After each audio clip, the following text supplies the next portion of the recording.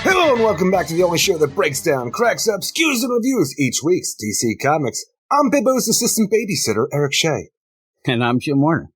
And this is the Weird Science DC Comics Podcast, episode number 508. 508. So you're as sus as Bibbo, is what I say. No, it's good people.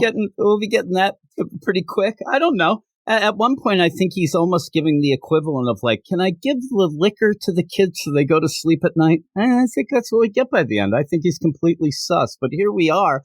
Different generation. 508. Yeah, there used to be a lot of that, like, oh, what, they're teething? All right. Put a little whiskey on the gums. Put a little whiskey on the gums. What? They're 8? Put a little whiskey on the gums. Well, you know. What, they want to smoke? Give them a carton. Yes, and watch them smoke it all. But here we are, episode 508. I hope that everybody is ready for a ton of books, a plethora, plus like 10. There are a lot of books this week. Some of them aren't so great, but I do want to tell everybody that since we are recording a little bit earlier this week, we've had things going. And I mentioned to you that I think we did a good job of skewering and the reviewering.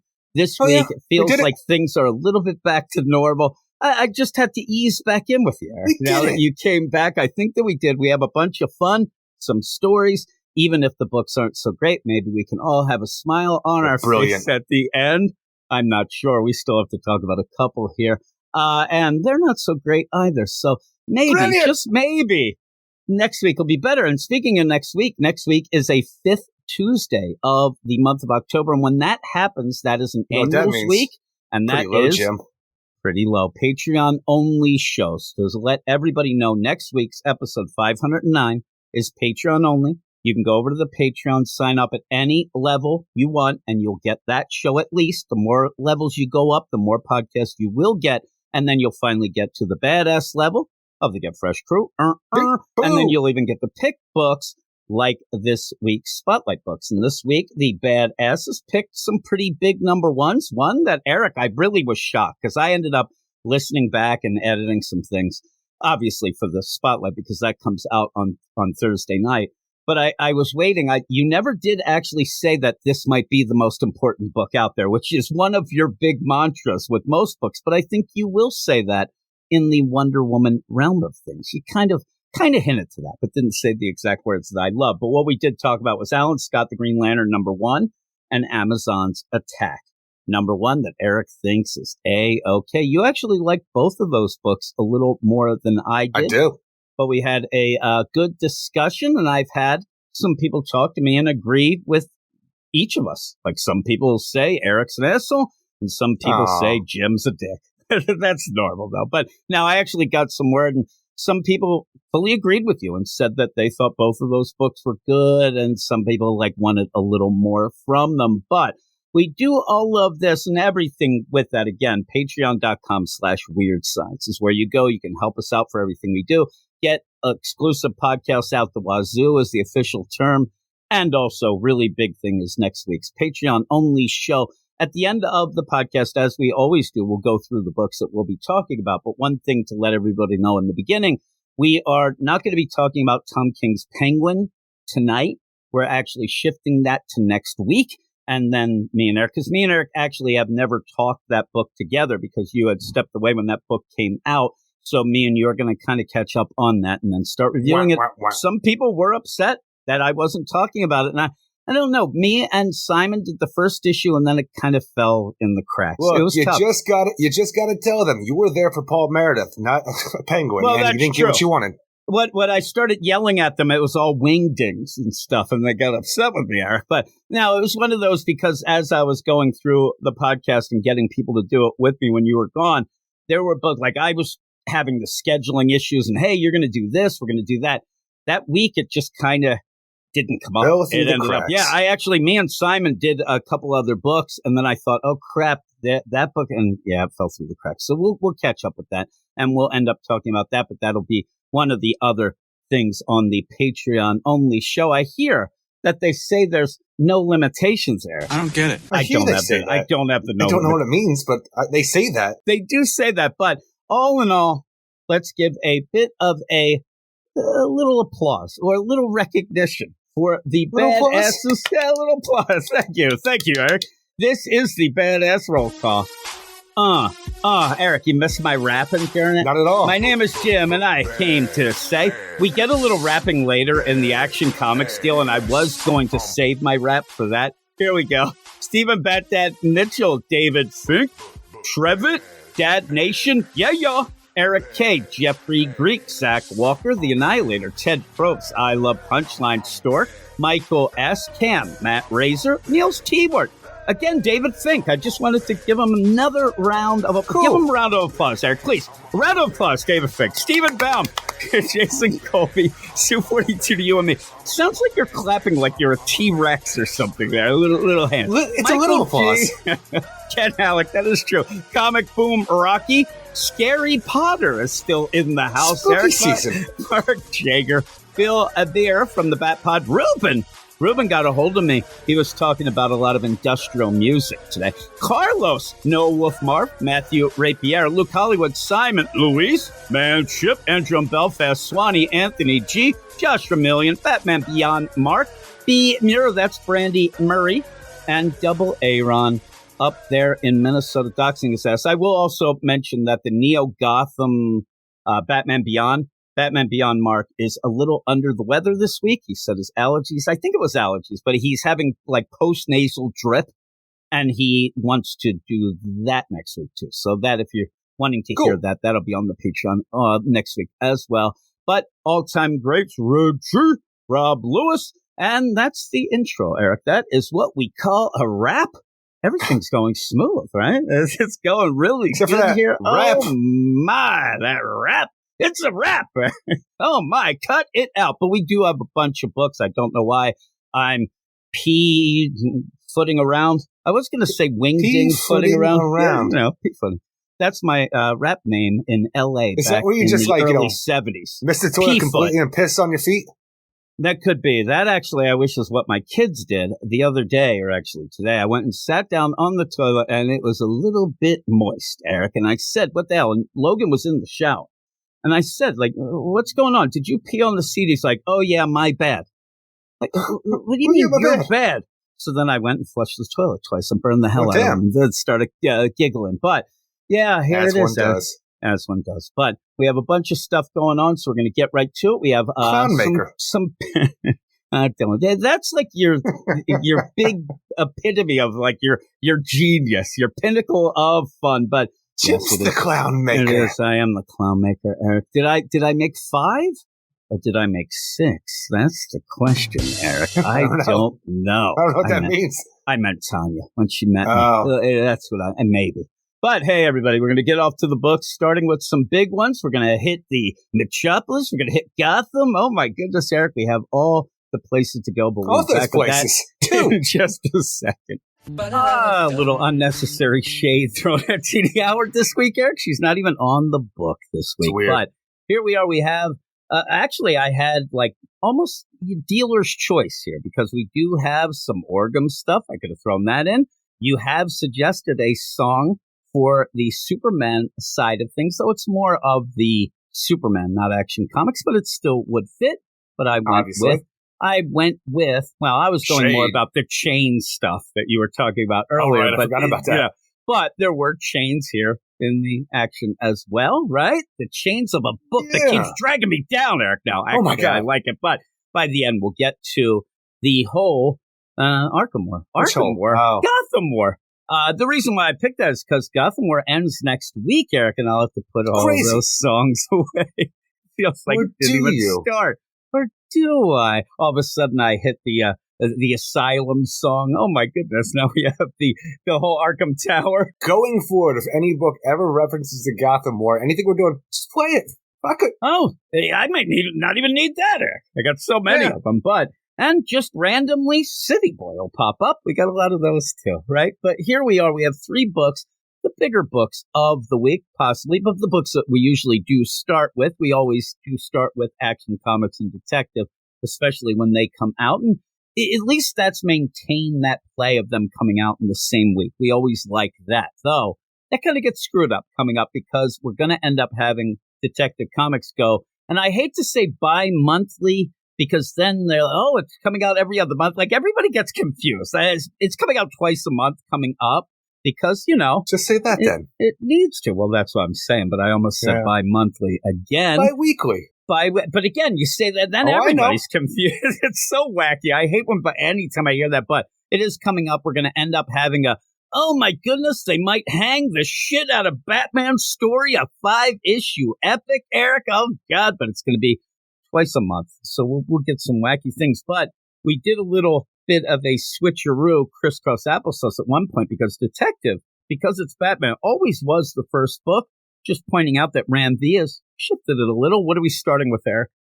Action Comics number 1058, written by Philip Kennedy Johnson, with art by Rafa Sandoval, Matt Herms, and Dave Sharp, at least for our first story, where Clark Kent finds himself going up against a doppelganger alien version of himself. And it's really cool to begin with, which we saw in the last one with the Blue Earthers, the leader Nora Stone, and everything like that. And it seems like Nora Stone and her liaison here know way more about Clark Kent than they should. They're not having strokes or nothing like that. But we saw that this alien being transformed himself into Superman while also making Clark Kent more depowered than he should be in a fight against somebody who is a Superman. And right off the bat, it's kind of cool because it really gives you that Superman 3 vibe when you have the evil Superman versus Clark Kent towards the end of that movie. And it really makes me sad that this fight actually culminates to like them taking the gauntlet off and the guy reverting back to what he was, because I kind of want, I'm telling you, we have a bunch of them, but especially with all the stuff that we're doing right now, with the anniversary of like the reign of Superman and death of Superman, where you had all of those versions of Superman claiming to be the real one. For some reason, even though we still have those characters out there, I kind of want an evil doppelganger Superman. I want this to remain, like maybe give him amnesia where he thinks he is Superman and he's just an evil version of that Clark has to go up against every now and again. For some reason, I like that idea, but it's just like, oh, this fight's over, let's move on. Yeah, and the funny thing is, when he takes that gauntlet off, that seems to be the one that's siphoning the powers and grabbing it. I was actually a little upset because I thought that might have been the thing that kind of keeps him kind of not sane, but knows what, and you could have had where he just thinks he's Superman. Then that would have been a cool play. Plus, maybe make him like a dummy so it could be a little bizarro, right? A little dummy. See, we already have that. Like, this is the thing is, I say that I want this weird evil doppelganger like Superman, but we have that with Eradicator, Cyborg, Superman, all the bizarros you could think of. Like and for some reason, I want another one. Even Ultraman, you can go with the idea of that, even though he's a different Earth. But for some reason, I just got such good Superman 3 vibes out of this because I love that scene, even though it always confuses me how things work out. But I'm like, I kind of want more. Yeah, you want more? You always do. Some more. You are a greedy bastard. But last issue, we ended up being introduced to Nora Stone, that young, wisecracking leader of the whole Blue Earth. She's a little younger than I thought she was going to be. But when she ends up showing up and she starts talking to Clark Kent, we kind of get the idea that and they may know a little more. And she demanded, I'm talking to Clark, only Clark, all that stuff going. And she kind of had some pointed questions and things like that, even at Clark, who was supposed to be interviewing her. But in the meantime, he was scanning her. And you did get that idea, oh, this is going to be one of them self-hating aliens. That, you really got that play. In this, it switches a bit, but it does show you that something else is up. And I'm intrigued what's going on with Nora Stone, but I don't know why. Like, last issue, me guessing what it might be, I thought I had a bit more footing until we get to the end of this. I'm like, what the hell is going on? It's such a weird switcheroo for the idea of the Blue Earthers, because we have this, alien hate group, humans against aliens on Earth, or at least in Metropolis as far as we know right now, but I'm sure they're everywhere on Earth.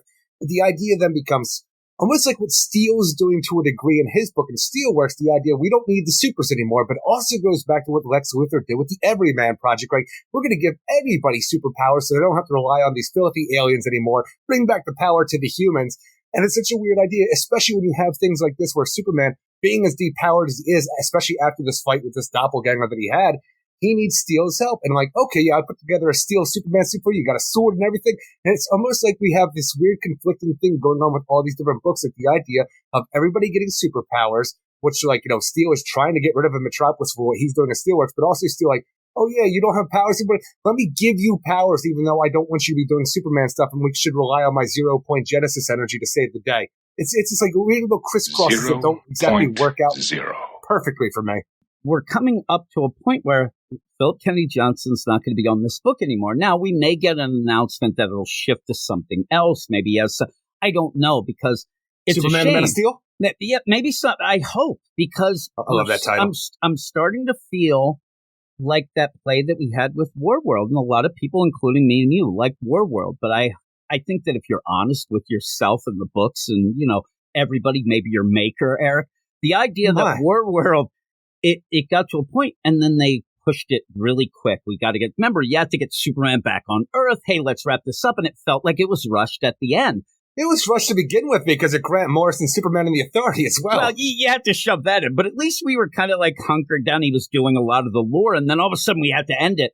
Now we have to end this, it seems, because Jason Aaron's going to jump on Action Comics, and then eventually Joshua Williamson's going to jump on as well. So I hope that we don't get that same feeling, because it doesn't feel like we're only a couple issues away for resolving this, but maybe it'll be that it'll have, and I hope it doesn't do this either, where we get the next couple issues and then we get to be continued in 2026. Like, I don't need that either, but I hope that he gets Rome, and I hope there's a cool story here, because I actually thought at first, now, first off, I will point out too, when you end up having Blue Earth come around, you even had pointed out one of the things that was weird where they weren't seemingly against the super family, they were against the War World refugees. Yeah. I think that got pushed aside because we need to focus more on the super family, right? What was it, A-Town we were calling it? Like, what are we doing with the War World refugees anymore? Yeah, A-Town. We got over it. So they're bigger fish, I guess, is what the Blue Earthers are like. Down with the A-Town War World. Nobody likes them. So we're not really getting controversial here. Let's go against Superman. So you end up where Nora Stone comes in. I thought in the back of my mind, again, me and you weren't talking about this together, I thought that this might tie into some of those bigger guys, those cool cats on War World that we kind of left behind, mongrel guys and all that sort of thing. Because I heard at one point Philip Kennedy Johnson said that a bunch of those characters will return. So I thought, are they like disguising themselves to come here? And I actually thought at the end we were going to see that. But at the end, Nora Stone walks into room demonic. I don't even get it. The only recent thing that we've had the idea is these War World aliens. Everybody is coming off that, the idea that their entire way of life has been destroyed because Mongo was defeated by Superman and stuff like that. We have all of these people coming here looking for asylum. Like, this, the only thing that really makes sense for these aliens to be like Nora Stone and her liaison who became the Superman doppelganger are aliens from World War who are looking for revenge about what Superman did. Even harkening back to the idea when Steel gives Clark a suit to wear because he needs to be powered up for this whole fight and has a sword. He's like, oh, this will come in handy from your days on War World. Nat was telling me how good you got with it. It all just feels like it's a sequel to what happened in War World. Like, this time it's personal. I agree. And that's what I thought it was. And when I started reading this before, I got to the end and saw, that doesn't seem exactly what I thought it might be. But I did think, okay, this is actually making a little more sense. That's why. Because even the Blue Earthers, as they are right now at Nora Stone, even the idea of making the doppelganger Superman, it was to besmirch the good name of Superman to look like he's wrecking house so everybody turns against him. Everybody, like the Blue Earthers, like Nora Stone, the whole idea at this point is that let's take everything he's got, let's make people hate his ass because we hate his ass. Revenge! I thought that, like you said, they're mad, obviously, and they would be mad at these, they're mad at the whole deal. Oh, these War World refugees, you turned on us, you jerks. We'll make them look bad, and we'll step it up, and we'll get mad at this. Maybe it still is. Is it possible? Because it doesn't feel like it by the end. Well, to have another alien race out of nowhere doing, reacting to what happened in War World would feel weird. So it does feel like a sequel to War World to me, or a continuation at least. Yeah, I just don't know how you connect it where they go into a deal and it looks like they got like Etrigan trapped and weird stuff, but I don't know. Maybe that's just like... Well, that's the thing is we have Etrigan there, but even the idea of the technology in War World, we had a lot of sorcery there as well. That's what I'm saying. I think that's what it is still. It has to be. It has to tie in. It felt like what I thought it might be. We got a little bit away from it. Now, if suddenly somebody just out of nowhere goes and whispers to somebody else, Light Ray is, then I'll get excited. What happened to Light Ray? But you end up all this going down. I do think that it does connect back, and that's how you're going to end it. But I hope there's enough room to do it because it sounds like it might be kind of cool. Nora Stone just kind of popped up out of nowhere. We're coming to an end, so I hope that it works out. But I'm with you. I did like the battles enough, and Superman does use his smarts, says, hey, listen a little, and he realizes that having the powers that he did, and you play off even things from the movies and even the Man of Steel movie about how when Clark's young and he ends up getting the super hearing that it drives him nuts because year two. But it's a great play. And it is great. And then he ends up pissing the guy off so much that he ends up going full out heat vision. And I like the way that his energy. I love that. I think that Philip Kennedy Johnson, that's a pretty cool because I've never really seen it that way, where he's going to allow the heat vision to just go nuclear here because it will deplete the energy. Then he can punch him. Then he can grab this gauntlet off. But really, the idea is, what are they doing? Not nuclear, because that makes me think like Superman just let Metropolis be destroyed. He went full bore with it, and he did go full bore, but he shot upwards. He ended up destroying some satellites and shit. We probably, our internet, which is also cool. The idea that Superman is using SuperCorp stuff here that like Lex Luthor gave him. The idea that he has all these files and stuff that Lex has done throughout the years. He even have kryptonite-based satellites in order to take down Superman if he does, but he realized that these satellites are kind of useless because Superman will be faster than them. They'd be able to shoot these lasers at him. But, Superman has the access codes. He's able to fire at will at this guy.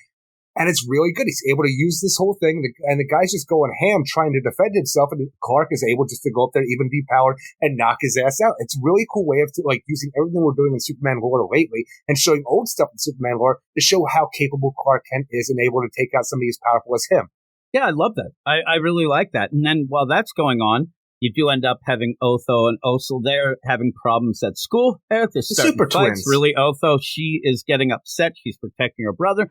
That's cool. You even have that a little bit later in this as well. So that's kind of a neat little play. You get that.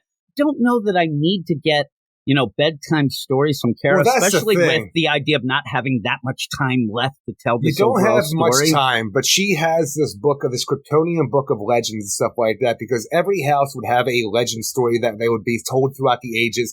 And certain, Kryptonians who left to join the Phalosians, their stories were stricken from their record, just taken out of existence. But this book exists beforehand, and she has the House of Ra.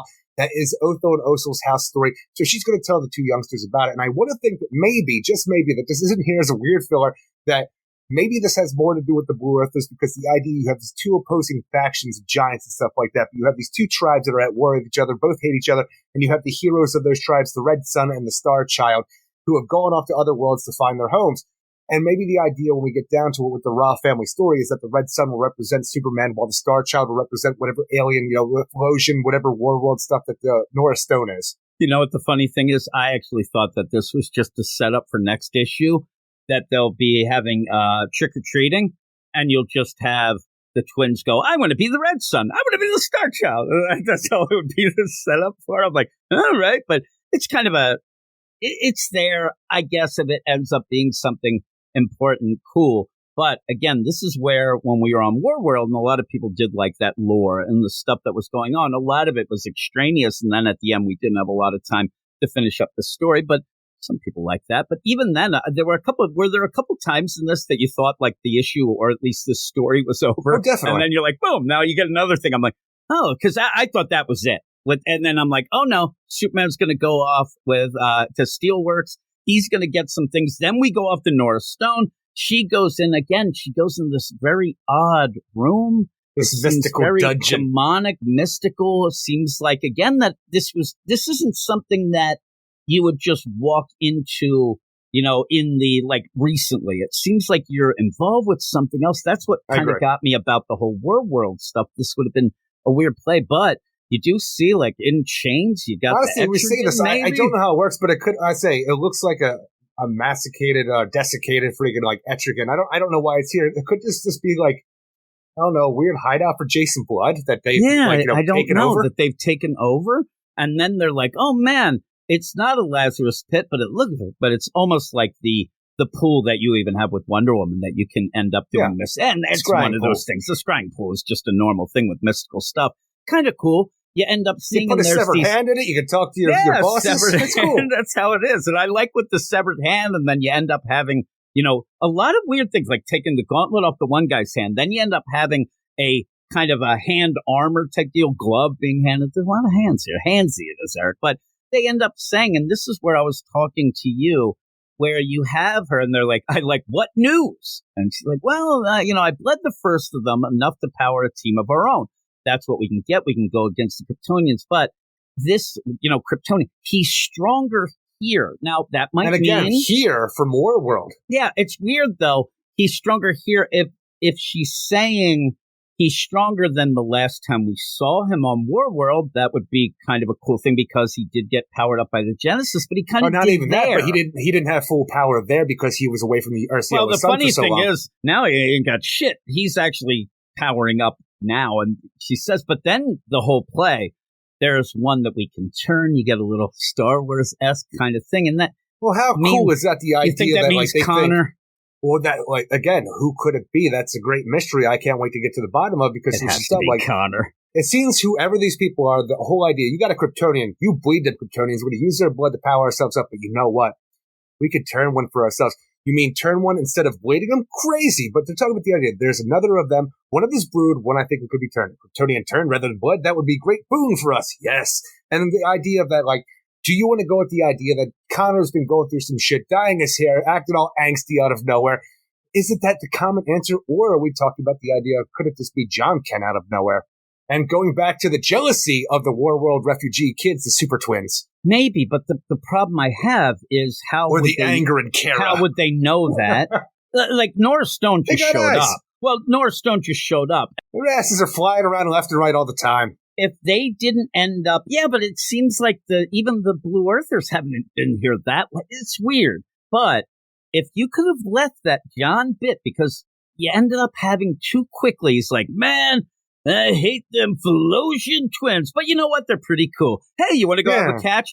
You should have left that because, again, if it is Warworld stuff, the Blue Earth, we're against the aliens, you could have started to play that. But I don't think there's enough time. It seems very out of nowhere. So self-important, always out for himself, trying to change, but still has that dark side to him that he might not be able to get over.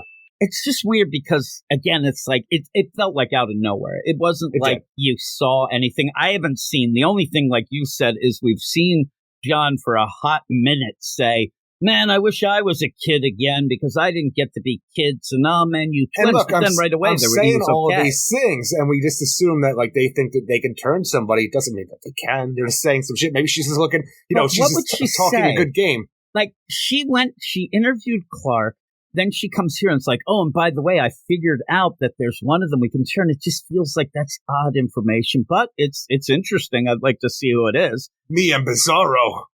Yeah, really. Now, she's just going to pretend the guy that, her crony. Hey, here's Superman. Okay, maybe she's just looking for a raise, just talking a good game. Maybe. Well, they also have, the power to fuel an army that they want to get as well. So, there's some big things coming, but you ended up having Superman talking to John Henry about that play. I don't have my powers back. I'm afraid. And he's afraid that, indeed, they are going to give these powers to a bunch of people. He kind of gets that sense and says, something's going on because I'm not getting my powers back as quick as I usually do. So something else Laura is wrong here. Stone's going on press conferences like, I'm going to give a bunch of people powers. Yeah. And even then, it seems like she's just like, blowing hot air all over the place. Maybe not, but she ends up. I just imagine you're hanging out in Metropolis and thinking, hey, you remember when President Luthor was doing this shit, the Everyman Project? That didn't turn out too well.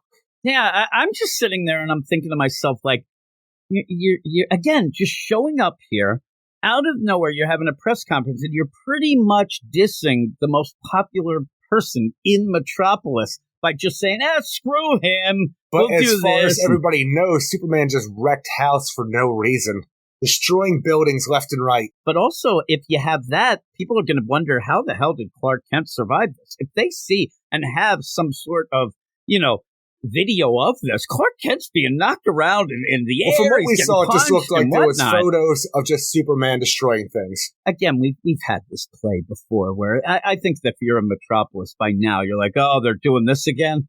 Well, yeah, they're going to, we'll see. We'll see how it works out. We're doing a bunch of things. Like I said, it harkens back to the Everyman Project as well. It feels very rushed at this point to get to this, especially that I think we can turn one. And the funny play is, I actually thought at one point, it's like, oh no, it's Otho, but she ain't Kryptonian, so you can't do that. And did you get that play too when Kara wants to not really go full into the idea that you Philosians are dirty we don't like you. We strike you from the record. That is clones. Like she's there going through it. She's like, by the way, she didn't need to bring that up. What she does, she's like, those Philosians, usually when they enter the picture, we strike you from the rest. But this is an older book, so we'll look at you, you stinking Philosians. That'd be funny. Connor walks in, Get out of here, you stinking clone. Oh, Kara. But yeah, it's interesting to see what's going on. And then you just get, hey, War World, everybody. Almost as well looks like Dark Knights of Steel that just ended. It does. So you have that play where I was expecting more of like a robot type suit, but this is cool. He ends up having the armor type again. suit, but it kind of just looks like a Superman as a knight as well, because you have the robot suit with the steel symbol on the chest, but also a big ass broadsword. Yeah. It's funny. It's like, can I have like a helmet that like looks like yours in steel? No, you're setting me up, aren't you? He's going to go out wreck house.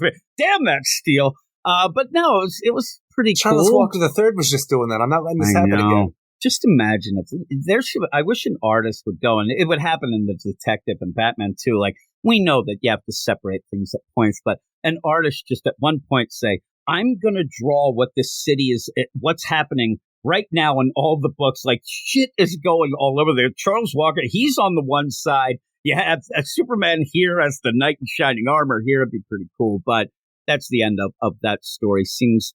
It's interesting. I'm actually into it. I want to see what this North Stone is all about and what Me too. The big reveal would be. What Kryptonian. Yeah, I hope it's not either. That would suck. But you head us into the next story. Next story we have Kang Keenan, written by Gene Luen Yang, with art by Victor Bogdanovic, Mike Spicer, and Dave Sharp. In this story, we get a little bit of little Kang Keenan, little Superman of China action, since he's been in the background for so long, ever since the new Superman ended, which is a shame. But it's cool, too, because it's the idea, with all the super family being together, and always in the background, there's Kang Keenan just hanging out. And it always felt like it was a weird placement for him to be there, because nobody ever really talks about the idea of him being there. Being a Superman, yeah, but everybody hanging out felt weird because he didn't really have that true connection. This is going to show you throughout the stories that why Kang Keenan is a part of this whole thing and why he actually showed up in Metropolis in the first place. I want to know how he got that apartment in Metropolis personally, but I don't think we're going to get into that whole thing. But in this, we find out that Kang Keenan... OnlyFans. OnlyFans, is he selling feet pics? Super feet pics? Super feet pics.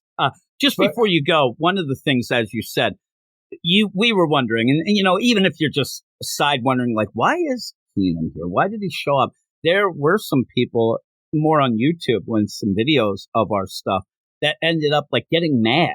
Like, why is he here? There's no reason for him. And I actually was glad when I read this, thinking, okay, well, this does explain it, why he did show up. And you could go with the idea that the super family, pretty super, Eric. They'll accept him, right? They'll be nice to him, but they're accepting dirty Philosians. Why wouldn't they? I mean, seriously. And there's that little Clones, rub against Philosians? each of them. I mean, they'll do whatever. I mean, seriously. And Kara, right? Hateful Kara. They're all allowed, Eric. Oh my goodness. But you go on. I just wanted to mention that some people had really been mad. Now, Power Girl, she can stay on her own deal. She's selling alien tech for some reason. Yeah, really. Now, this whole thing, though, the idea about why Kang Keenan's here, it turns out in China, weeks ago, Beiji, the Batman in China, put new Superman up to the task of infiltrating the super family because a reporter who was looking into the identity of Superman was killed. People thought it was a stroke, but he's not too sure because it looked like there could have been some kind of heat vision done to his brain in a specific area. So Beiji's not really certain that the Superman family is all on the up and up. So please go over there, ingratiate yourself into the family, try to figure out what you can to find out who the culprit could be if there is a culprit. And it's so funny too because while, Kang Keenan is here, the only people that seem to be questioning this whole thing, besides for you and me, is the super twins. Like, hey, what's that guy doing over here? He's a spy. We followed him back to his super spy apartment. And Connor Kent, he's trying to say, look, kids, you can't say shit like that because you're going to get me in trouble if anybody hears you saying this. No, look, we're going to take you to his spy lair. This is his apartment. Kids, will you stop? Until you see all the investigation, detective work that Kang Keenan has on the wall with everybody's locations. So their the pictures on the wall, the little yarn tying things together. So now Connor's all like, look, you got to come clean to what's going on. And it's such a great story because as soon as they start talking about, the flashbacks of why Kang Keenan is here, I knew exactly what we were dealing with. The idea that when Lex Luthor did Project Blackout to make sure that nobody knew who Superman was except for, whoever had a psychic link to him within the Justice League, Lex Luthor himself, stuff like that. If anybody ever found out that Clark Kent was Superman, they would have a stroke, just like Perry White did when the Project Blackout happened, and nobody realized at that moment that Perry White was coming over and didn't realize that Clark was Superman because that happened. So Perry got all Strokesville for a while. He's running for mayor now. I'm sure he's fine. Great candidate to have. I think that medical history will come up and might bite him in the ass, Eric, in the election. Oh, That's it what definitely will. My attack ads would write for that, right? Who wants to vote for old Strokey Joe over here? I didn't get it at first when I saw this guy. So I'm always thinking about this element in Superman because even the idea of this is the greatest thing ever because, once Perry White has a stroke because he figured out who Superman was, I think this is something that Superman should jump on because he's going to get a lot of people hurt if somebody uses this as a weapon. The only thing that I'll go with, though, is the story we just saw. That guy knew that Clark Kent was Superman. Alien. What? Yeah, but that doesn't work because a lot of the people in this are aliens. A lot of the people in the world are aliens. They needed the mind whammy. The idea of the mind whammy, did you have to be here for that to work? It's a weird play. Con Keenan's trying to explain himself, trying to find out if anybody in the Superman family's a murderer, and he has this little his rogue drone, this Robin drone that Beijing built him to help him do his investigation, scanning different areas for things, so for clues and stuff like that, to the point where Con Keenan discovers himself that Clark Kent is Superman because they're not willing to tell Con Keenan what Superboy. He's like, hey, tell me who you really are if you want me to trust you. And Superboy's like, no, I'm not telling you shit. And I love that idea because look, Con Keenan, I love you, but where do you get off, buddy? But no, Con Keenan comes to the conclusion through the investigation with his a Robin drone that, Clark Kent is Superman. And as soon as he has that realization, he falls over dead. And I'm like, oh my God, obviously Con Keenan's going to be saved somehow using, because of his superpowers and whatnot, his super brain, I guess. It's weird, though, that he falls over, he's fully dead, right? And, he's stroked out. The funniest thing that I thought was, they do play that idea that, oh man, anybody who finds out will die. Except the important, Perry didn't die because you don't want Perry to die. It's such a weird play of well, you die unless you don't. But like you said, Keenan should be able. But they seem to check his pulse, he's dead, he's gone. But we'll have to see how that actually plays out. I imagine Con Keenan falls over dead. They check his pulse. Con Keenan has no pulse. He's dead, and everybody gets up and says, well, like we talked about in Dark Crisis, he'll be back. What's death to us? Yeah, that would be the deal, that they just laugh it off and we'll be fine. Oh, my God. He's always playing with us, that Con Keenan. But it is a pretty cool deal and actually brings up something that, like I said, I didn't know if they were actually going to leave behind or reference. Luckily, they do, because it was a big thing. It's a huge thing. It's it could be one of the most important plot points in Superman going forward. It could be. Again, Perry ends up having this.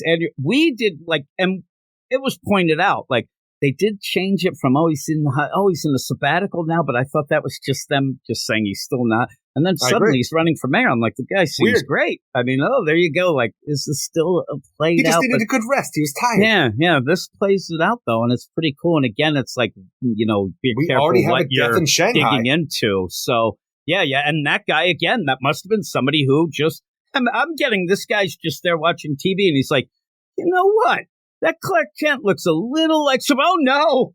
Well, that guy was an investigative journalist. Yeah, again. So there are people who are actively trying to It's kind of a funny play that in China, and maybe even a little nefarious. Villains to start dropping dead or putting into a coma who figure out Superman's identity. Yeah, I actually would it would be a neat little play where.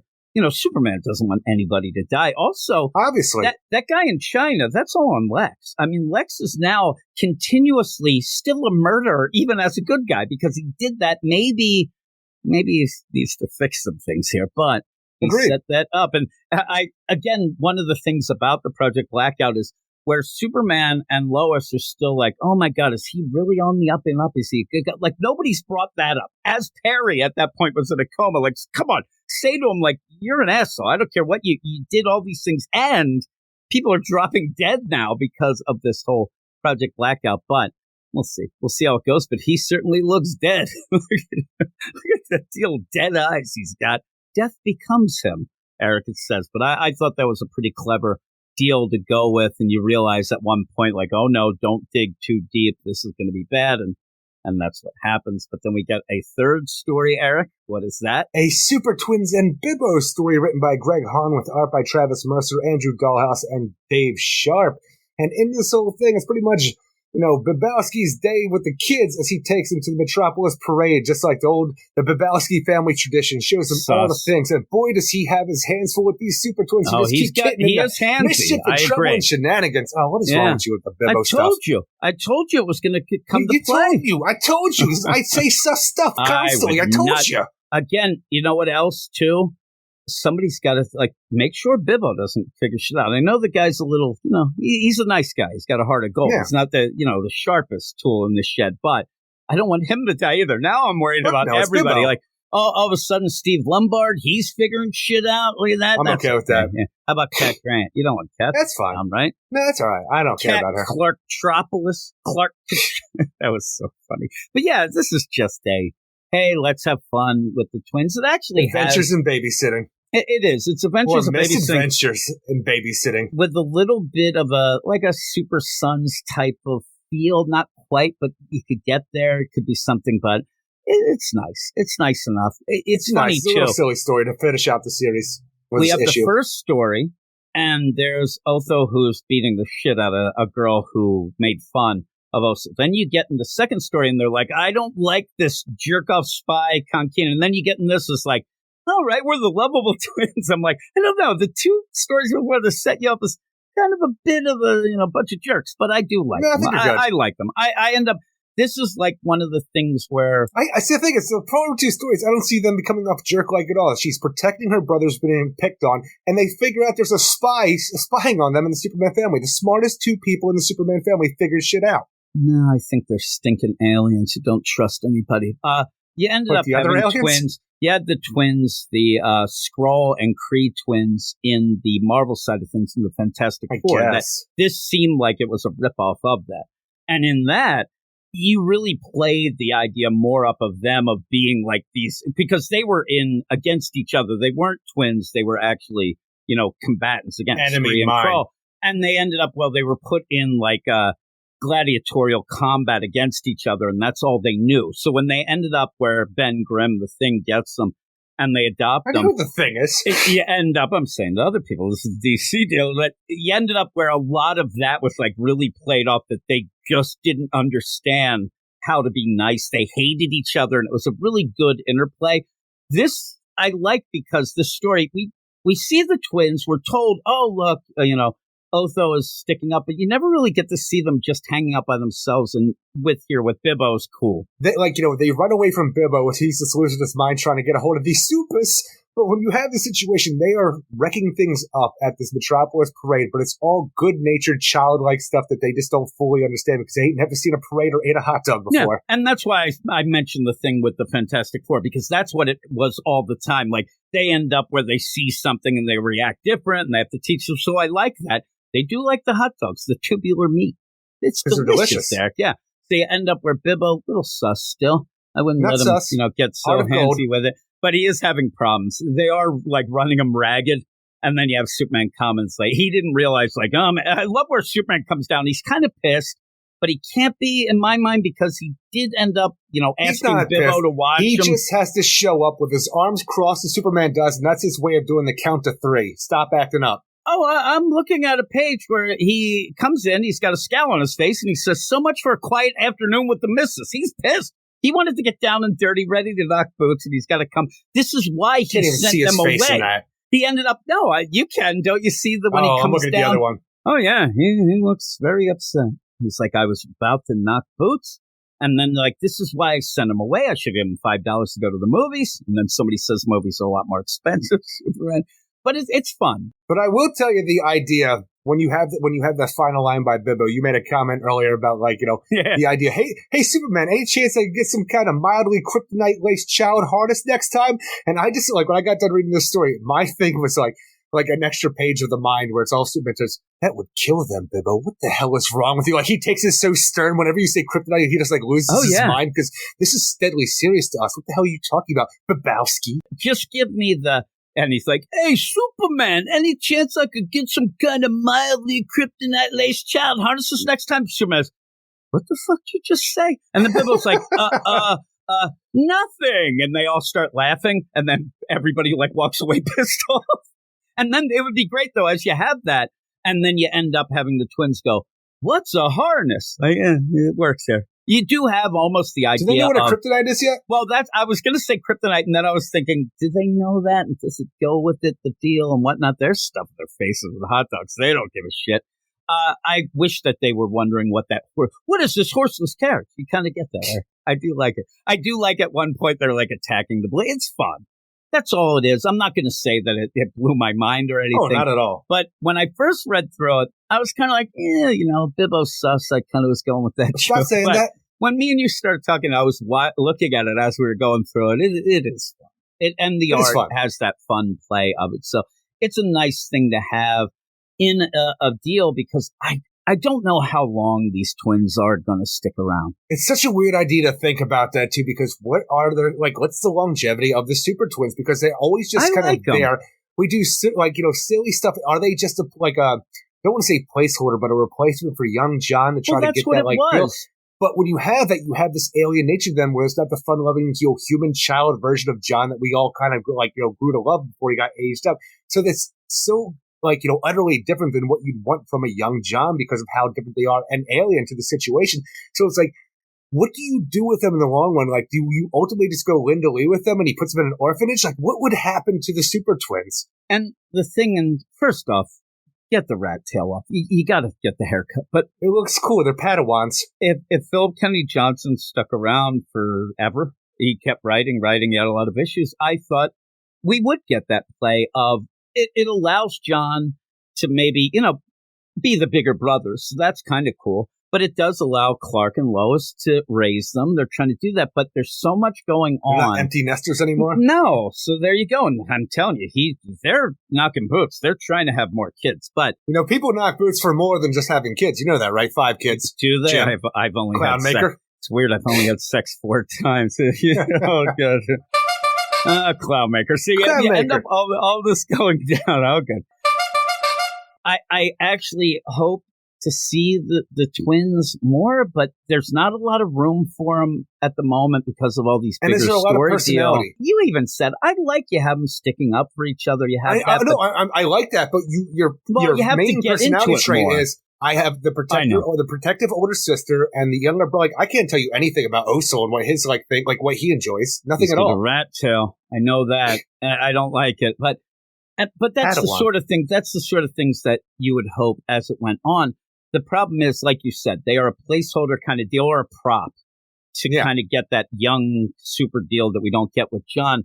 But I also think at this point, unfortunately, if Phil Kennedy Johnson is leaving or not, they're going to I don't think anybody's going to really pick, maybe. But I think they're also a placeholder of War World and Philosians to tie that in to whatever this big story is. Off later, years later, let's just say, do they become like Streaky, where Supergirl just makes Power Girl take care of Streaky? Does, Power Girl just go to take care of the Super Twins later on because Clark and Lois are doing other shit? I think that if you did anything, the reason why Kara is talking about, your Philosians and stuff like that, and I think that they kind of go back, I don't know if back to their own people. I don't know.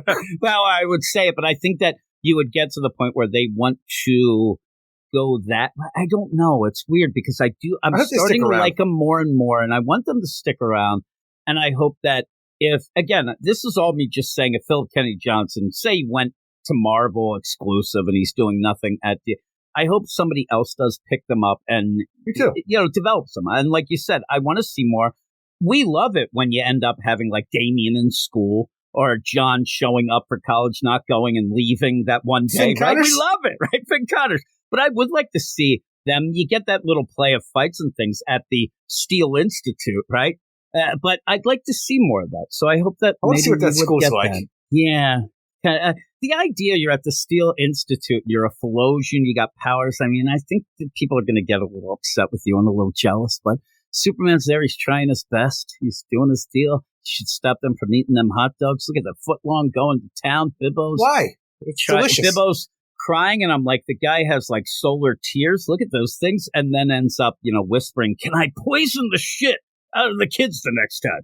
Can you give me something to not kill them, but maybe put them in a coma for about 48 hours? Whiskey. Is that something we can do here?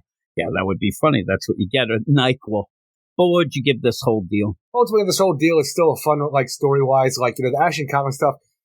it feels like it's coming to a head too fast for the amount of issues that we have left, which is very disappointing. But I think the art is fine throughout this whole thing. Yeah. The Gene Wen Yang stuff with Con Keenan was great because you never get to see that character. It's actually tying into a bigger story that I couldn't wait to see that was introduced like a while ago, it seems like.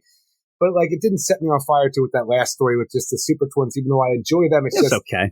Misadventures in babysitting, as I said, doesn't really do anything for anybody overall. It's just, hey, it's a fun little romp to get an extra buck out of you. But I'll give it a 7 out of 10 overall. I'm going to give it an 8. I actually did like it, and I'll tell you why. One of the big things, and we're not talking anymore about the Brave and the Bold, the anthology book. First off, I don't know that a lot of people are reading it. You mean Stormwatch? It's very expensive. That ends this week. But even then, when you had the Tom King, that was the big deal. That's over, and I don't know how many people are going forward with it, but it's an expensive book.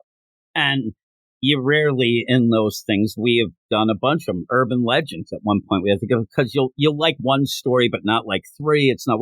But in this, they turned it into an anthology that is still the same price as the book was before.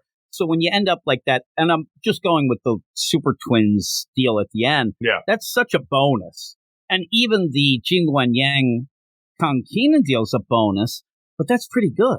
And even as a bonus, like as an anthology deal, I actually think, I don't know if you'd agree with me, but I think this is the strongest issue we've gotten of all 3 stories. I wasn't upset at any of them. I didn't think because we had that Steelworks one that was... What did we have last issue besides for the Connor Kent stuff? Yeah, what was it? I was going to say it was the Dan Jurgens still, like the end, but that I think was the one before that. Now I don't recall that. Yeah, because even then... It might have been the end of that young John Kent stuff. And we had that stuff. But it never was like all 3 that I said, oh my God, all these are pretty good. And even with a kind of goofy little deal with the twins, it was good. And I think that, this might have been the strongest issue of it so far. But like you said, you're kind of getting some things that maybe you didn't need, but I think it's bonus. Unlike the next book, Eric, I'm setting up a deal because when you end up getting a book like Detective Comics and the story is barely moving forward, you really don't, in my mind, you don't really understand even the full concept of the organs. I always laugh, the organ place. What was that? What were they doing? What's going on? And then you get to last issue, which I did enjoy a little more than I thought I would. After reading it a couple times, I just like the idea where Batman, trying to get a grip on reality, was trying to get to these landmarks that were important. No, but in the meantime, the Asthma was making him destroy him because that would wipe out his connection. Fine. It was almost like a... Barbatos. And Barbatos was there like, hey, I'm going to have to help you, all that. I thought it was well done. Then you get to this one, and everything seems off. Everything seems weird. Everything seems just bizarre. And I said it earlier where we're going to end up having this every other week now, twice a month, whatever you say. You end up, even then, though, it's just a side story about Batman wanted and being hung, and I knew he was hung. I saw freaking Batman damned. When you get into this, when you first open it up, right away, there's a different artist. You have Frank Avila on art, and it doesn't even seem like up to his standard. It doesn't seem finished. It seems very, very odd, all this going on. But I will end up giving you the credits, Eric. For some reason, I got the credits, but now I cannot find them. The one thing that this was what I was supposed to get the credits, right? It's written by Randy Francisco Francavilla on art, as well as Ariana Mayer on letters. So we end up jumping into this, and it's just the idea of centering on this Detective Fielding, Detective Nash, and all this kind of goes through where Detective Fielding, he was saved by... Batman saved me back in the day when I was affected by the Scarecrow toxin. I'd go to hell and high water to find that man and help him. So the big play of this was the idea that Fielding wasn't just reacting of, man, that vigilante Batman, he actually was like diving deep in the deal of what is he doing? What's hurting the Batman? What makes him tick? What does a man have to go through and put himself through this night in and night out? So you have Fielding, again, talking about when he was saved. So we kind of go, the art, like I said, it looked a bit unfinished. It was a little odd. Just to then go with this play of, oh no, he's figured out that Bruce Wayne is Batman. That's the best part of the book, when Fielding and Nash are on their way trying to figure out where Batman's going to go next on his freaking, his tour of Gotham for the memories of Bruce Wayne, trying to get the hold of the asthma inside of him.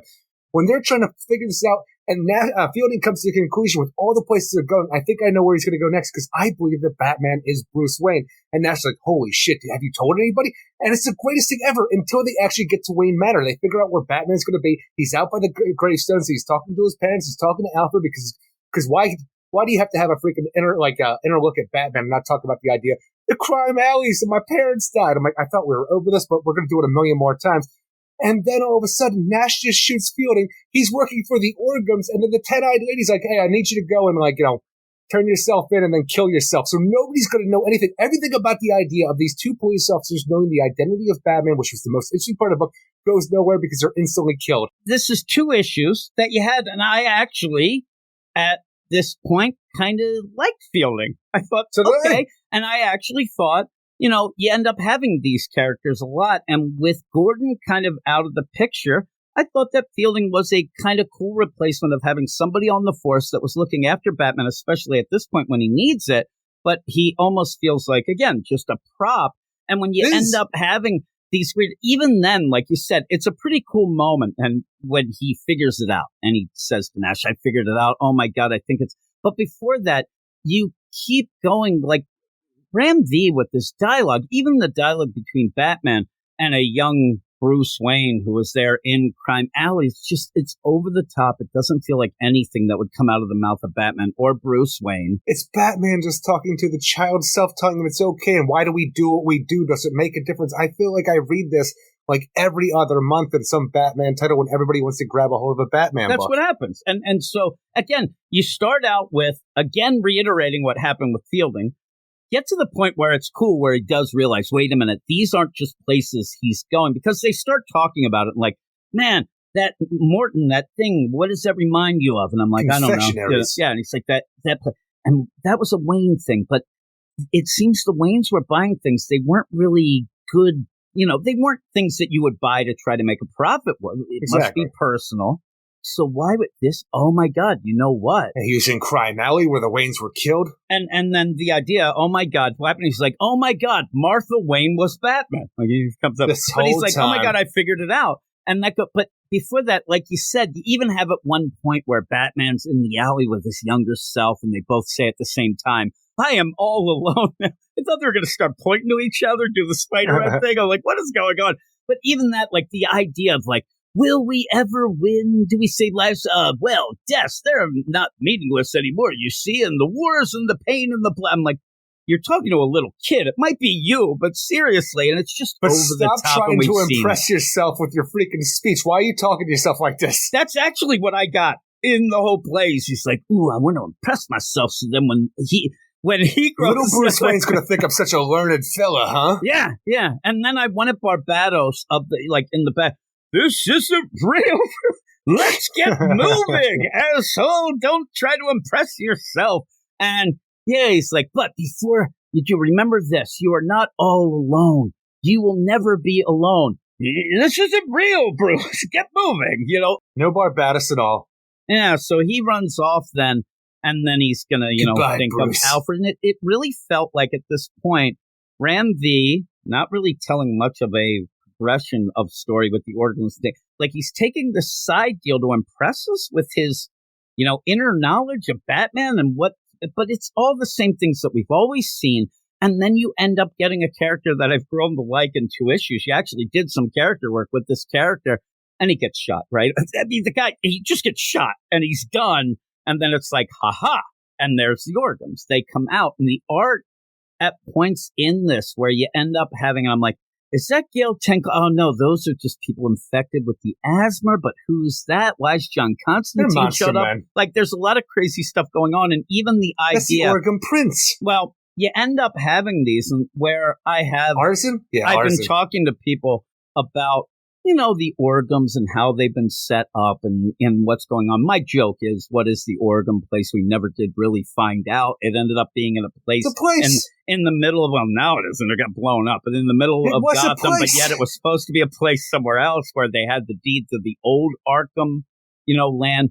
But this is the thing that I just want to bring up. So as we go, because this is a very quick issue, there's not a ton going on. It's just setting up that they've captured, Bruce Wayne Batman. But when I tell you that they end up having Shavhad Urhad, who is the priestess there, with her mask on, and this is how she is explained officially by DC, and it's the mercurial priestess of the serpents. She uses a mask with multiple eyes. I'm like, I could barely even remember her name. Mercurial. You have that, Arzen Orgum, also known as Auriga. Arzen's the son of the king and queen of Silvastral. Oh, thank God. These are things that... Does anybody remember any of this? Has this sunk in? I don't remember what you just said to me now. We've been I actually just activated some sleeper agents, I think. I think you might have. Even when we talk about this, I can barely actually differentiate the asthma from arson. I know. And so we're more than a year with this story. And if you really held a gun to my head, you're, Detective Nash, he's a little rootin' tootin' gun shooting. Sure he says to me, I will kill you if you cannot give me the proper names of the Orgums.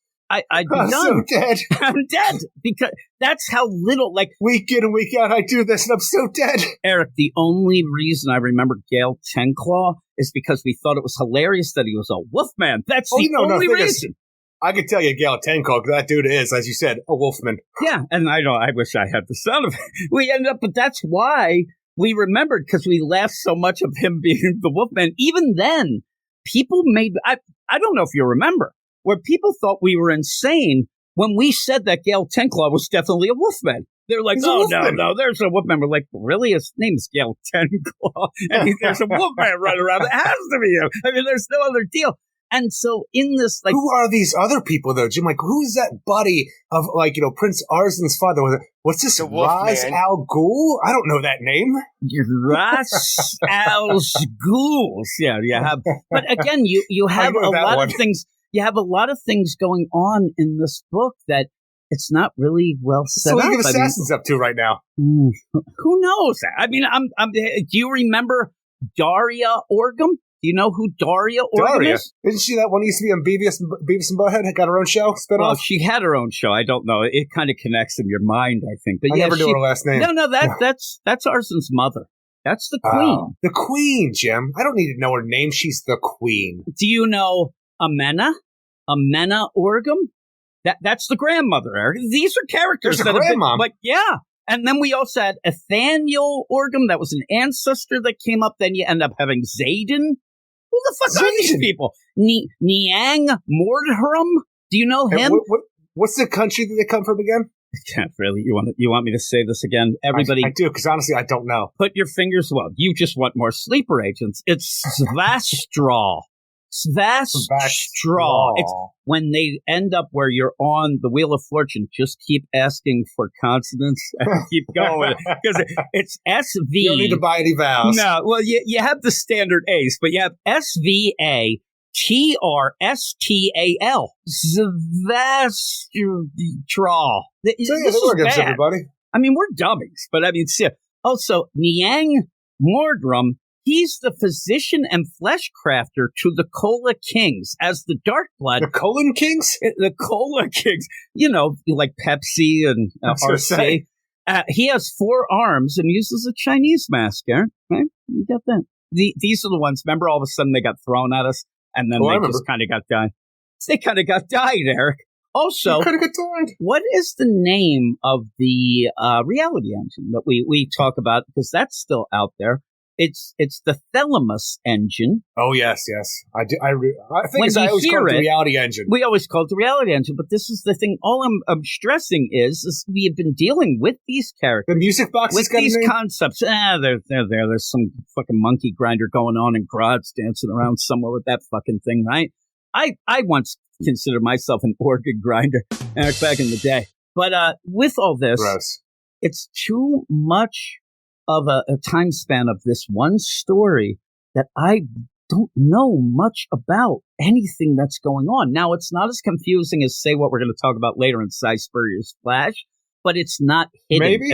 Well, I don't think it's confusing. More I'm so telling you, of we're not getting a lot of info. 2.5 issues of The Flash. How many issues has this happened? I feel like Cy might be doing a little bit better right now, just because of the amount of issues that each one have had.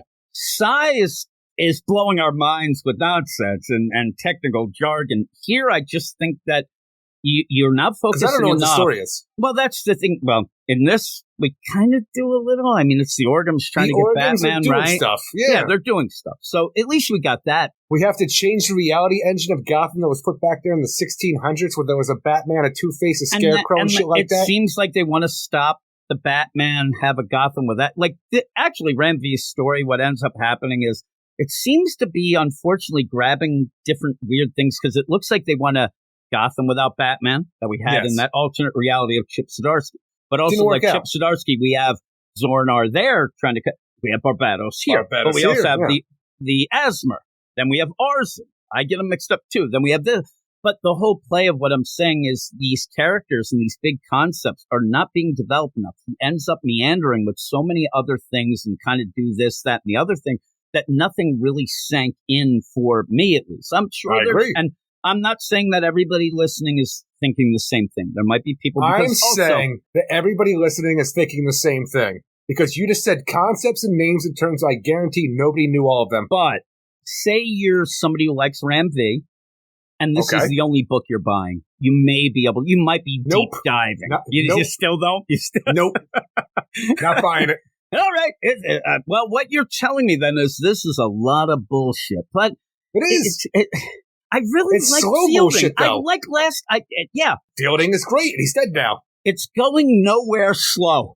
You can't do that. You really are, and it's just the shit's hit the fan in the review circles here, because this is a book that for a while now we've been saying we're not really into it because it's not moving, and people kept giving it 10 out of 10 to 10. This issue is like in the 6s now. People, even the ones that will give the 10 to anything, they can't even justify stuff. They're like, I don't know what this is happening. Maybe now, because as this goes back to the deal, you end up where Bruce, sad sack Bruce is sleeping at the gravesite on Wayne Manor, and you end up having the Organs come. Sleeping again. Yeah, he's just like, this guy's always asleep. He's there. The asthma's affecting him. You have Barbados somewhere in there, though he kind of MIA here. And you have where Arzen, he's like, okay, well, now that I love the idea, though. Fielding has figured things out. And you end up where he gets shot. Then the Organs come in. You end up having Shavhad, who starts to do mumbo jumbo. I'm going to end up, you said that I was nonsense. And then you end up Arzen says, stop that, and goes, is Arzen kind of stupid at this point? Because I think that at this point, you might all realize that Batman might be Bruce Wayne. You even had like the info said, then he shows up. There he is, and he's unmasked. Oh no, Bruce Wayne, and he's all upset. A man I admire, somebody who is so much like me. Does he deserve to die when we were so much alike? Well, I shall keep his identity to myself, but the Batman still needs to be hung for all to see, because the symbol needs to die, but the man can remain who he is. Yeah, so again, we've had a bunch of stories kind of like that as well, of the idea, hey, I'm going to be Batman, so I have to kill off the Bruce Wayne persona. This seems like at the end, you may have, I don't know, maybe you'll get Fielding dressed up as Batman, and it's a weird play, because he says, I don't really want to kill Bruce Wayne. Maybe the Asmer can disconnect them. Maybe, but then again, you're back to no Batman Gotham. Disconnect your broken neck? Don't actually hang him. Hang somebody else in his place. Because he does say, man, I don't want to hang him. Is he not just like me? Is he not worth saving? That whole play. So who knows how they're going to play that out. But we do end up in a weird play. Batman wanted. I'm like, wanted? He's right there. What are you doing? You already have him. So I don't know how they're going to play this out in this next bit of a story. But again, it's just the art is off. And I like Francavilla's art, but it doesn't feel like it's finished at points. I think that this might have been a last-second deal.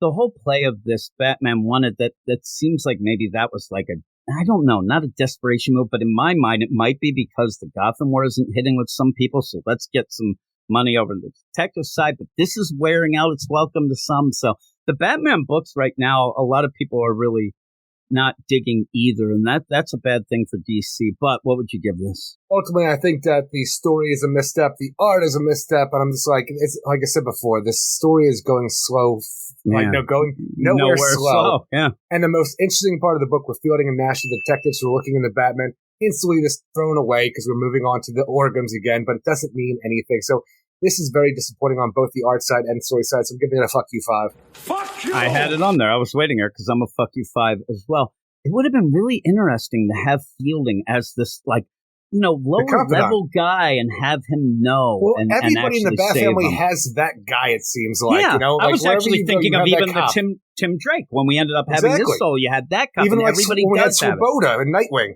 Exactly. They do. They all have that guy. And with Gordon kind of doing his own thing, Batman doesn't. And maybe this could have been the play down the line. Batwoman had Montoya for that time. Or even Maggie Sawyer. You could even go with that play and really tie it in and start to think of the books as a whole, of the idea that Batman does need that guy. Batgirl had that cop too. Yeah. We never could remember that guy's name. Williams? Or was that the Tim Drake one?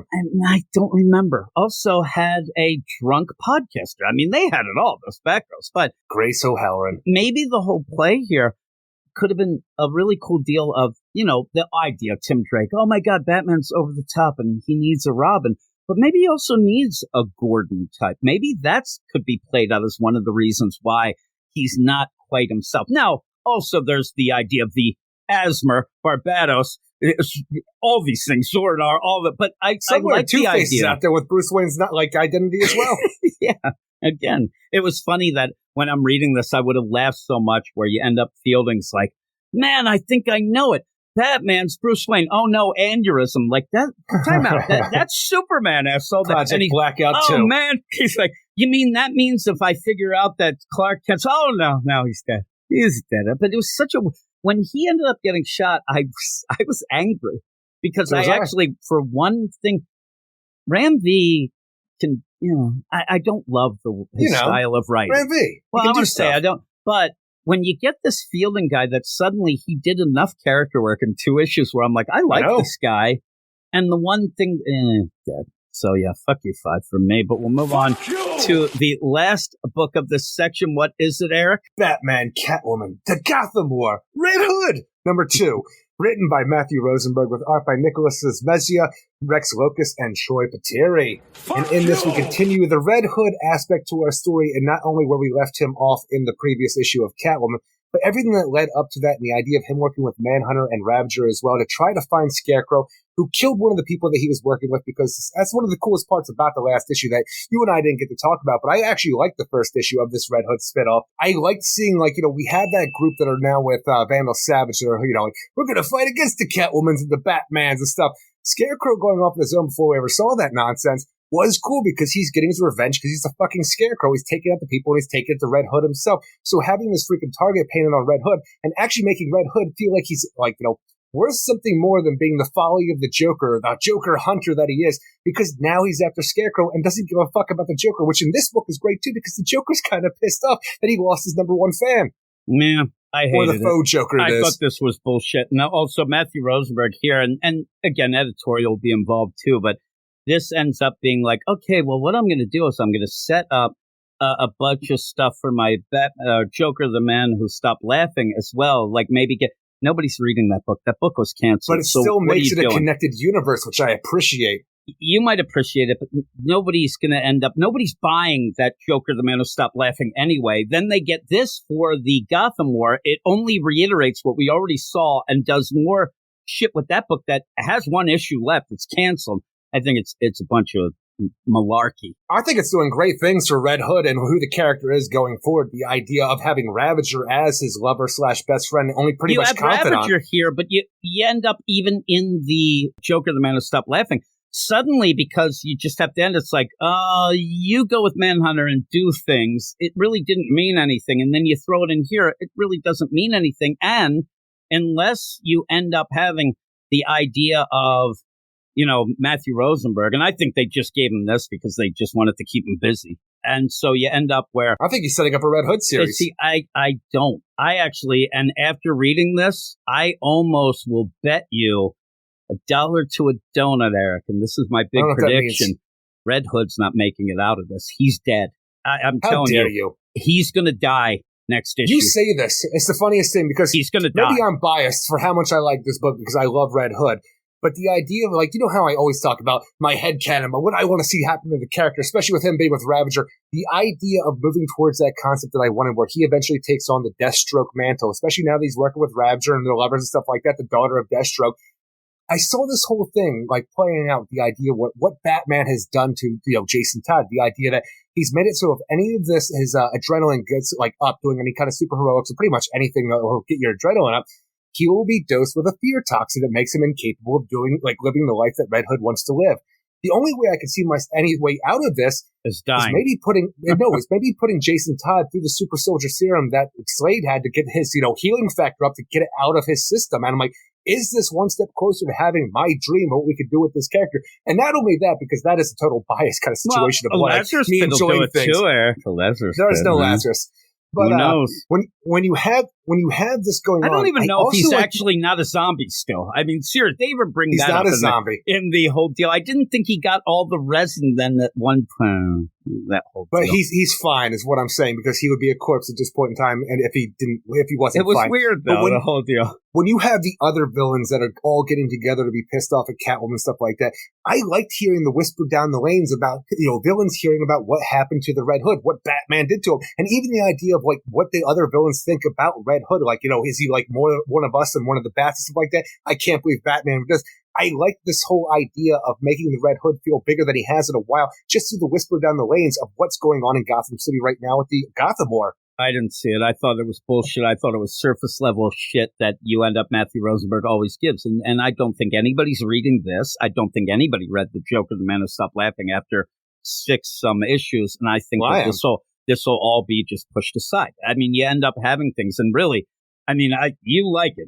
We can tell that. I hate it. I thought it was an extraneous bunch of bullshit cash grab nonsense. And it does end up where Matthew Rosenberg is like, hey, look at my greatest hits of books that got canceled. Here they go. We have this and we have that. And hey, remember that Task Force C that ended up bullshit and nobody remembers? So it ended up feeling like a clusterfuck jerk-off session for him, which just threw me off. But also the reviews for that, like, no, but you might be the only one who likes this, which is crazy. But oh my God, the reviews even giving Jason feel. A new situation to go in, because every time anybody uses Jason Todd, it's always, I got to do this with the Joker. I'm mad at Batman about this. Well, we had that again. He even starts talking about the crowbar again. You have the whole situation where you have the faux Joker doing faux Joker things that, are base level Joker stuff because he is the faux Joker, Johan freaking whatever his name was. But when you have the idea that you're presenting him with this new foe and the Scarecrow is taking very personally what Jason Todd's been doing with his former goons, it looks like you're putting Jason on a new path to have a new foe and painting public enemy number 1 on Jonathan Crane. That seemed out of nowhere. When we had it last issue and this, it's just, hey, I'm going to have you train these two. He trained all the guys, but you send on these 2 guys. The one guy happens to then be, oh my God, like Scarecrow. What is he there? Like that's his main guy for 50? It just seems odd. I would think that a lot of these villains, including Scarecrow, wouldn't even know these fucking guys' names. At one point, even Joker says, yeah, you were with me before and they weren't there with that and whatever. Just these guys all jump back and forth. I feel like this is all forced. And again, it does nothing at all for the Gotham War. It does nothing. You end up even at a point where you go through pages of 48 hours later. 49 hours later, I'm like... Well, this is what Jason's doing during the Gotham War with the stuff you didn't see during the regular issues. Yeah, but we did. We saw it. Batman's there and he takes him down. There's Batman at the 50 hours later. He's getting that injection. He's doing that. Then we end up in that burning building where you just see one little side deal. It's not worth it to me to have this as a tie-in of a separate book. It has done nothing because nothing in this issue affects anything that goes on in the next deal. But I'm saying it does it, but it's a tie-in to an event and it does nothing for the event. And you're talking that it affects Red Hood. Everything be all end all will be the next issue at the end of the event. That's going to give you the real, how does this go forward? Because I can't see the idea of Jason going forward with this crazy injection thing. Oh, neither do I. He has to be fixed. Oh, he's going to die. I'm telling you, I guarantee you, the way that they spell this out, and then I start thinking we have one issue left and he can't be left like this, I think he's full out dead. And we'll see. We'll see. And when they do it, I'll laugh in your face. Even the idea of the faux Joker, yes, he's not the real Joker, but he's pretty much, he wants to save Jason Todd from his fate that's going on from what Batman did to him, and even the idea that the Scarecrow is coming after him as well. I like this whole, reversal to the idea that the Joker, yes, he's not the real Joker, but the Joker, as he thinks he is. And a lot of people reading this won't even know what they're talking about when they even say that. Like, you're not even the real Joker. They'll be like, what the fuck are they talking about? He's there to save Jason Todd, which is hilarious to me because this Johan character, John, whatever you want to call him, ever since Night Terrors, he is the Joker, but he's not quite the Joker, and he's doing it in such a funny way for me with this interaction between the constant rivalry between Jason Todd and the Joker. But again, it's like, it doesn't do anything because we already saw the resolution of this. You didn't see this stuff, though. But the idea of, it doesn't amount to anything. He goes, man, I'll save you. Oh, I can't leave. And then we're just back to where we ended up last week in Catwoman. So it doesn't really change anything. I didn't like it at all. But it adds more to Red Hood. That's it's a Red Hood, spin-off tie-in situation to the book where it's more about Jason Todd than anything that's actually going on in the actual Gotham War. This is what's going on with Jason Todd during the Gotham War, so it's more to the character point, which I really enjoyed because I really enjoy Jason Todd. I like Jason Todd enough, but I don't think this does any. This does as much for Jason Todd as that Joker, the Man Who Stopped Laughing. Did nothing. Oh no, the best part that Jason Todd had in the Joker, the Man Who Stopped Laughing, is putting Ravager and the Manhunter with him. That was forced and then became a team up, just the penultimate issue. So again, just whatever. You have this and we'll end up ending the Joker, the Man Who Stopped Laughing, which I tell you will have an asterisk. This happens before the end of the Gotham War because I think he's going to be dead. And you do get the idea that Catwoman will help Jason Todd go after Scarecrow for what he did to her men. They walk away and she seems to already forget about that. And it's a small thing too, which I don't know if you'll appreciate it all, but I found it hilarious to have Rose Wilson here with Jason Todd meeting up to the point where they're supposed to meet up with one of these goons that has a message for Jason Todd when they find his dead body. And Rose is going through his pockets to try to find clues, and inside he has a map written by the Joker, essentially, of where he could be. What are you doing? The thing is, what are you doing, Rose? If you're that hard up for money, I can give her look, I'm looking for clues. And as she finds the clue, gives to Jason, she then goes through his pockets and steals all the corpse's money and puts it in her pouch. I'm like, that's pretty fucking funny. Oh, and then you have the idea too in this that Vandal Savage wants Jason Todd on his side as well. Well, you had that last issue. You had that in the Catwoman. I don't know what they'll do, but I do think that he is not long for the world. But what would you give this? I would give this a 7.5 out of 10. I enjoyed this issue with Jason Todd a lot. And again, might be biased because I really enjoy the character and where the direction they're taking him. And I think the art's good throughout. Just the whole idea of switching things up with the Scarecrow I find really interesting. And I don't know where I'm going to see it, but I can't wait to see where it goes when this picks back up. I don't think it means anything. I don't think that he's a big enough writer anymore for it to mean anything. I gave it's a 2 out of 10 for me. I thought it was just utterly worthless. It was a cash grab. I just don't like it. But he did give us the Joker butt baby. At least we got that. But with all that, we're going to go off and we have a bunch more books to go, and we'll get to that right about now. And here we are, Eric. There's more than Tom King being pretentious in this section, I would say. Yeah, I would say. There's some books here.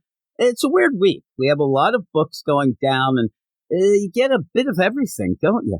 A little character here, a little confusion there, a little forceful nature there. I don't know what's going on, but we're going to jump right into this. We will have Tom King later on this section with his Wonder Woman.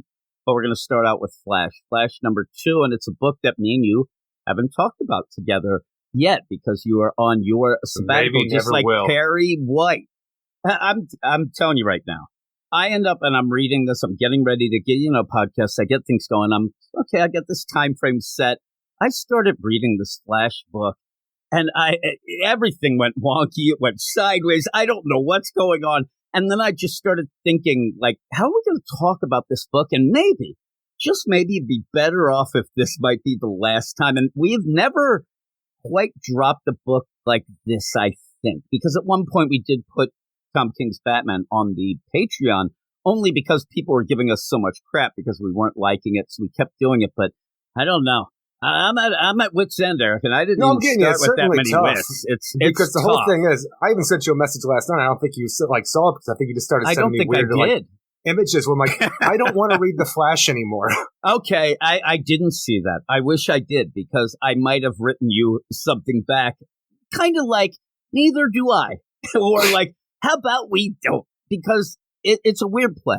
We get on this podcast. We like to try to be at least as educated as two dummies can be. We Obviously. get things wrong. We get things right. We predict the future. We're often wrong there as well. But we like to at least have an idea of what we're talking about and not sound like dummies. And I think that that's tough with this book. I think this book is written to make everybody sound like dummies because it really doesn't make much sense. And I ended up talking to somebody about this, and they actually asked me, do you guys know what's going on? Because I feel really dumb reading this. And I said, no. And I said, and from the bottom of my heart, obviously, dummy. And this isn't like a joke. I actually said, please do not get fooled by a book like this. Don't get fooled that it feels so fancy and intelligent that you think it must be good because you don't understand it, or it must be smart because you don't understand it. Don't fall in that trap, because a writer is supposed to be telling you a story that you're supposed to understand a little. I understand mystery. Get it? I understand things. But when you're writing an issue where you are just seemingly streaming words together that aren't really connected, like you're throwing things. And here's the legitimately, I started counting the likes. Until we get to the part where he starts making fun of himself about it. And that was at 14. And I'm like, fuck this. There are similes on top of metaphors, on top of whisper down the lanes, on top of enigmas and analogies. I mean, this book is so not Wally West. It, to me, is so not Flash. I look at a Flash book. It's kind of funny to say, but I look at the Flash book as being something that should be not a quick read, but should have that sense of speed while reading. This doesn't have it. And I look at Wally as somebody who should be fun. He's not fun. In fact, I don't know who this Flash is. And if I find out, I want to kick him to the curb and never talk about him again because he's so ridiculous. I don't know what's going on in 2 issues. That's the biggest problem. Well, that's the weirdest part, because I can understand we're coming off of, Jeremy Adams' run, which is super fun, all about family-oriented stuff going on in The Flash to reestablish Wally West as the fastest man alive, The Flash. And it's like, okay, we've done that for a while. So I spurred him. I said, look, I want to turn The Flash on its ear because I want to do something that nobody's ever done before, and that's not always a bad thing. And especially it isn't always a bad thing because you jump in with a different feel, a different take. That's kind of a cool thing at times. Especially you're still picking up the pieces of where Jeremy Adams left off with the family, who's involved, and stuff like that. It just feels so disconnected, not only from the sense of what we just left, but from issue to issue and the story that we're being told with the different elements of the story, that I think when we finally get back to other things we had in issue 1, people are going to forget because of how dense this feels without even saying anything. Yeah, and that's the problem is you'll go through pages. It's one thing to start a page. People will do this. I'll do it all the time, especially a non-comic thing. You're reading a book, you kind of daze off, and then oh my God, I read that same page again. What happened in this one, for some weird thing, and I think I went to message you or something, and so I'm reading it, and I'm on my tablet. I went to message, and then when I went back, sometimes this will happen, it had shifted back a page. I read that page and didn't even recognize that I had even read it until I got to the next one, and then I'm like, I still don't even know what that page now I read twice even said, because when I then looked, it didn't say anything. A lot of this is not saying anything, and how can you tell a story without saying anything? And I saw one review that made me chuckle, just to say before I get the credits here, is the person loves this run so far because they said this is the most grounded Flash they've ever had. What are you talking about?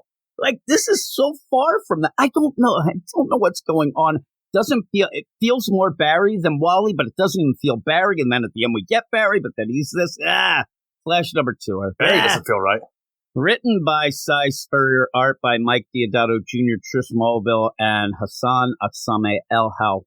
And when you go into this too, the art is trying to do some paneling things it didn't in the first issue, and where a lot of times if you're lost a little, that's the script, this kind of, let me look at the art to try to say, I don't know what's going on there either. Nothing is helping me.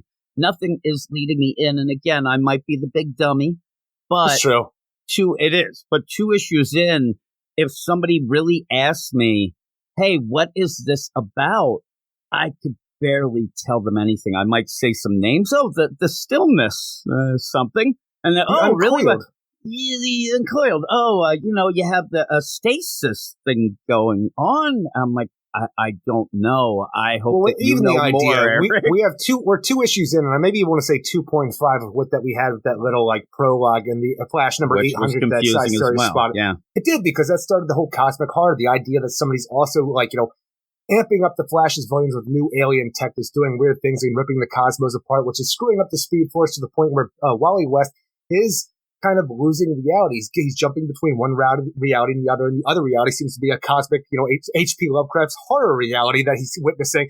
But also he can harness this by the end of this issue, where he's beyond speed, beyond vibrations, where he can just teleport essentially from one reality to the next, back to ours, and just be in a different point in time and like space entirely.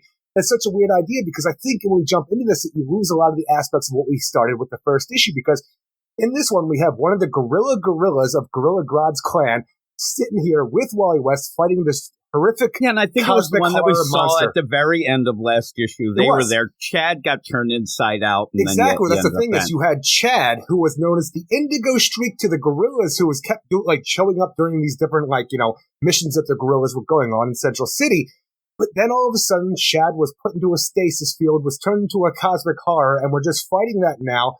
And it doesn't really seem like we want to talk about Chad or the Indigo Streak. He is just now this cosmic horror that can shred people in angles that don't exist, as whatever we talk about in this whole thing, until Wally himself is put into a stasis field, starts floating away, is taken by these ultra-terrestrials called the Stillness that look like maybe, like I said, ultra-terrestrial speedsters, because they kind of look like they have lightning inside of them. But also when you say the stillness, you think of the Still Force? Exactly, but it seems like it's different than the Still Force. Yeah, it does feel different.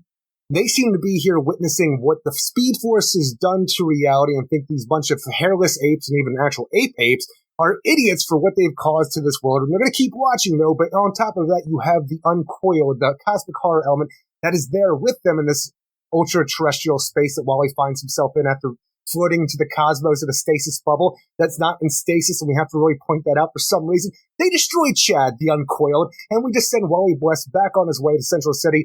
There was nothing going on with the idea of what the hell just happened. He was just surrounded by these cosmic beings who might not be cosmic speedsters attached to the Speed Force. And another aspect of this book that I feel is really weird that we don't talk about in this issue is in the first issue as well. We have some mysterious element, some guy who's working with Mr. Terrific, and the idea that something's wrong with the Speed Force, and we actually, in order to save all of reality, we might have to kill all of the speedsters. And Mr. Terrific, he's keeping that shit to himself. And he's keeping it to himself, even in the first issue, right away, when they started saying something, was this stillness. Now, I just got the idea that, okay, Cyspher is going to pretentious his way around the idea that there's just too many damn speedsters. There's so many in the multiverse. There's so many right now on Earth that maybe you have to do something that makes sense. Then I thought, well, no, I think that he's coming in here even more pretentious, where he is going to try to make the Speed Force of his own creation, the idea of adding Don't do that. Joshua Williamson tried that, and it was a mess. I know. And that's my biggest problem, is the idea where when you start to try to make sense of it, it gets worse. It really does. It gets so wonky. It gets so convoluted. So in that, it blows my mind when I'm reading this that I can read narration boxes and I can read them. I don't know what they're saying. And like you said, at the end, they're not really saying anything. Everything is, man, I'm like a ghost going through the statues. What are you saying there? Well, how even is when that you have the giving us a Stillness talking story, right? to Wally West, like, you were in space because this technology applies a crude form of temporal lacuna relative to the local gravity well. Cool. Speak slower. The organic is confused. You didn't fly into space. You remained still relative to the sun while the planet moved onward. Actually, I like that explanation because that's kind of a cool idea. That's better, but why not start, right? But then when you have the Stillness continue, these ultra-dimensional beings talking about, we're here, we're explorers of the sort, we're looking for the holy archangels. You mean archangels? No, dummy. Archangels. Holy. And again, he has done some stuff over at Marvel and the X stuff that's like on a religious-based deal, and I think he's trying to play that angle here and almost making a cosmic religious thing out of the Speed Force. But again, I don't think that's something that's going to hit very well with mass appeal. But when I'm reading it, like, and you're reading some of it, and I'm telling you, at points I'm laughing, and I started laughing. That's some of the things. I mean, at one point before he even like almost realizes that there was an alert on his typewriter, beep, beep, beep, using like too much. he ends up... Oh, shit, that's a thing that happens? He's fighting Chad, the craziness, not even really caring. And the Indigo Streak, who's now one of the Uncoiled? Yeah, in last issue, he sees Chad become the Inside-Out Man at one point. I mean, the thing, he's coming, and he's like, that reminds me of a nightmare I had. Like, he has no emotion towards the idea that this was a kid who ended up getting destroyed. When you ended up having the police get spirited off in the stasis bubbles, it was hard to even know what happened. I'll get on that. Because he ends up going home, and there was any sort of, idea of, I got to get things done now. Oh my God, there's tension, there's things going on. It just felt weird. And then when urgency. Urgency is what I meant. And when you're in this, you're fighting this Chad guy, and again, it's just this horrific Cthulhu monster, and he's like, man, it rebuilds itself like rot in reverse, like magnets made of meat. Oh yeah, like that. What? And then keeps going. It travels like nothing I've seen. No continuity of motion. It's not really moving at all. It iterates itself like a string of projections, like it's stepping around the corners of a blind alley no human brain can imagine. Look at that pathing. What are you doing? Here's what you say. It's like, I'm fighting this thing. It just regenerated. I don't know what to do here, and it doesn't make sense. My eyes can't even understand how it moves. And when this sort of thing happens, you just wonder, why the fuck are you doing this? Are you trying to prove that you're fancy or smart? Because overall, to me, the idea of being a smart comic book writer is to get something that makes sense. It might blow people's minds, but they have to know what's happening. You can't just make it like, oh my God, unless there's a play. There's times where we'll have in a comic that the actual main character doesn't understand. So you get a little wonky and then you realize, oh my God, we were seeing it through them. Wally, is he on LSD? I mean, is he on the H? I don't know, Eric, because even the idea of weird. Grabbing a hold of things to jump to conclusions to get our story going. In the previous issue, we just had Wally go to work at Terrific Tech, talk to his fellow colleagues about the idea that, nature loves a shape, like a hexagon, like a honeycomb. Yeah. And he kept talking about that while, he was walking through his area on his way to see Mr. Terrific. And this one, it's like, oh my God, I'm back at home, taking care of the kids, holding the baby. I look outside, there's obviously somebody outside, or maybe even a little mini-me next to that shadowy figure outside, but all of a sudden, that just becomes a bumblebee that's on his window. He goes to bed that night, and Linda has herself a nightmare. He's like, honey, don't worry, wake up, it's just true. Honey bee, races off to Mr. Terrific. I know what Gorilla Grodd's up to. Everywhere he's been going, it is forming a honeycomb, a hexagon. To the honeycomb hideout. So we know where Gorilla Grodd's going to be next. He's already done 4. We know where the 5th spot's going to be. So let's go there and stop him from doing his honeycomb hideout on Central City. Come to the honeycomb hideout. Do you love the idea when there's this eureka moment that you're like, again, it is like the Flash because he's 8 steps ahead of me because I'm like, what the fuck is he talking about? He mentioned honeycombs. I got that. Then all of a sudden you see Grodd and his other gorillas because they're doing something that I don't quite understand either. And at one point, I don't even know what they're saying half the time. I know. Seems like they have a god they're trying to worship. All the individual names of the gorillas I can't personally pronounce, so I feel bad there because I'm never going to remember something that I can't personally pronounce. And then, this is for this god Minyo, or I forget how. I actually looked up how to pronounce that. Now I forget because I'm a big dummy, like I said. But you just have the gorillas feeling different than they ever did on top of a cosmic horror that you've never seen with the Flash Forward, with Wally West who's acting differently than you've ever seen a Wally West before, doing crazy shit that you can't fully comprehend. And I'm like, come on, guys, what are we doing by the end of this? I know we're 2 issues in, but come on. I thought that was making fun of you because you might have spelled at some point angles instead of angels. I never did. I wasn't that bad. No, that's not tear or tear. Speaking of which, though, when I saw the gorillas, I just called them chimpanzees A, B, and Z, Eric. Oh, my. They're gorillas, Jim. They're gorillas. The gorillas. I just wanted to say chimpanzee, Eric, is all I wanted. It doesn't work with the A. Podcast with your stupid jokes. I am sorry. Chimpanzee A, B, and Z. Hepatitis A, what happened B, to and C? C. Well, see there, they became a monstrosity, like Chat. You can see your way out of this conversation. Yeah, I want to see my way out of this joke, Eric, is what I need. Oh, my. But here's the thing. When you have the stillness and the arc angle, there's a weird play here where people think I'm a miserable prick. They might be right, Eric, They might know it. But at this point, I actually was desperately trying to, can I like this? Like, is this clever? Is this something where you have this entity from space and you're trying to play the idea that it wouldn't know what angel? I'm like, no, I can't do it. It's nothing. It's a lot of nothing. And it's one of those plays that we talk about a lot. Not that this should be a mystery. I mean, the things that are legitimately happening, there is a mystery there. But Wally's day-to-day deal shouldn't be a mystery. It shouldn't be a mystery of what Wally's saying to me. You have what we're going on with the Flash, quote-unquote adventure, the mystery of that. But in the first issue, we also had Jay getting some Freddy Krueger shit going on in the boiler room of the school where he was out of nowhere just with his shirt off crying. And then as his sister takes him out of there because she's worried about him, obviously, because that shit's a mess, there is a little shadow man that comes out of nowhere like it's a goddamn Puppet Master doll. And it looked like Blade. So you end up with that. Again, no urgency. You end up having Irie go People down are going to forget about that shit. Irie finds her brother in the boiler room of the school during school hours without You say something shirt. to a teacher or at least your parents, please. What she does is she listens in. He's talking to himself. He might be masturbating. That's what she says. Yeah, because again, they throw in Cliff. So is Cliff dead or alive in Animal Man? Actually wondered if he knew that Cliff was dead. Or maybe after death metal, he's alive again. Maybe. I don't know. She opens the door and she finds her brother during school hours without a shirt in the boiler room. In the boiler room.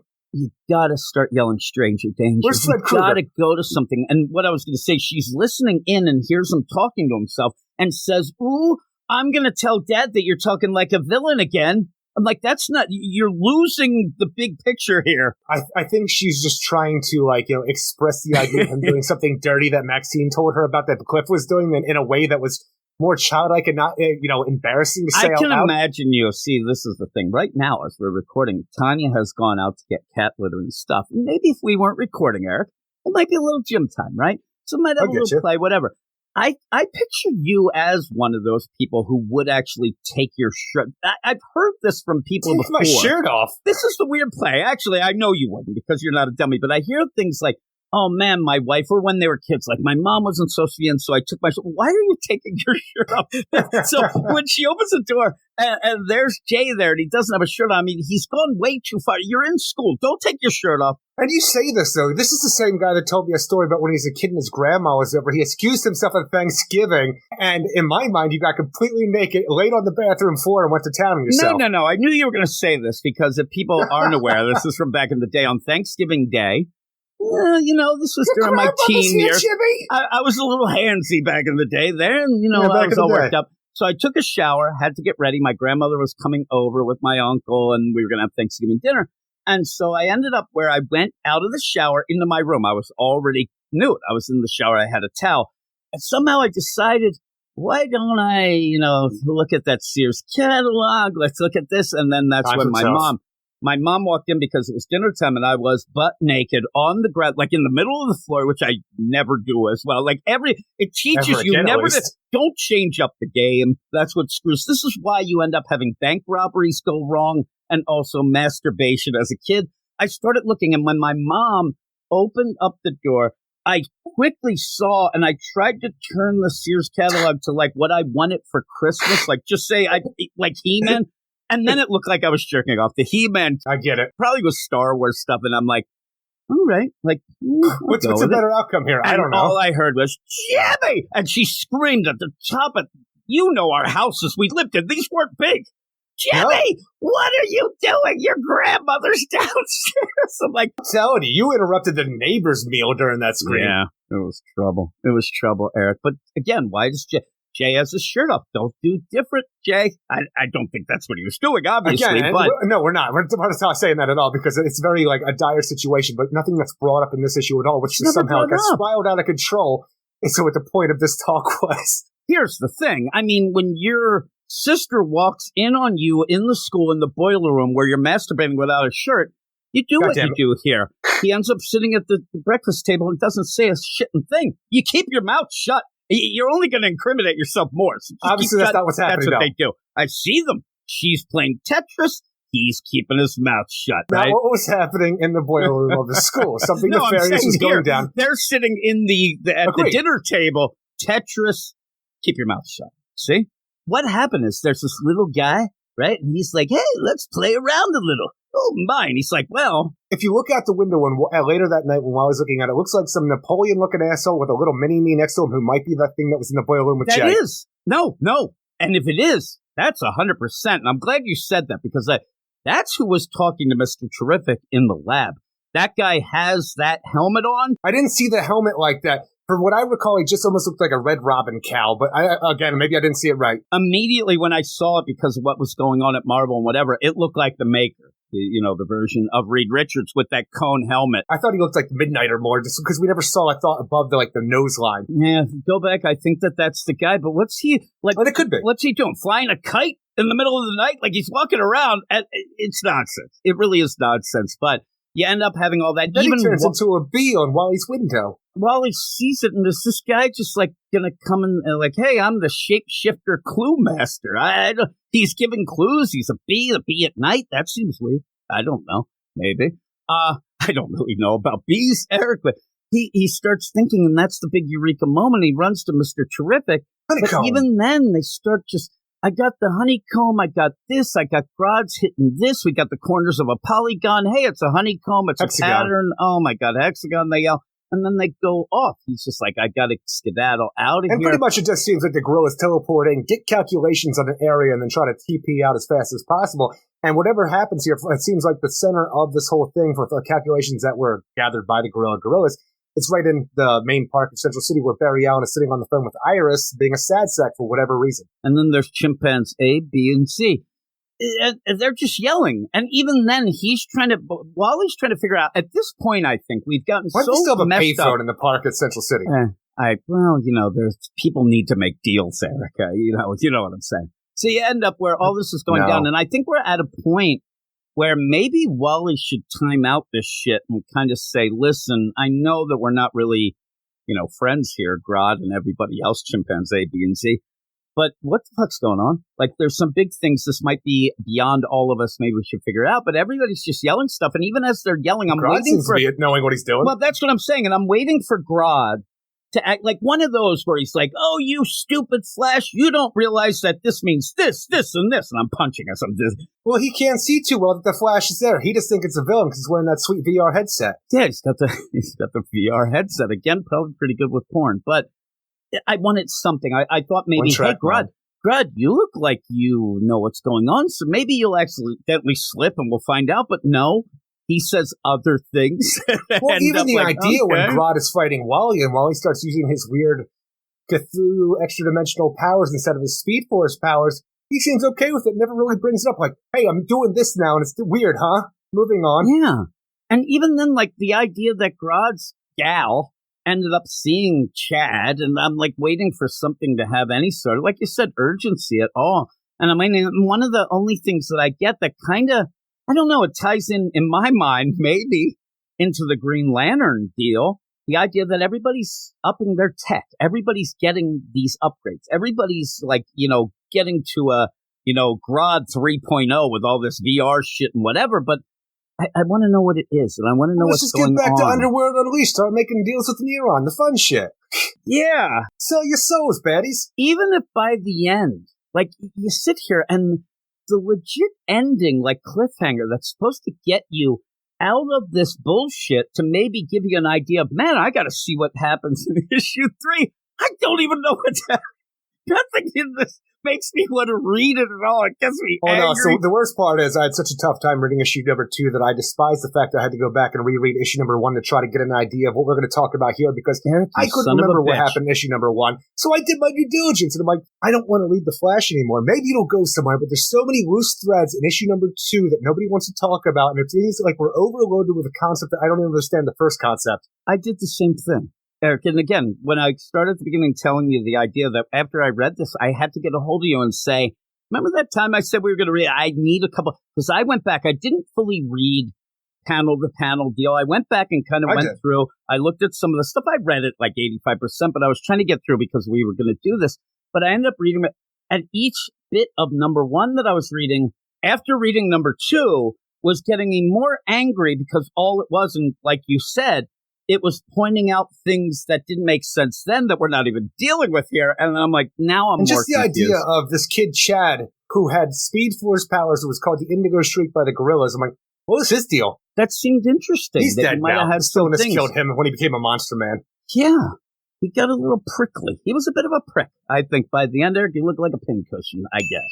But yeah, and then at the end, you end up having like, oh, there's Barry, and he's at the park, and he's on the phone, and seems distant with Iris, even though they're supposed to be getting married. Well, again, because I think that Cy Spurrier, he wants to make us seem stupid, and he also wants to ruin anybody who has a relationship with this Flash family. Because each issue, it's like, oh, by the way, they don't like each other either right now. What's weird right now, because they were dealing with the postpartum depression of Linda Park or Linda West in the first issue, which seems like people keep talking about the idea of breaking Linda and Wally up, which is a terrible fucking idea from the get-go. But I don't know, she needs to like Wally, and Wally's just kind of in his own headspace and not paying attention to her wants and needs, being, somebody who was a part of the Speed Force family, the Flash family, like everybody else when she was pregnant with Wade, doesn't have that and is just stuck at home raising the kid now. Well, everybody goes off and does their things, and she can't even get back to any kind of work that she enjoyed doing previously.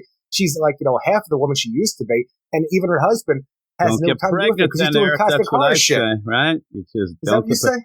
Well, I'm wondering what she thought was going to happen. Again, and I'm not saying the woman has to be at home. No, I'm saying she knows Wally. She knows what Wally does. She knows what's involved. She probably even when they were talking about the Speed Force she had, they seemed to already kind of get the idea that it was the baby and she might lose them when you had it. It's just that weird play that at this point it becomes something that I think would be a problem, but also makes Wally look like a piece of shit. Like he doesn't even care. He thinks he's doing what he's supposed to be doing, not thinking more in the fact of how Linda would feel about it, because he's so focused on what he's doing. He thinks he's doing the right thing for his family. It's weird, though, the things that we're talking about, even me joking and you saying, not really on the page as much as us inferring what might be going on from what we see. And that's something of a problem, too. Even this thing with Iris, it's like, hey, don't you pretend that you're losing connection here. And you're like, what is going on? What's happening here? And maybe it is, and most writers, and we hate it, but they always do it, it's always the Speed Force has problems. Joshua Williamson did it about 20 times. So you end up having that. So maybe it's a fact. I don't know. I have no idea what is at play here, but everybody's miserable. Everybody's talking fancy verbiage that I have no idea what they mean. And like you said, going back and reading the first issue, hoping to shed some light on this makes it a little dimmer. Eric, it's tough, and I want to know what Jay was doing in that boiler room. Or maybe I don't. I mean, really. He was being attacked, Jim. I think he was, like, being mind controlled. But if it's this guy who looked like the Maker, it looked like Batman as the Maker in my mind, which it doesn't seem like it would be. But maybe it's something that's one of those, like a Snape. It's behind the scenes helping. It looks nefarious. But if Mr. Terrific lets this person in the lab, they have to be on the up. You think it would be helpful, right? You'd think so. You'd hope so. Everybody's acting a little odd here. So maybe that's something that it's weird. We said this before when Brian Michael Bendis was one of the big plays when he came over and started writing Superman. Are the people acting weird, or does this guy just don't know the characters? And that's where I'm kind of wondering here. Are people acting different, or is this just Cy Spurrier's version that I don't think really plays out well? We'll have to see. We'll have to see all in all, but what would you give this? See, the thing is, the art's fine, I guess. Like, it doesn't work for me for the story. I'm saying, but looking at it, panel to panel, it looks fine. I don't think it plays well with the story because I think you lose more in the art than you're supposed to with all the high-speed action for the way it's depicted on the page. The writing is the main problem for me overall, though, and I just find myself wondering, like, why would anybody want to keep reading this when you don't understand anything that's happening for 2 goddamn issues? Not 2.5 with that freaking prologue in Flash number 800. Maybe this is for somebody. I just know it's not for me, so I'm giving it a fuck you 5. Yeah, Eric. Fuck you! I'm with you. And the reason why I will give it a fuck you 5, just like you, Eric, is 2 issues in, I should have just a little bit of an idea of what's going on. West, one of my favorite heroes of DC Comics, my favorite Flash by a mile, and it's like, I don't want to read him anymore. I'm like, that's depressing as hell. It's funny because without Barry at the end, one of my plays was going to be, oh, you keep telling me this Wally's a great guy. I think you're wrong. Oh, Barry's an asshole too. Like, everybody's an asshole. Just distant. Yeah, for some reason. It just but distant, but then everything's wonky, and I just like to imagine this takes place after there's like your little Brave and the Bold action, the last Green Arrow, Green Lantern issue, and the whole thing. I like to think about how it was playing off in Justice League versus Godzilla versus Kong when Hal was telling Clark not to propose. I like to think after that issue ended in Green Lantern, Hal just howled himself on top of Barry, and now he's questioning his freaking choices. That's all the deal. He's just doing that. And me and you both say usually we give something 3 issues, and we say to people, just give it 3 issues. Now, these 2 issues, they equal 7 to me. It took me so long. I'm saying that I went through 7, and I just don't like it in a way that Fuck you! It's weird. Can we say I don't like the experience. I can't say I don't like the story, except for the fact that I don't know what's going on. It's not like I don't like the experience either. There isn't the idea of like, I don't like what he's doing with that character. I think that that's a misplay because I don't know the play. Somebody hand me the playbook. I don't know what's happening here. Oh, it's a bunch of X's and O's. Hugs and kisses all throughout this playbook. Yeah. So it's the X's and O's. Remember that? Did you ever play the video game that was the football video game with the X's and O's and it had the trackball? And it would pinch your fucking hand all the time. That's how I feel at the end of this. My hand's all pinched. I'm pissed off. Don't know why I'm at the bowling alley suddenly without my pants on. That happened to me every time I'm trying to like do the long distance drive on Golden Tee at the bar. Yeah, that was that as well. Also a little Space Invader. Or no, Missile Command had that as well. Yeah. I like the trackball. But yeah, I'm a fuck you 5. What are we doing next, Eric? Up next, we have Green Arrow, number 5, written by Joshua Williamson with art by Sean Isaacs, Phil Hester, Andy Parks, Ramiro Fajardo Jr., and Troy Pateri. And this is a weird thing because I really like the idea of this Green Arrow miniseries, which could possibly become an ongoing, whether or not it does well or not. At this point, I'm thinking it's still a miniseries, so I'm going to go with that. Continued it to a maxi, and it will go past 6. So, but I think good. But the idea of getting the Green Arrow family back together with all the trials and tribulations of reboots, timeline changes, and the universe being rebooted for like, not rebooted like a proper reboot like I talked about, but like being remade through different events we've had. The idea of finally getting things back to basics with Oliver Queen and co., it felt like a really good thing. And even bringing in the idea of the post-convergence out of time from 0-hour parallax into the mix that has been stuck in this universe ever since the end of Convergence.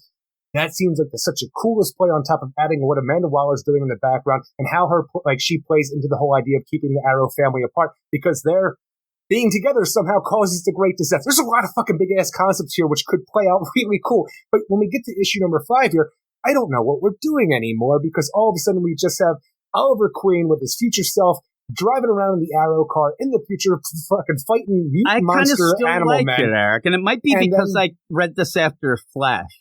Because I understand this a little bit more. But what's going on in this book? What's going on in this book? The idea that I get in this, and it might infuriate some people. First off, I think that it is to bring, obviously, maybe the Green Arrow family together. As they should. I think that what we're really getting here and what kind of plays in at this point is that this is going to be yet another thing that's going to tie in with Amanda Waller setting up that big event next summer that we think will happen. And I think that's what's going on. Somehow Amanda Waller using all her multiversal, this, that, and the other thing, Dr. Hate and this.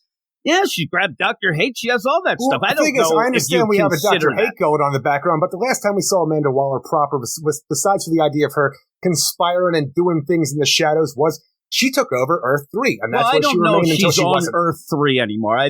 There's a lot of stuff that's happened after Death Metal into the whole Justice League Incarnate, the Infinite Frontier. That was a Joshua Williamson thing that kind of got pushed aside. We had a lot of stuff that got pushed aside, so I don't know exactly what's going on. That whole Earth 3, I think that might have been, but she's still gathering up these characters and things like that, and I think that one of the things will tie in that you can't have the Green Arrow family together as they're doing this, and this was this real weird way to dupe it, to grab him. It's a weird thing. I don't know how they're going to explain fully of the idea of grabbing Oliver when he died, doing this, that, and the other thing with the whole Dark Crisis. But in this, I do get that play of they just want to set something up so that Oliver doesn't go and try to put them together and actually take, because really overall, the idea of the family being together is one thing, But at this moment, they've gotten Oliver completely off the table. Well, not only Oliver, you have Connor, Hawk, and you have Leanne taken off the table because they're in the 31st century with the Legion of Superheroes. When you see this, I think that the Leanne deal, that brings Jade and Roy together, which then brings this together, that together. I think that that's the whole play, and I think it's just Amanda Waller doing it behind, even in this. That, go ask Amanda Waller, you ever mention again here. And Jade saying she's up to some wacko shit, like don't get involved with her. But I like this more only because you end up having a hero in Oliver who realizes he's been duped, kind of because the dupe didn't do the hero thing. And well, even the idea of the dupe, though, because I want to go forward with this, even though I think the idea of the great disaster happening in, 25 years, where all of a sudden the Earth is overtaken by animal monster men because of this shit, because of what the Green Arrow family did somehow. Beast world. I don't understand this timeline or anything we're doing. So everything just feels like it is a dupe over the top. Even the idea of I think that, yeah. I think that a lot of the stuff that they've set up of this timeline, and you have to do this to avert that, I think it's all just bullshit. And I'm saying, though, because even by the end, when we have Oliver Queen falling off a building looking like he has an arrow in his chest, it looks like a Parallax construct arrow that's going on. So is it just Parallax getting revenge on his buddy, even though he shouldn't want to get revenge on his buddy at this point in time, especially for who this, Parallax is out of time? Like you said, it's a weird play because when he does go back through time and ends up in that spot, that's right after he came back from being dead. So there is that weird connection. Well, that's the thing is, even the idea where he's fighting his older self, who turns out to be a weird robot dupe or some shit that's doing all this stuff, and he ends up going back to his post-Quiver times right after the Green Arrow rebirth situation, which is a great thing to do when you bring Phil Hester in, and you have that look of that, post-Quiver storyline for the 2000s Green Arrow once he came back to life. It looks amazing, even though I'm not a huge Phil Hester fan, but it transports me back to that, 20 years ago when I was reading that story. I'm not a huge fan either. When I saw that change of art there, and oh my God, and then I looked at the credits, because sometimes we just read through the first time, and I'm like, oh, that makes sense. Well. I'm like, ooh, that looks really cool. It really actually was one of I think, the cooler moments this week. But like I said, I don't, it's a weird book. We were talking about it. We didn't talk about last issue with each other, but the whole Parallax deal, we've been wondering what was up with him. We see that. So, and what you just said, I think is what I go with. And it's a weird play. We just get out of that Sykes barrier. I don't know what's going on. I'm confused and I'm angry. I get to this and I'm like, I don't know why. Whatever's I'm at least having some fun. I still don't know the overall picture, but the little things that I'm getting are satisfying enough that it's a cool book. I may be confused. It may not tie itself up, but I actually think it's cool while I'm reading. It's definitely cooler than we have with Sykes Fairies and Flash. And the fact that I know where we're heading in the story, the idea of getting the Flash, the Green Arrow family back together again. And that's what I want. You have a mission statement. Exactly. And I know what that is. It's going to be a freaking crisscross road to get there that I'm going to look out the side window and say, I don't know where the fuck I am at this point in time, but I know exactly where to go and the GPS is taking me there. And I look forward to that. And I like seeing some callbacks to things that I enjoyed in Green Arrow's continuity. Even out of nowhere, when all of a sudden we have the 2003 Green Arrow doing stuff in Star City, and then he's attacked by all these different versions of himself, going back to the Golden Age, to the point where he ends up getting shot off a building with what looks like a construct arrow in his chest. I don't understand what's happening here. I like the idea of the story. I still think this is a down-ass issue for all the excitement I had going into it. In the whole play, I think that there's some cool things. And again, that's what I'm saying. I can't give this a perfect score.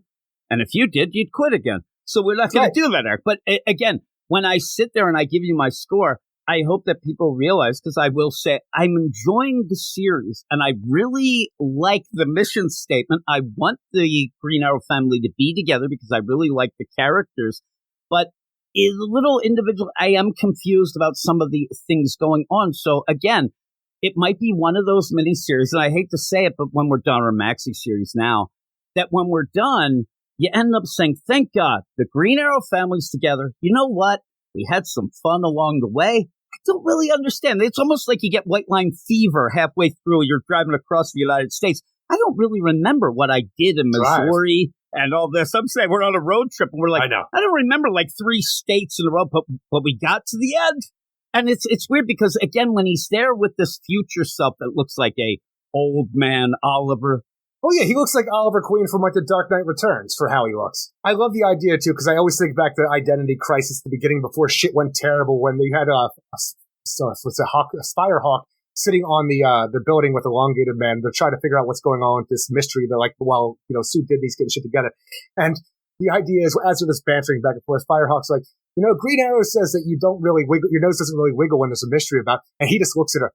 Green Arrow wears the hat because he's going bald. And I just love the idea that, Ollie can look at himself now with this full head of hair that he has, that he is going to lose all that. I'm like, oh, Oliver, say it ain't so. But it happens in every future version of himself. It does. And it even reminds me of that Old Man Logan stuff, too. But that's like you said, you get a lot of the future stuff with him like that. So when you're doing this, though, you end up having some fun little deals. You get the arrow car, it turns into the plane. He's like, oh, man, I should have done that. And then he shoots one of the boxing glove. And oh man, I forgot how soft that was. The little callbacks. It's okay. I usually get mad at the boxing glove deal. But what are we doing with this? Because it's an impossible future with a robot version of himself that's not real. Well, what you get from it is he's trying to do, but at one point he basically says, listen, you can't go back with your family, but I can send you wherever you want. You want to explore whatever. Who knows where he was going to send them? Originally, like the idea of, I could send you this, he might be sending them to the worst place ever, wherever. But in that, he says, oh, yeah, or, Quaker Town.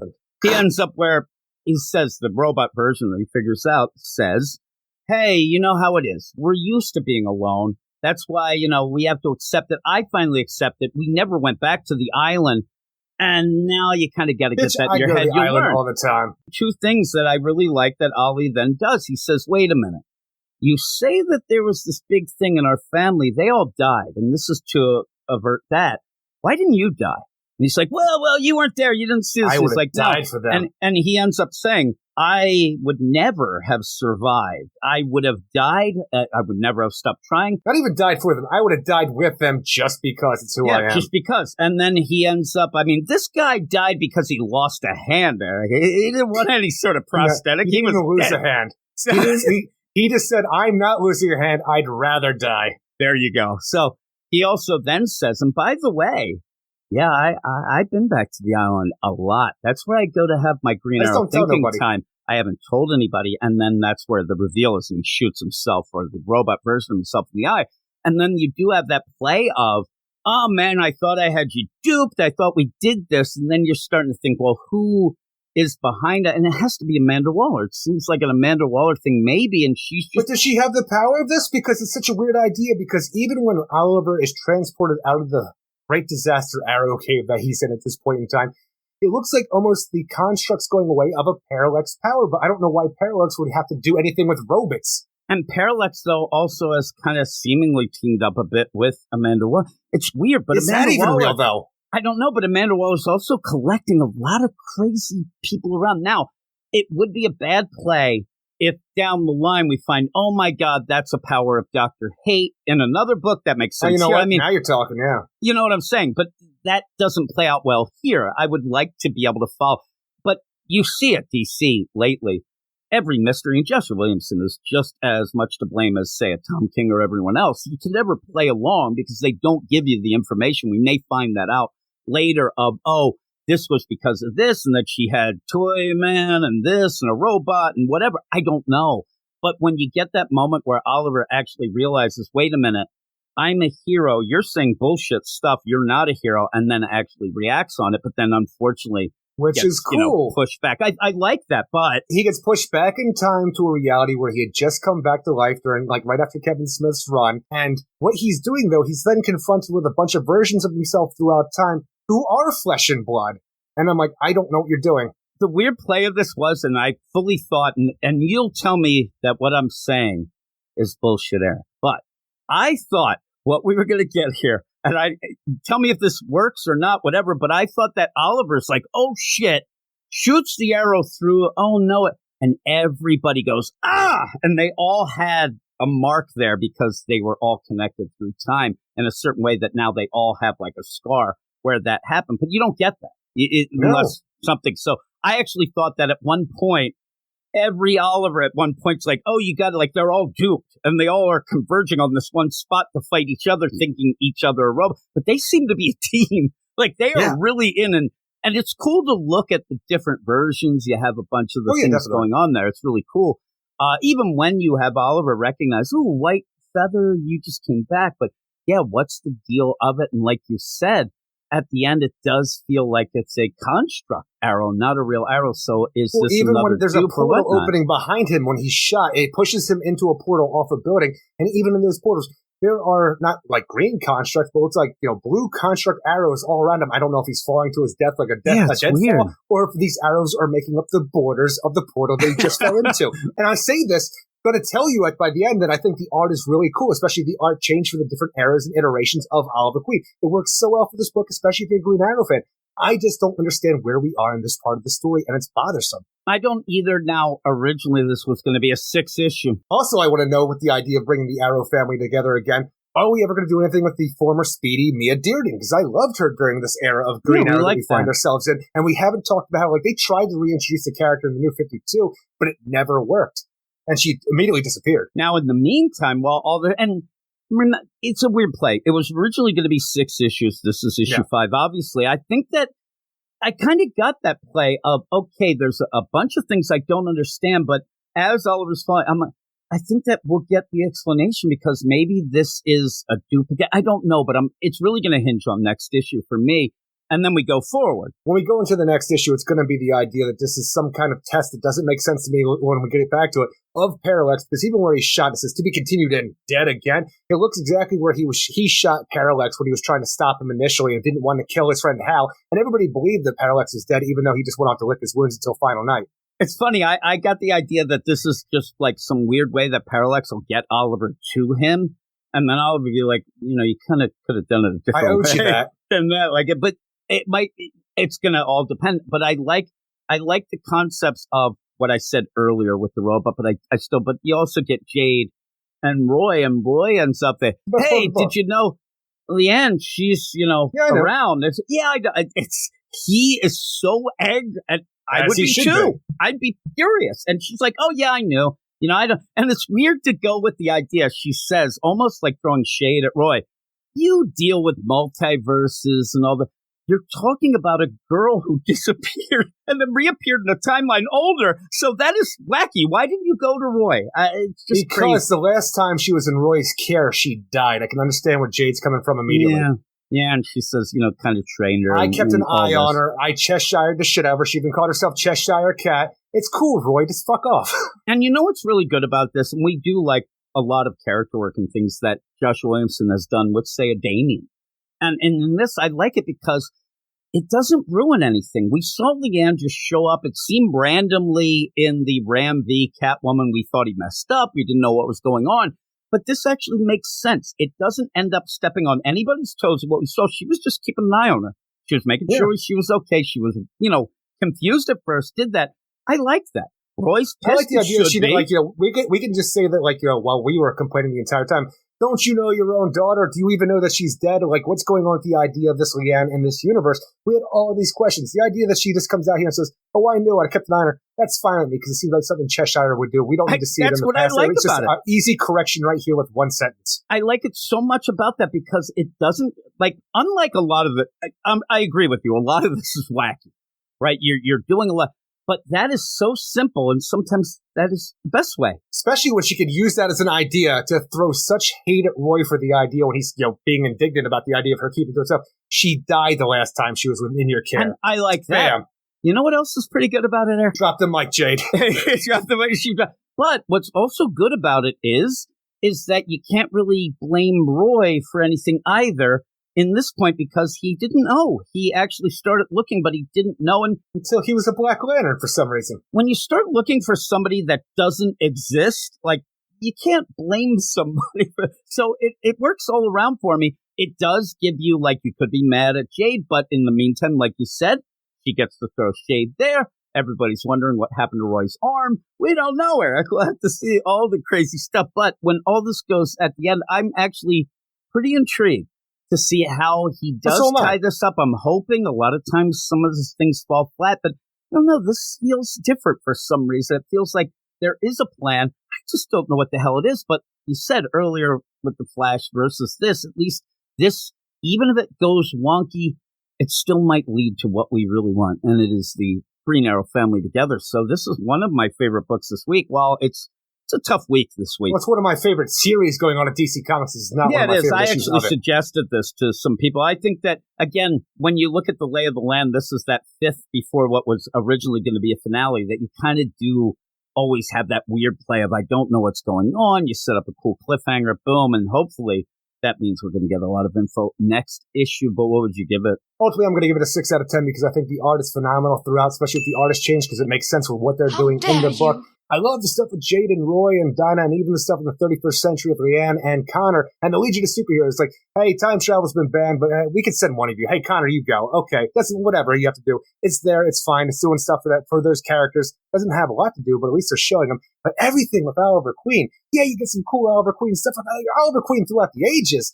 I don't understand a lick of it, but I'm still going to give it a 6 out of 10 because, like we talked about in this, I like the series overall, and I like the idea of where we're going. I just found this one a little bit too confusing for what we've been doing. I'm a and 7 already because confusing concept to get there. Yeah, it was. I like the Oliver stuff, but maybe I asked wrong turn. Maybe what it's about. I got no time with a hyper time. Maybe that's it. Stop using hyper time like that. It's all hyper time. He ain't got no time for a hyper time. That guy. I mean, seriously. But yeah, I'm actually on board. I hope that the next issue doesn't disappoint with what was set up and actually starts to shed a lot of info, because then we have 6 more issues to bring the family together. That's what I'm hoping.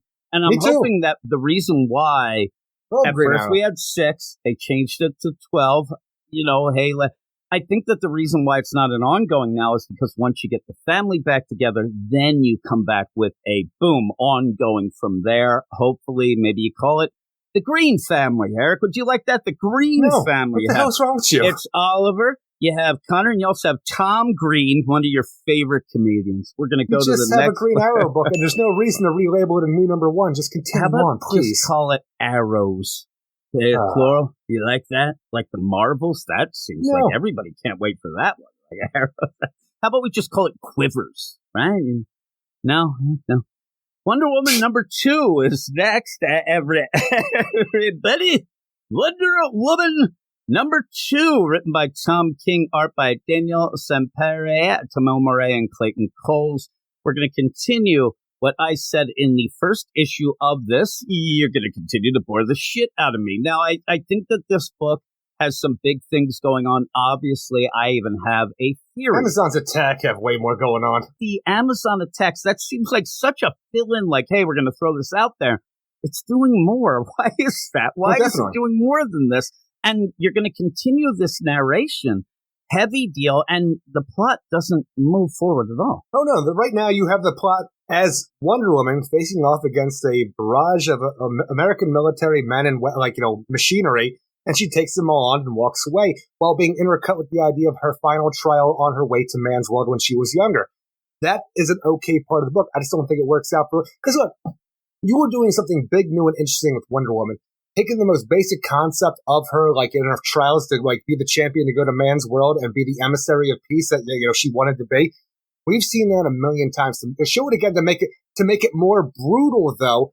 I can see where you're going. Here we have this intercut story with the idea of how hard she was willing to fight to go to Man's World, and now we're showing that at the same time of how hard she's willing to fight to stay in Man's World. I know what you're doing. It just takes most of the issue to do it, and you just have pretty much her standing around deflecting bullets and pile driving tanks. And the thing is, I actually wanted more out of Steve Trevor here, because what we had previously to this run was Steve Trevor seemed to be almost in charge of Checkmate. At least he was a part of it, and outside of the regular American military. And it didn't work well, but I like to see some continuity. Now he's just this guy who's like, hey, the American military want me to tell you to stand down because we have a pass. Please stand down, Diana. No. Okay, I'm going to go walk back there with Sergeant Steele while he says some really misogynistic shit, and I'm just going to keep my mouth shut. Steve Trevor, Okay, Steve Trevor. And just again, from the song at the beginning, I made that song up before. That was more about Penguin and the Brave Man. What's with these wingdings? He just can't help himself. It's everybody is cursed. Everybody goes. It throws me. And out. I even try to figure out, because I don't think he even plays with the amount of letters. Yeah, there was one. Oh no, but there was also one. I think it was Sergeant Steele who ends up yelling something. I'm like, I don't know what he's saying there. It's kind of odd. But here's the thing, and I actually got the same feeling over at Marvel this week. You had actually another number 2, Eric. I mean, number 2. I don't know why that makes me giggle so much, but you ended up having the number 2 issue of Captain America. So we're setting this new deal up, and get this. Do you get the idea? It's going to blow your mind. Steve Rogers, he didn't like Nazis back in the day. Oh my God. Goodness. Oh my God. The Nazis. He was, that's what I got the same feeling here. It ended up where, all right, I see that you're trying to give me some fancy talk to let me know that you know Wonder Woman. We've talked about this before with certain writers and characters, the idea where I want to think that's a given. You have been given the Wonder Woman book, so I'm going to think that you did your due diligence. You know the character. Show me through story. Don't show me through narration of she deflected bullets and broke hearts all the way downtown. Some people believe she fights with a lasso and a tiara. Some say a sword and a shield. She fights. She's the Wonder Woman. And so when you're in this and he's doing his deal, he is being wishy-washy with everything. In my mind, he thinks that he's really doing the deal. Oh my God, I'm going to blow their mind. But to me, in a deal where Tom King, and I will tell you, we're not big fans. He's a big writer. If he comes into Wonder Woman after the Clone Rats, I kind of want him to nail down some shit that he's going to tell us is what he's going to do. But even in this, like, some say she was made of clay. Others say the lie might be true because she was of a god and a woman. And I'm like, come on now, let's just go with what is that made real me so angry. Why the hell would you even bring up the idea of why clay? Are you doing this to not do it? It really feels like the idea that he's retconning to make the clay thing canon again when we dealt with the idea of her having her Zeus as her father. People hate that, but it's been what we've had for so long now. Why double down on the idea of going back to the lies that Rucka was doing? And seriously, though, if you're going to do something like that, do it. But what he does is, it's always ambiguous. So if somebody complains on Twitter, oh, that clay shit, that's bullshit. Oh, I didn't say that. I said that because even the whole play tries to play it through even Sergeant Steele and all that of the idea, well, you know, the stories, bits are true. There's never a lie because every lie is based on some truth. So what you're getting in this is a bunch of bullshit. You're being told by Tom King, look, she has fought this bit. We know that. Most people reading this, now, again, I will say a lot of Tom King fans, they will jump on a book because he's done it, so maybe he's talking to them, but most people know at least the concept of what is being told in this, but in the meantime, you pretty much have two scenes going on that Wonder Woman doesn't move more than 5 feet in this entire book, where I want to see more of the Sovereign, because then you start getting the narration, where the Sovereign seems to be still talking to Trinity about her mother. So I start thinking of that. Well, does that mean that pretty soon, and I do think Tom King will kill Diana, will kill Wonder Woman again. But what does that mean? Because you end up having Trinity seemingly going to the Sovereign to ask questions about her mom. Usually when you have an Amazonian like, say, a Hippolyta, Wonder Woman still gets to talk to her. So does this mean that if Wonder Woman dies, she doesn't ascend? I get these weird, wacky ideas. And the big thing I think that, I don't know, is Trinity's actually Diana, that she's going to be reincarnated after some death and Tom King's going to try to blow her mind. I don't know. The mother, the daughter, the Holy Amazon? Because again, the idea, she's your mother, but you know, she's also her. She ends up I don't know, because it's weird. And so this over narration of the Sovereign, while some people rolled their eyes, okay, you're starting a new villain. I like at the beginning or at one point, Steve Trevor, because I said when we were reviewing, and it was me and Rocky, that the Sovereign just seemed like a more official Dr. Psycho. It felt like a more governmental guy. Oh, I'm going to lie. I'm going to convince people of this, and I'm going to be Messiah. But in this, you even have Steve Trevor.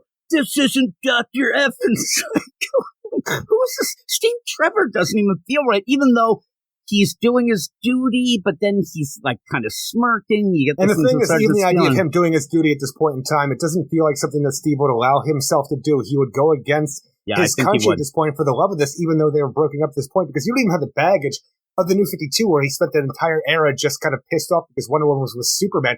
That's all been taken away. You were with her. Recently, you've been broken up and you've been on the rebound, but you still care for her. You even are hanging out with all her friends to be a part of Checkmate, and constantly you have Siegfried as your freaking roommate. Last time we saw. You are all about Wonder Woman life. Now for the country to go against her and allow the woman you love to be shot at by the American military with tanks, guns, and everything you could think of. They might even throw a nuke at her. Hey, just stand there. Hey, can I light your cigar, Sergeant Steele? Yeah, and the only thing you Who can are you, Steve Trevor? Please. The only thing that you could think and say is what Tom King's playing at is the confidence of a Steve Trevor that Wonder Woman, nothing could ever happen. I want to hear it from Steve Trevor, please. That's the problem. What I have with Steve Trevor about that is not only just not you don't hear it from him like that, but at a point you are playing that idea of following orders from somebody who's like, you know what I'm saying? You're getting like things that happen in history of, I was just following orders. Steve Trevor has to step up. Yeah, that's what I'm saying. Steve Trevor has to. I don't want Steve Trevor to be enough. I don't know why I didn't want to say it, but it feels like what Steve Trevor's doing is ending not up. Not Nazism, but still not on the up and up with what his superiors are making I'm just him do. saying that he knows what's happening is wrong.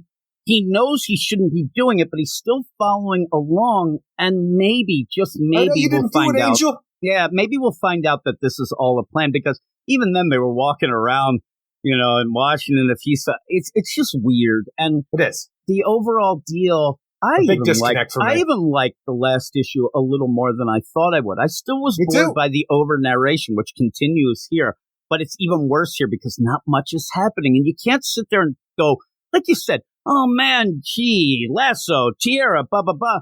And then in the meantime, she's like wrecking house with tanks and things. That's cool, but I need more story, especially for a story that I want to understand in this new thing. It's like, we spent the second issue of this whole thing with her standing around deflecting bullets and body slamming tanks. That's it. With her, like a flashback to her fighting Emily, which is a big deal. Where this character might be a big deal going forward. That is the big play because that's the girl who killed everybody. So that's huge. You just reveal, though, it's like this woman here is the person that she fought against to go be the champion of the man's world, but you spent the entire issue to get this reveal for something that, happened with the massacre.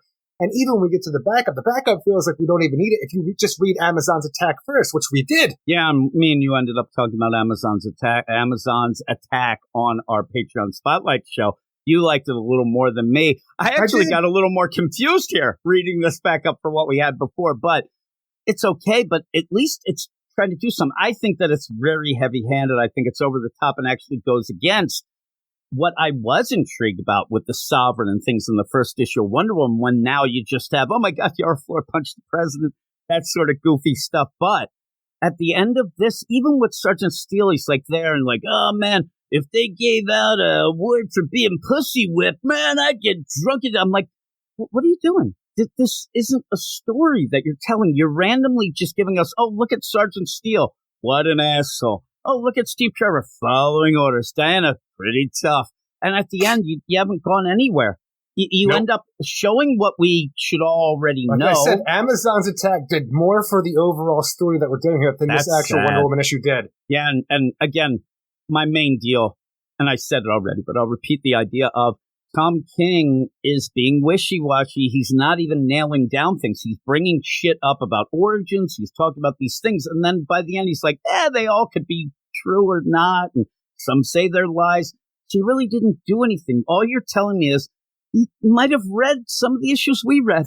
That doesn't mean that I should be writing Wonder Woman. So why does that go? And I just don't get it. I don't get it. It was very boring to me. And yeah, like you said, the backup, it kind of does it. Did you think it was going to be a little longer? I mean, it's just in and out, and I'm like, all right, well, we already read Amazon's attack. Exactly, and they referenced the stuff that actually happens in here, so it felt like, I got the Reader's Digest version that I didn't need to read the whole thing, which is very short to begin with. And I did like when you end up having the vision, and she falls down. The lady falls down. It's like, there is no sanctuary in the past. There's a lie. You could almost superimpose that on like a National Enquirer. It seemed like something like that, like a gossip magazine. There is no sanctuary in the past. Hey, find the three and all of them die. Or all to die. Then that was just pure out like Lord of the Rings. I'm like, I don't know. We'll see how that goes. It's just to get people. It's more of an advertisement to then go and get Amazon attacks. I think. Yeah. Like people are reading this and say, oh my God, I need to see what happened, because not really much happens here. So you go and check out the other book, which, if you're reading this Wonder Woman story, I didn't love the Amazon's attack, but I think you should go get it if you're enjoying or reading this Wonder Woman, because you're going to get more story there. Ups the ante to this Amazon Josie deal. Campbell shouldn't be telling more story than Tom King in the main book. It's very odd, but what would you give it? Ultimately, I'll give this a 5.8 out of 10, and that's with me, loving the art throughout, because I think everything, even the backup, looks great through and through. But not a lot to do, right? No, not a lot to do. Like, you're getting pretty much shots you could sell at, like, a convention. Like, here's a print of this and stuff like that. That's what you're getting, but it looks fucking great. And I like the idea of the way we're telling the story, not overall, but the concept of it, where you have her fighting against the military and showing her how hard she fought on, Paradise Island. Because I just thought, like, this is how hard she's willing to fight to get the man's world, and how hard she's willing to fight to stay I like man's that you said that. That actually is a good way to summarize this. That's a really cool idea. But it just takes kind too of long. Boring overall, and I hated what they did to Steve Trevor in this. Wonder Woman, she's just fighting. She don't barely have anything to say. Yeah, she just kind of stands there and says, I'm inconsequential, and I'm this, that, and the other thing, and it's just weird. But I'm going to go just a regular 5. It's not the art's too good. I will give the creative team credit here, at least Tom King, and people will blame Tom King a lot for this, but you'll end up, Tom King gets the best artist. That's any sort of secret. It's not a hot take. He does, but a lot of times they end up drawing 7 panels of a telephone, or they'll end up where there's a glass on a table, and you'll get 3 panels of that. You're like, why are you? Not really happening this. You get a lot of action. You get some really good, and really the idea too. And you said about Wonder Woman. You even have that play where Daniel Samperi's playing the idea of her being stoic and not emotional, and that plays out. I mean, at some point it looks like she might be in a daze, but still maybe concussion protocol. But I think that it's more of that idea that, she's preparing to do something she might not want to do, but she's willing to go that far. That's standing fine. Up against all these soldiers, tanks, jeeps, jets, helicopters. It looks badass. And I would say at this point, you think maybe like she is trying to find a meal, or however, I never know how to pronounce the way that they have the name of the Amazon that killed them, that now we see that connection. Emily. I want to always say a meal, a meal in Paris. There's another thing. I think it's Emily in Paris. So you guys see, there you go. Hot lunch. So all of this going on, though, is, now I don't even know what I was going to say about it with Emily and the deal. There was something I was going to. I got all. That happens to me all the time. I had a hot take there. It was so hot. It was so hot. It went out of my mind. Getting cold. What was I saying there? I'm a 5 out of 10. You have them with these great artists. Oh yeah. Yeah, I didn't even know what I was going to say. I don't know what the fuck I was going to say. I'm all upset. I might remember later. I probably won't. There's something about the art and things. Hey, everybody, the art's great. The art's pretty darn good. Emily, a meal. Why did that throw me off? I'm sitting there and, well, people, you don't get the 100% gem that you were due to get. some other multiversal timeline, I actually had something smart to say. I really thought this was going to end up being something that you would really like. Man, that's a really good thought. Blew my mind. Oh my! It played off the idea. I'm desperately trying to remember what it was playing off that idea of what, like you said, of how she is trying now to stay. Oh, I know what it was. I get it. Hooray! So, now I realize it's not that mind blowing, but no, I get the idea that Wonder Woman, she wants to find Emily, but at this point, why'd you even say that weird? Yeah, well, because I still now what am I saying? She should play it a little better, because really she's putting Steve Trevor in a lot of danger just doing this.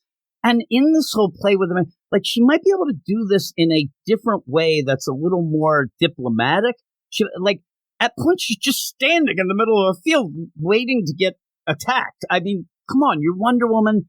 Get the Superman, get the Justice League. I don't know. Right now, you'll see that this isn't a Wonder Woman who will be on her knees. Yeah, well, no. But maybe there's a better way to think about this, because even at one point she's apologizing. I'm sorry, all you war dogs. I'm going to smash your ass. But maybe there could be a better route to doing this. A little bit undercover. Maybe get her in that old 70s, deal with her undercover spy suit. You want that? Shit. You really want that? Yeah, that's what I want. All you really need is an invisible jet. It's invisible. I'm waiting now, Eric. I'm going to wait. Oh, I was waiting for you to tell me that I blew your mind. It's not coming. Oh, I blew it. I think the way I was going to say it at first, it had more oomph. I'm going to... Emily. Emily. Emily in Paris. A meal. You ever watch A Meal in Paris? Pretty good. No. Pretty cool. You know who's a big fan of that? Is it really? Peyton Manning. Oh, my. You're not killing Peyton anything. He's yelling, Omaha, and he's watching Emily in Paris. But that's it for this section of books. I think he still just randomly says Omaha to himself. He's walking through his house. I think he says it all the time. And he's chopping onions or something. Omaha. Omaha. And then somehow Eli's just there.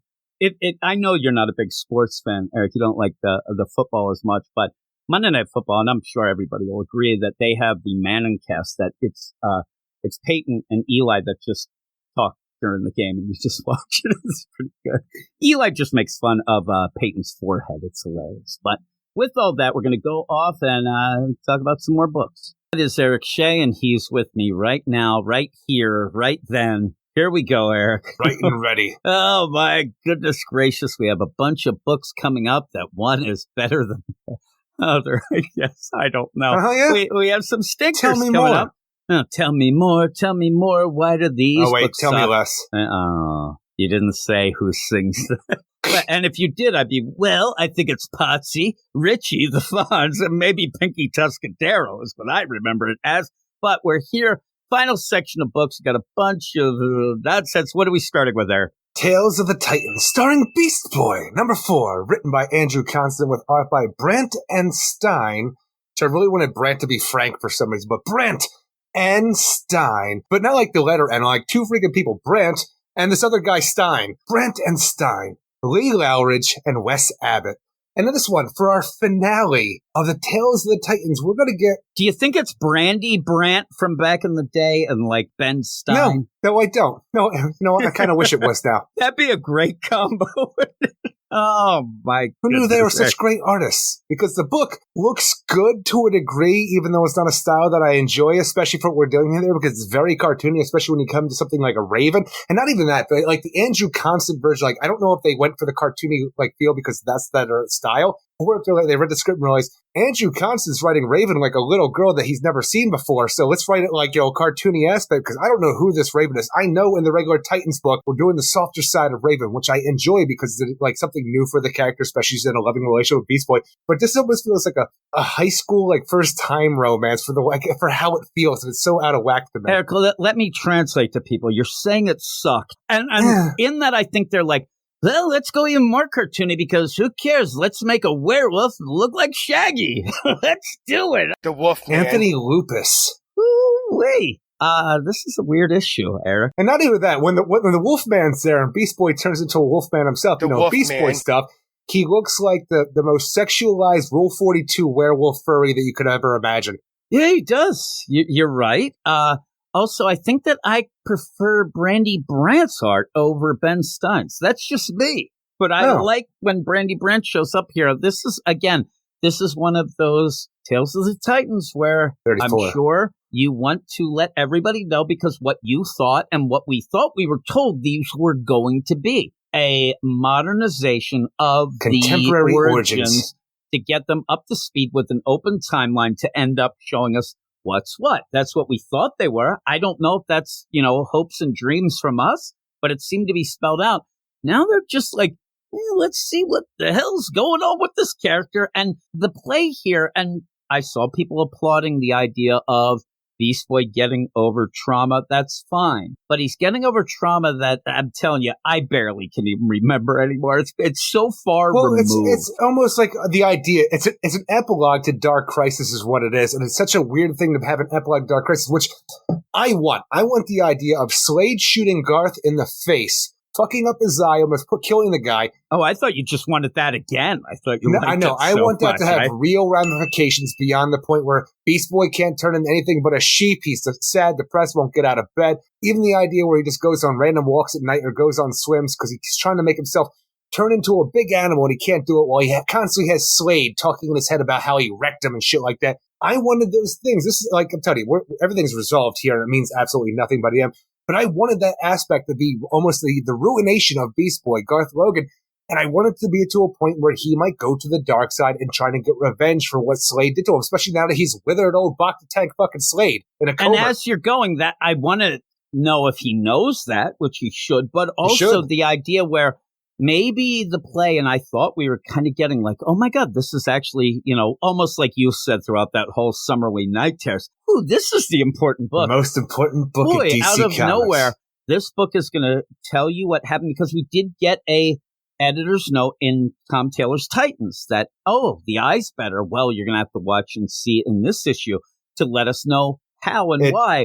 It just healed. ends up being mention of it healed. That's it. Oh, and then good. I'm thinking beyond that, we have Beast World coming up. Oh, my God. Yeah. Beast Boy is so desperate that he's going to get involved in some of the splicings and the DNAs. Oh, my God, there's a Wolfman involved that he met. And then it really doesn't mean anything. Anthony At the end, you're Lupus. just done. The Wolfman. Yeah, you're just done. And it is a classic character, and you do get. Yeah. But I love the idea, and I'm saying I think it's ridiculous, but there are a couple points. There are a couple points in this issue where Andrew Constant does, like, even worse than, I hate when you have an issue and they'll say, like, hey there, Eric. What are you doing, Eric? Did you go downtown, Eric? And you're like, really? Do it naturally. Yes. In this, you end up Beast Boy at one point actually opens his mouth and Wikipedia just shoots out of it where he starts like saying, oh my God, my old teacher who used to tell me that, like, he goes through these big yarns about the people. It does give you the background. It's so unnatural, even when he introduced my foster father Anthony who just Lupus. took me in order to get my father's money after my parents died. Who says that? I have expected it to continue on with the idea of Mento taking him in, and because when he even says, oh, my adopted father who tried to kill me, because I'm like, well, Mento tried to do that too. Is that what we're talking about? Yes, you got to keep going. And it was so funny because I was thinking it's like people tune into the podcast. A lot of people will be the first time like, hello, Eric, my podcasting partner who taught me all about the Green Lantern Corps when we started working together 10 years ago. And he made fun of that sticker on my pants. Eric Shea? what kind of dialogue? What kind of dialogue is this? I got to go to my wiki page.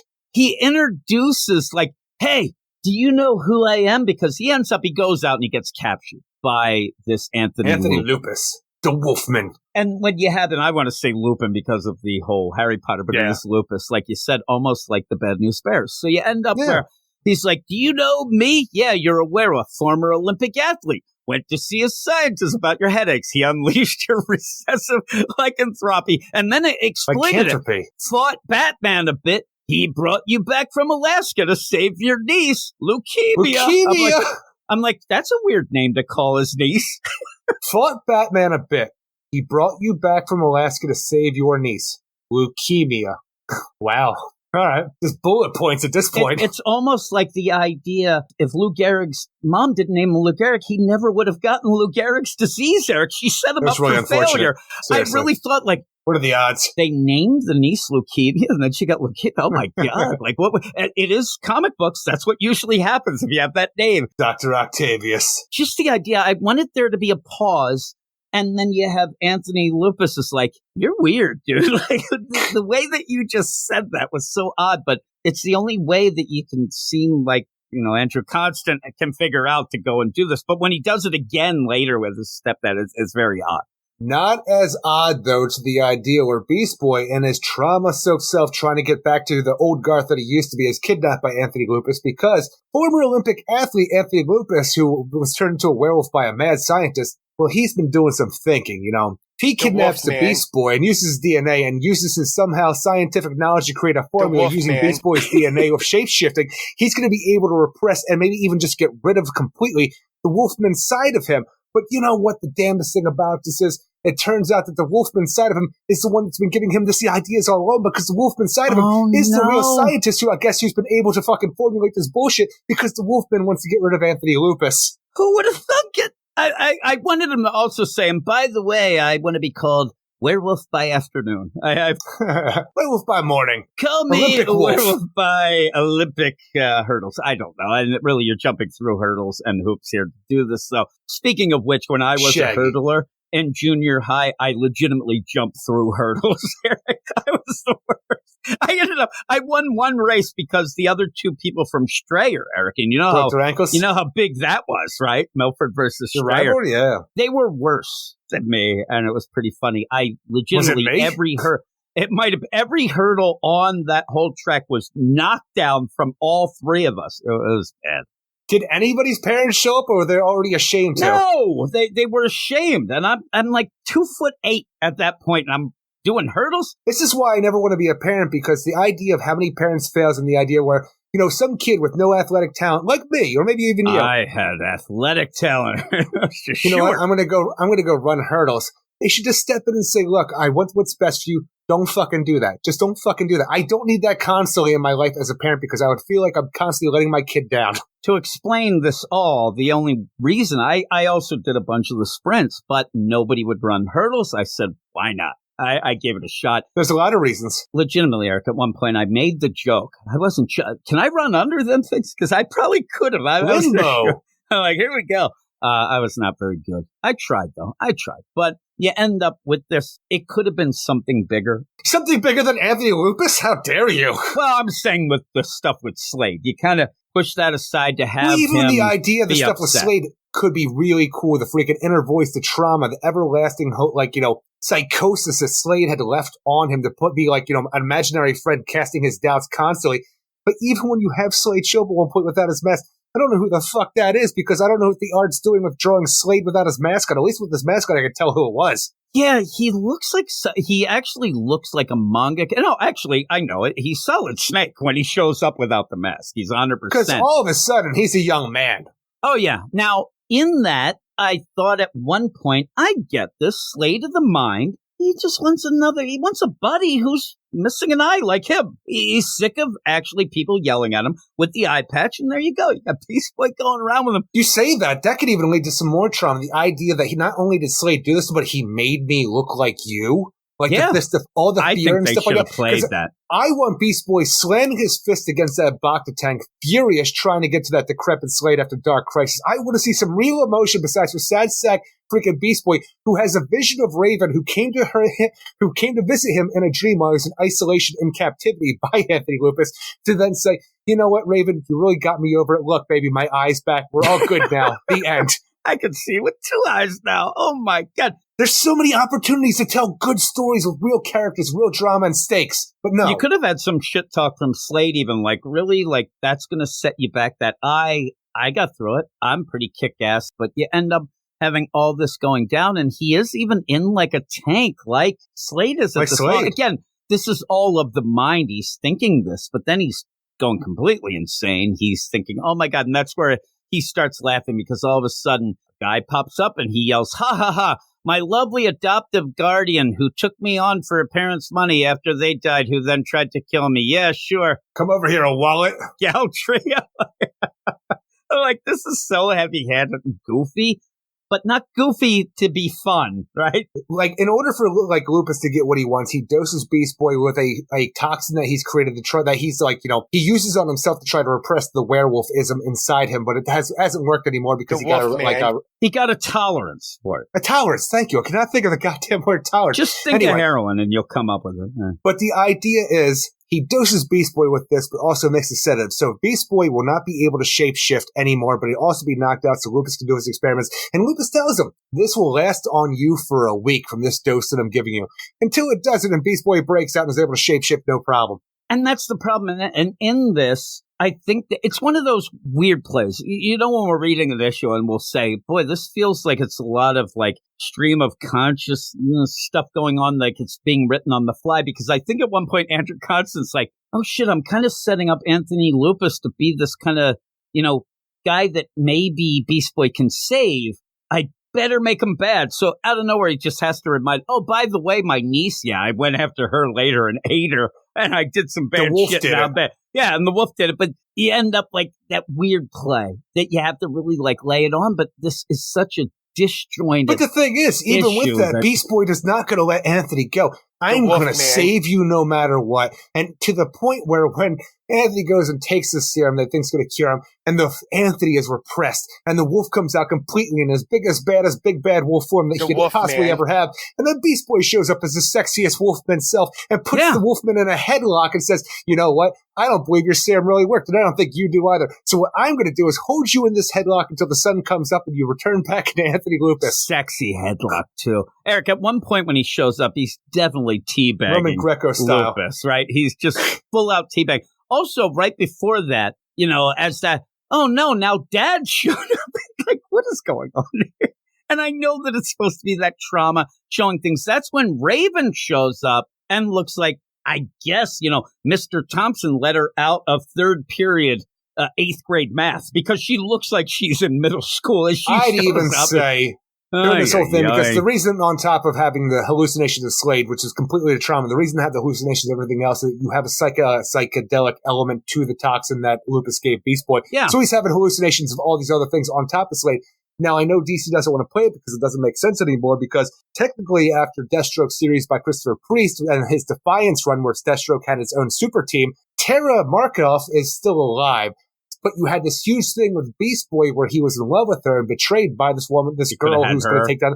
You could have had her, but you can't anymore because DC also doesn't want to play that because Slade was diddling children in that. So it's a problem. That is true, Eric. You don't need the diddling. So she's no longer dead, but she also is sometimes when they bring up the idea of it. Well, and so what you end up getting, though, is that weird play because you're playing, hey, there's Raven, but she's she's just a hallucination. But she also has the soul self, but this isn't that. That's where it gets me at the point where she's dreamwalking. She's a dream warrior. I don't know. Why not use the characters of what they have where Beast Boy thinks that, oh, I'm hallucinated again, but maybe this will be a trial run. Hey, baby, I got my eye. Ooh, wee. And then oh, shit, it's a soul self. I feel like a jackass now. But it's not that. She just ends up later saying, I had a dream and I thought you were in this. And he's like, you saved me, baby. She doesn't save him. She just gets him fired up to save himself. But in a dream of the dream walking, of the dream warriors, of the nonsense, of nothing. Could have had so much good shit with Beast Boy instead of you threw it all away for cartoony nonsense. It's very cartoon. And that's my weird play of this is it actually seems like an issue that could have been very heartfelt. It could have really dealt with trauma in a way that's not just thrown at you and almost ends up being kind of ridiculous by the end. You could have seen a different side of Beast Boy besides for the jokey, sexed up version that you get nonstop because something here he has actually experienced trauma and needs to get over it. Like, even when we saw him trying to do this in the Power Girl backups that actually got us, he's a fucking lamb. That's all he is. Like, give me more. Give me more Garth. Give me more character. Give me a reason to actually like this character. You have Anthony Lupus there because of that pseudo kind of weird connection of a guy who ends up turning into a beast, can't control it, shapeshifter, wants to go and control it, while you have Beast Boy who is having problems doing his transformations, things like that. He wants to be a beast while Lupus doesn't. They end up teabagging and punching. I mean, you don't even deal with that as much, and it's just then you get sexy headlock. Yeah, that Fabio Werewolf. I wish we had like 7 pages waiting for that sun to rise. Because he gets in the headlock. He's like, yep, it's like 8 hours till sunrise. I guess it's going to be a long one. I'm telling you, the thing is, the sun comes up, the werewolf goes away, and you're left with Anthony Lupus. Maybe until the sun goes down. I don't know, but it looks like he's stuck with the Joker toxin now. Yeah, it looks like he's now completely insane. And then Beast Boy's like looking at him, and again, I told you, that look that they have, it's so cartoony.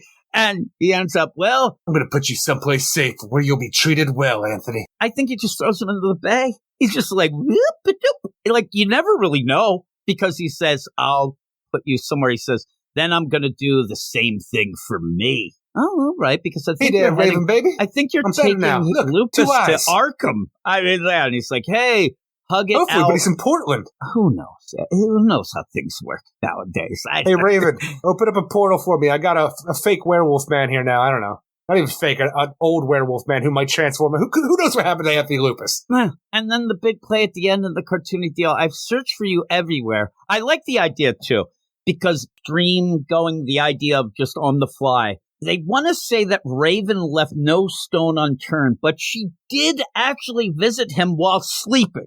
So that means at some point she has to mention that. I searched everywhere and I couldn't find you. By the way, I did have to take a nap at one point. And then I dreamed her that. I'm like, it was nighttime. I just like that. I dozed off once. Like she has to, I really was looking. I just want that Andrew Constant thinks that Beast Boy's going to come back and say, really? You were looking? Well, you came to me while you were sleeping, you lazy bitch. Like, I don't know what to play. That's what you want Andrew Constance to write? I'm saying, why would she have to say, well, I dozed off? Like, she has to explain this. Because you're trying to make that, what we thought was a hallucination, an actual physical connection between Raven and Garth, and it doesn't play out. But you're also wanting to play the idea that she was so upset that she was going insane trying to find him, but I dozed off. Insanity makes you sleepy. I dozed off that one time. I'm like, okay. I found you in a cell, buried deep. I telling you, it's so ridiculous. And he's like, yep, you saved me. Oh, man, you're home. No, I'm back. It just shows back, you, baby. Beast Boy is an asshole. This isn't my home. He always has to have the last word. The idea, she says, Gar, you're home. He could just hug. He's like, no. You can relate to that, huh? And then she's like, no, back again. And then he's like, no, shut the fuck up. And now they're fighting. And no, you dozed off, bitch, you lazy ass. I mean, I'm telling you, it's so odd. Everything is weird in this issue. But hey, his eye got better. Eric, remind people It healed. how they explain. That's all It got better. It was an okay play in this issue of, I'm really upset. Because at one point I'm like, holy shit, he's walking around with a hole in his fucking head. But then he's like, oh, it did heal. That's a pretty good deal of, like, even the idea of, like, an athlete where, you know, I'm saying me, Eric, obviously. Of course you are. I'm supposed to do the hurdles. And I ended up, boy. I broke my ankle, but I don't think I'm going to be. So I just keep pretending that I'm injured because I'm too afraid to come back and fail. So, yeah, so I do like that. But the way it played out when we're here waiting for this, okay, what is this explanation? How is it explained? It just healed. Okay, we really needed that, editor's note. It could have said, perfect. It healed. That's it. So odd. So odd. But what would you give this? I would ultimately give this a 4 out of 10. It's very disappointing all the way around. Like the art style is cartoony. It's not for me, and I don't think it works for this, but I think for what it's doing, it looks good. It's just not great for the issue overall and what they're trying to convey. The characters look very like cartoony version of themselves in a story that I feel like should be taken seriously outside of the Wolfmans. And even the Wolfman idea, it's a really disappointing way to try to get Garth his groove back. Still am wondering why Lupus's niece was named Leukemia. I still don't understand that. But also at this, Leukemia. I searched for you everywhere, but I couldn't, ... I dozed off. Leukemia.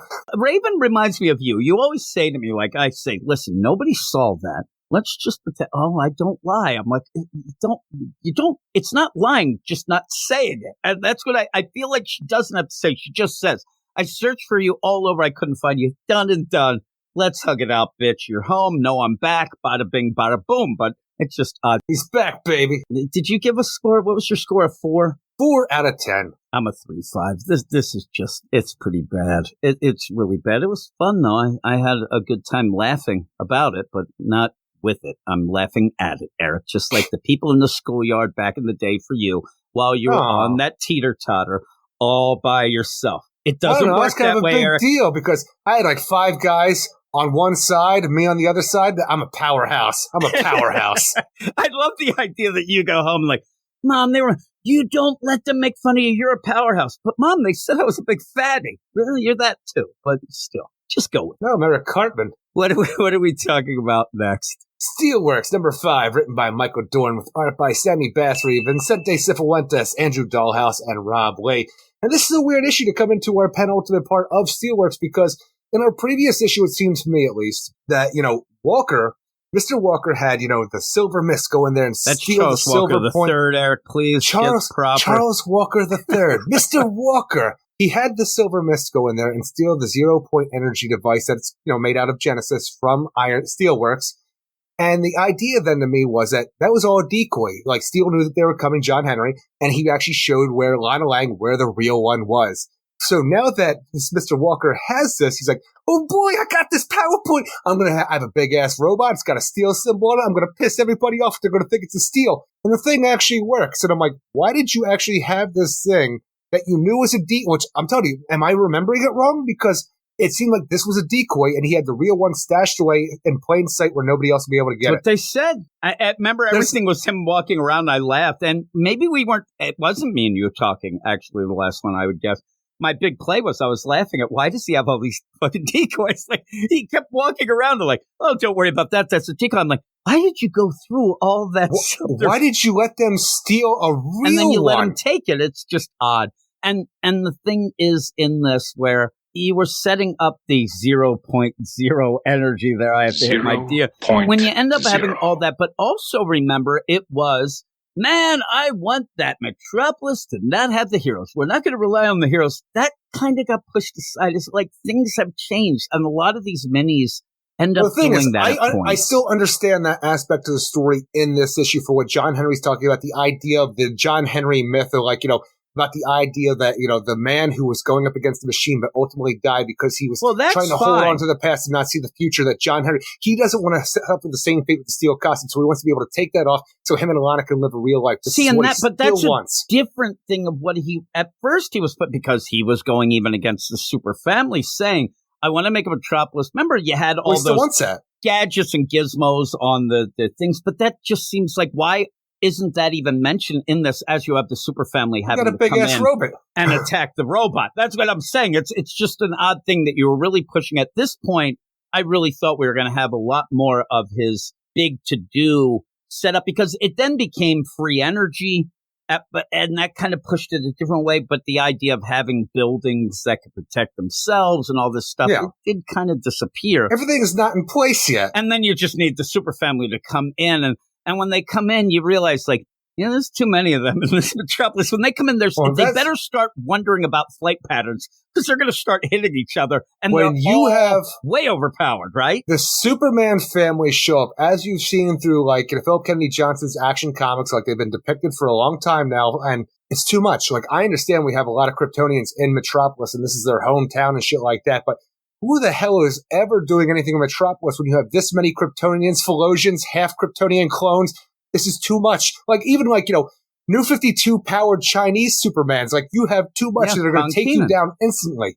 It's like, where's Crypto? He might as well get into the thing. All this ghost streakies flying around. You end up with this. Remember, the big play of Superman through the ages is the idea that he's too overpowered, because then he becomes boring because he can't really be effective. There's 7 of them. The idea that it's Superman and company here, it's way too much. And it feels, I don't know, I guess you're doing this to make this Charles Walker III and this big mecha seem more of a thing, but it kind of feels a little silly at one point. Let's even talk about that, where we have Charles Walker III. His big deal seems to be, I have a giant robot with a steel symbol on it. People are going to think it's steel, wrecking havoc on the city. The supers show up, but even as overpowered as they should be, they're instantly taken out of the game because they're exposed to 0-point energy, which is powered by Genesis, which they previously established in a lot of things overpowers their powers. This one takes it away completely for some reason. Last issue, you had that weird play that was, now again, I even forgot to say it, and I had in my notes, actually, my only note here is Superman's so over. He's also the supercharged Superman who's going in. Sure is, whatever that means. Last issue, you had that play, and you kind of led up to it of, oh my God, this energy is fritzing out the powers of the super family. But the Fritz also seems to overpower them. That's the problem. Once you end up adding Superman into the mix fully here, because remember, it was Connor, Lana, they were, oh my God, I'm getting Fritz out. But yeah, why is because it was overpowering Superman before. It's a very odd play. And when you get this, you are then introducing the super family, but then, oh, by the way, they can't really do anything because of this, Genesis energy, and it just doesn't play out well. So we take the supers off the field, so it's just up to Steel to get the job done, probably Natasha as well. The Steel's coming in to take the day because they don't have real powers. Now, and also part of this issue is, let's get a little background on Mr. Charles Walker III as well, who, as far as I recall and remember from reading this series, he is a part of Walker Industries. He acquired what was left of Amertech. In this issue, they tell you, no, he was the boss of Amertech that fired John, or was pissed off when John Henry quit because he wanted to do dubious shit with John Henry's technology. And also, Sean Carey, who he went and grabbed to use the Silver Mist to, phasing technology, he didn't know who this guy was. It's your former boss of Amertech is why you're pissed off about this whole thing. That's such a weird play. I do. Now, 2 things. One made me laugh, but one actually could have been a good, when you see Sean, and he legitimately wants to kill himself. Oh, no, that part's good. Sean Carey stuff is good. And we've had, you had it in Incredibles, the idea of somebody wanting to commit suicide or wanting to do this. He's trying to do it as an accident or quote-unquote accident so that his wife will have money and she can get better. That's a pretty selfless thing to do. It's crazy, but... And Steel stops it from happening. Now, again, this was something that personally, the guy Big Bob that I talk about a lot, at points, when he got divorced, he was, I'm going to run right into a truck. And I'm like, why are you fucking up this guy who's driving the truck? Seriously. It's not and that would have happened to that family in the car here. So it's not the greatest. Now that, I thought, that's a good play. doesn't make sense by not recognizing his old, but because the guy, you don't forget a guy who looks like that. He looks like Toyman knockoff Charles Walker the third kind of deal. He's got a very specific, kind of like Colonel Sanders meets Toyman. Yeah, like that. Yeah, exactly. He looks like a small town pizza lawyer. Is what he looks like. So you end up. How did he forget that? But the thing that makes me laugh, and I love the idea where you end up where if you're around Steel long enough, and Lana you're going to get the John Henry talking.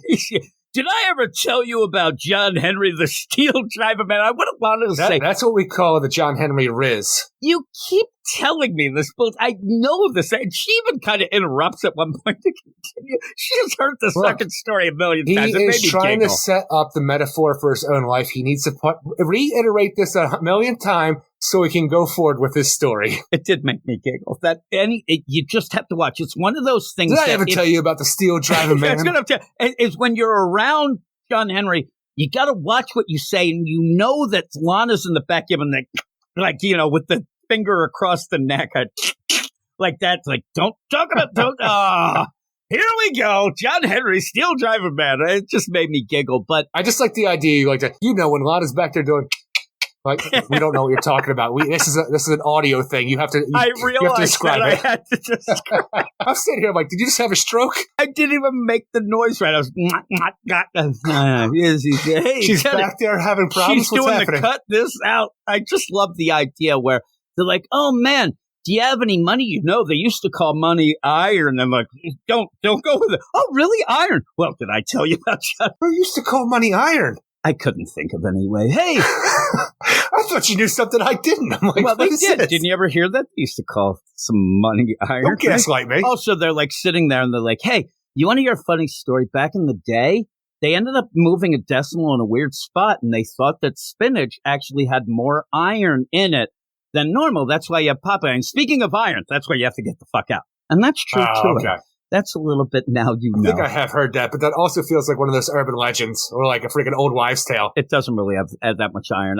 There's something like silly that they then say, like, actually, putting your thumb up your ass has more iron than spinach, right? I am so full of iron. I am right too. Now. I mean, seriously, John Henry, come at me. I'm a steel driving man. I like the mecha. I think it looks cool, but it's great. I like the art in all of this. I think that the weird play in this is that not that this book was, blowing my mind. It didn't seem like it was, it's not like a Cy Spurrier is trying to be fancy. Well, it feels like anything. Michael Dorn to me lost the plot of his own thing for what he already set up to me. Or even the stuff that came before with what Philip Kennedy Johnson set up with Genesis. And it was a little smarter setup than what we just get a giant mecha that didn't even feel right for him to go, yeah, that it. Again, like I said, I don't think that Michael Dorn, as I like to call him, Worf, he wasn't trying to blow. It's still not bad. It's still pretty good for what I thought, Worf was going to write. Eric, that means anything, but maybe I'm misremembering things or didn't read it properly the first time around, and this all works. But from what I recall and what I understand reading this issue, I would say that it's not that good anymore because it completely is outdone what it already started outdone. It's gone against what it already set up personally for me, and it really takes my enjoyment level because now motivations, people's like characterizations, and their actions in general just feel forced to get us to a big fucking robot, and it feels like it's out of nowhere and doesn't make sense anymore. And I mean, the big thing, if I'm going to trick him, because I have a big S here, but yet you have Steel and the rest of the super family fighting it, so I don't think anybody's legitimately. In my mind, Blue Earth is going nuts with this shit. They're like, oh my God, look at this. They're fighting mechas and shit like that. Also, just as an aside, it really did seem like that Blue Earth went from War World refugees even more and more, and I think that's going to continue. And I think that they're on the case here, Eric. But at the end, it did feel like Michael Dorn lost a little bit of a grip of what story he was telling. And maybe the idea of, hey, no supers anymore, maybe somebody in the editorial then said, you know what? They kind of want to see the superheroes, so kind of edge that out, get a big mecha, have a big battle, and this is what we get. I'm reading a Steelworks book. I'm here for John Henry, and even Lana Lang, because she is a great, big part of his life. I'm here for Natasha Irons as well. That's all I need from Steelworks. I don't need the big old cameos of the super family showing up like this, and they're not doing anything. And that was kind of the funny play of, having, hey, we're not going to end up having, supers anymore. That seemed like, okay, that gets the super family out so we can deal more with John, Lana, and Natasha, and then they just come back again getting knocked out of the deal to up the ante for Charles Walker III's big mecha. I mean, it's kind of goofy, but it was set up by something that seemed a little more serious than what we get here, and it's the penultimate issue, and feels like things changed and changed way late to see how we end up. Yeah, and a lot of these is we're having problems with a lot of the stuff, say even the We Are Legends stuff like Spirit World and the Vigil specifically, of just changing shit too late, and then you just don't have any time to really resolve stuff in a cool way that was set up earlier. So hopefully he has a plan and it means something, but I just think they're going to take down Charles Walker. They're going to end up apologizing to Sean, even though he's going to have to go to jail for what he did. But at some point, like, Steel has to realize that Genesis is not a viable power source and it causes way more harm than it's going to do good for Metropolis. Yeah. Well, also think of Sean, like the idea where he was, he didn't recognize his old boss, like you said, but also he was told that this whole play was going to change his life back for the better. How? How is the deal? Big robots. I don't get it. Yeah, maybe he has a robot in there, like a real doll that looks like his wife. I don't know. Maybe that's the player. Yeah, Rip indeed. Leukemia. I know what you're saying. That's his niece. They don't say what happened to his wife, and they don't give the name, but I think that leukemia. Her name was Tumor. Is what you had. I don't know why. It was very odd to say that. His middle name is No Insurance. Lou Gehrig, why does his mom do that? They're doomed him for nonsense. But with all that, what would you give this? I think the art is great throughout this entire issue. I think the John Henry and Lana parts are talking. Great for the characters both. I even love seeing the backstory of Sean Carey and what his motivations are that led him to become the Silver Knight. All really good stuff. When you actually get to the plot of the book, though, not very good at all. And it seems to counter everything that we did previously in the series. 5 out of 10. Do you think Sean's dad's Harry Carey? No. He could end up having that. Hello, Roboto. Hey, that's all he's yelling. Hey, do you think the moon's way to the Swiss cheese? Yes. What did you give it? 5 out of 10. Yeah, that's pretty accurate. I like the art at points. That's really telling you. When you end up having all the super family, it's supposed to be like this big, but I think they're too crunched together because and they all have just a weird look on their face. I do like, though, if you notice, you do get to see how each of them decide to fly, right? You end up where's Connor. Where's Superboy's freaking pink streak in his hair? Well, he grew up, Eric. The thing with this, though, he can't, Jim. He realized that he painted that there, and it was actually paying homage to a murderous jerk. But you end up where there's Connor. Oh, man, I want to get away from being everybody thinks Superman flies exactly like him. Change it up, Connor. He's like the only one. They're exact replica there. But which one do you like the most? Which do you think is the best? You like the way, I'm saying the way that they're flying. Connor. Well, then you like Superman. They're exactly the same. I do. Do you? You don't like the 2 fists forward of John there? I laugh, too, because you have the twins. No, whenever there. I see that, I think of the evil Kryptonians from Superman 2. Yeah, it looks like Supergirl's just ready to belly flop, right? The deal. I think I like the idea of Kong Keenan as I don't care if I go headfirst right into something. My moneymaker will remain. I don't know. I like his there. It's kind of cool to look at their different. Now I always mess up the super twins. I don't know if you know which one is Osul and which one is Otho. Do you remember? Because I want to say that Otho is the female, but I'm not sure. But let's just say if you look at her though, that's exactly how I have my Superman posed on its flight stand right now. Really, you have that? It's just right behind my computer. Retro. Yeah. And then the boy, again, where you always get it. Like you said, it's tough. He's just going I like that Konkina look. I'm going to go with that one. I like it. He's also looks like he's like the side character in T2. He's got the rat's tail there. Probably get on a motorbike later. That or he's the monkey prince and actually that's a tail. I don't know. Yeah, that could be. I'm telling you, I don't trust any kid with a rat tail, but especially a redhead. He's Philosian. It's all the style right now. It's always. How would he know? They're all dead. He hears. They're there. Philosian Teen Beat. The Philosian Confidential. Oh no, what's in with the Philosian teens this way? It's always the rat tail, I think, is what goes on. It's Genesis, good or bad? You decide. They mean the band, Eric, and it's good, right? You end up where they're all right, invisible touch, I got it. I'm it. All right, Phil Collins. But there you go. I hear he's the Antichrist, Eric. I'm a 5 out of 10. Allegedly. I think we have to say that, right? Is that what they do, Eric? I think you have to say that. That's what Noel and Liam Gallagher said at one point, and I go with them. Well, who listens to them? Those guys wear tracksuits. Oasis could suck go around, right? I love Oasis. How dare I know. You probably heard Oasis maybe earlier. Maybe a version of Oasis. Maybe me singing Oasis. I don't know. Maybe we'll end the podcast with that. I don't know. But that's that for this and there and whatnot. Eric, let's move on to the next book. And the next book is Doom Patrol. Doom Patrol number 7, written by Dennis Culver, or Denny Colvert, depending on where you live in this world, Eric. This little roller coaster I call life. His name changes? Yeah, changes like the wind, just like his storytelling. Art by Chris Burnham, Brian Reaver. I'm glad that I got a little chuckle. Right? Oh my God! Here we go. We ended up where we added an issue to this mini-series that we can get this extra deal, thankfully. But even so, by the end, it really is, in my mind, you get that idea of, okay, we do have to kind of pack up some of the toys, get things back to the set, but also there's some bigger things that might be going down the line that we have to set up as well, which kind of are weird by the end, especially the very end, which I think everybody was probably caught off guard when the Batwoman Who Laughs shows up, one of your least favorite characters ever. Everybody's least favorite character. Yeah, Justice League Incarnate. It's just the idea. It's like, Justice Incarnate was the book, right? It was Justice Incarnate, yeah. Just the idea, though, that Denny Culver's doing this, Doom Patrol book that I can't imagine is selling well. Denny Culver, by the way. I can't imagine he's blowing the world up on fire here with the Doom Patrol fans and what he's doing here. Because the thing is, I like Doom Patrol characters. Can't tell you that I really like Doom Patrol stories all that much because all the writers just want to get wacky and weird with it, and it kind of loses me for instead of just telling an actual comic book story. That's just who I am. I understand people enjoy it. But when I jump into this whole thing and it's throwing everything it has at you from past continuity, as far as I know, it just seems like, are we doing past continuity or are we relying on the fact that there was a Doom Patrol TV show, which I did watch because I feel completely cut. Either we're just doing Doom Patrol TV show or the Doom Patrol TV show did continuity fucking amazing because I'm completely caught up with all the characters and events you're talking about in this. Well, what you're asking, Eric, is this past continuity or TV continuity? And my answer, not fully, yes.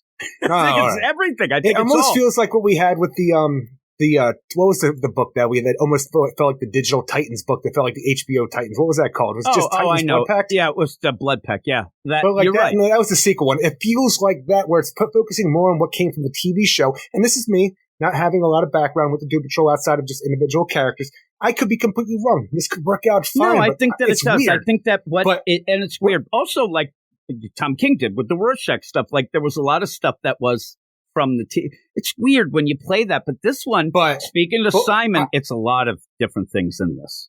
But the thing is, by the time when you have this going on, you're not telling much of a story. It's just, hey, Lazarus Reign shit happened. We're going to collect some metahumans and we're going to call them Doom Patrol members and train them up.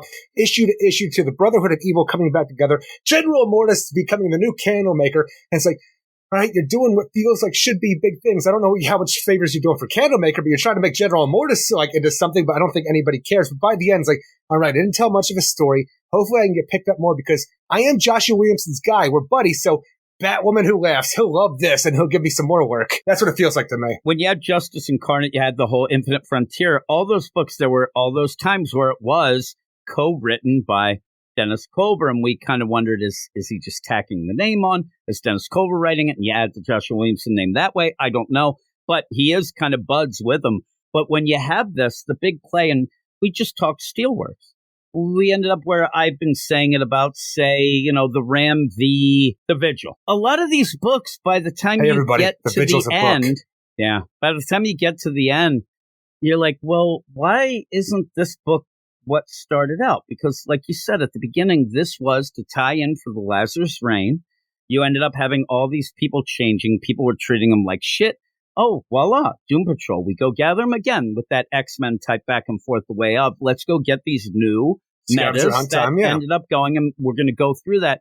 And while that might have been boring by the end, it just got left aside. I mean, it just got completely forgotten. At least we have the idea that we've collected some goddamn metahumans, which I didn't want to ever base a story off of what happened in Lazarus Reign because it doesn't make any sense. In that first issue, that what felt really important, we're going to recreate the Brotherhood of Evil. Fucking Mala just killed the brain. Who knows what that? Mala's going ape. This is awesome. We didn't spend any time with that until last issue. And this one, it's like, okay, the Brotherhood of Evil here. We've got Hungan here. Freaking General Mortis is near the Candlemaker. We got Mala. We got the quiz. We got a lot of cool things. And now it's just battle time. But even when we had our scavenger hunt to find these different metas, we had, hey, this little silkworm little monster thing. That's a metahuman, Velvet. Hey, Beast Girl, take care of Velvet. And they had to make sure to tell us in this series, hey, Velvet's really a traitor and a bad guy. We got to watch out for. What do we do with that in this series? Nothing. Velvet was a host that ended up even killing, or actually a parasite deal that killed that other kid that was with Velvet. And so you did nothing with it. You even had a point where Peacemaker's like, yep, we got the end with the nothing. And why I'm saying, and again, like I said, I don't think that it would have been a great story just to have hey, we're going to go to Philadelphia and find, I hate scavenger hunts like that. Oh my God, Gritty. He's a meta now. Hey, Gritty. Of course he is. He's always been a meta. Look at that motherfucker. If anybody belongs on the Doom Patrol, it's Gritty. Yeah, really. We get Degenerate.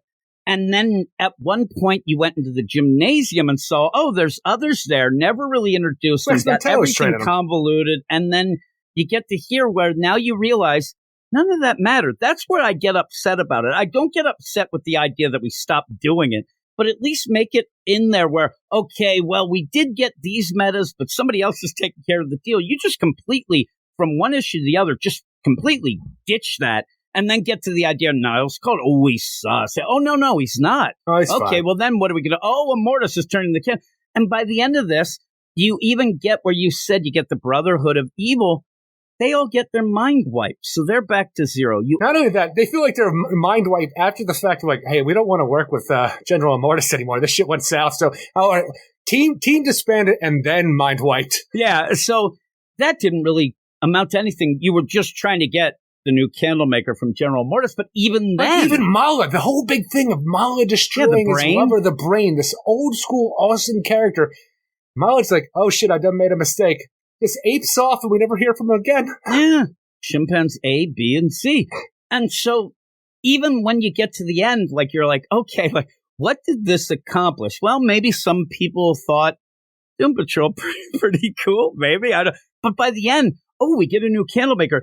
Even that seems to be a setup just to get the Batwoman who laughs. I'm like, really? And not even a setup to get the Batwoman laughs. And the idea is, hey, we didn't give you a story here, but maybe in the next story, like series, maybe you'll get a story that we picked up here. I'm like, why am I going to trust you to tell a story in the future that you didn't tell here? You didn't finish anything.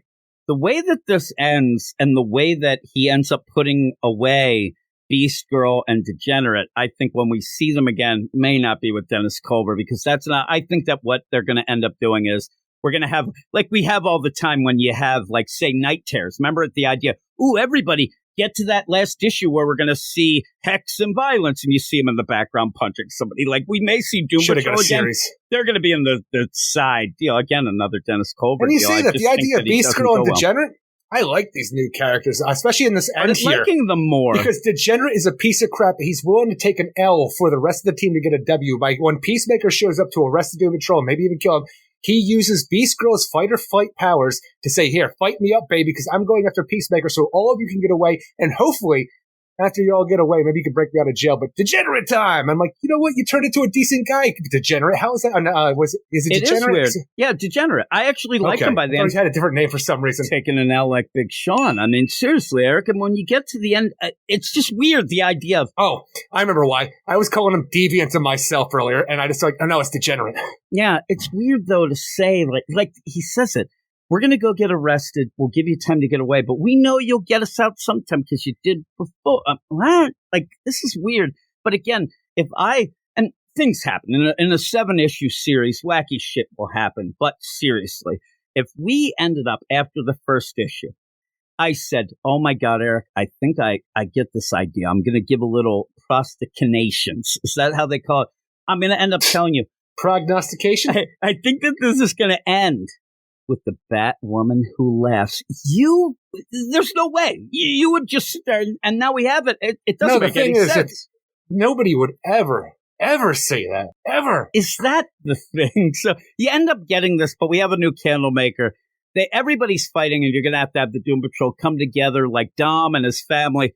they're all going to come together as it. And it's nice to see them all fight, including getting somebody like the Quiz and actually treating her with kindness and respect even doing of the mind. Crazy stuff with Kipling doing like magical runes on Robot Man to be able to take on Huygen's power and stuff like that because he's Robot Man. And I'm like, it's funny, magic. It's weird. Now he loves magic because it's weird, but there's some moments here that actually could play out, but maybe we could have gotten some of this in like issue 3 and then gone with a story because the story just kept changing. It's kept being nothing. You had the one shots and this and that. So by the end of this, like I said, you end up with the Doom Patrol fighting. It's pretty cool. You get to see their powers. You get Crazy Jane talking to Quiz of the she mind. opened up a teleportation like portal for everybody. And we're getting out. Everybody's helping, and everybody realizes they don't want to be put. Like, I don't know why they realize now that, Immortus might not be the greatest guy to follow. But they're like, yeah, we don't really like him. But now he's gotten so big that he can fight them all. Even the idea, because I don't even remember how we left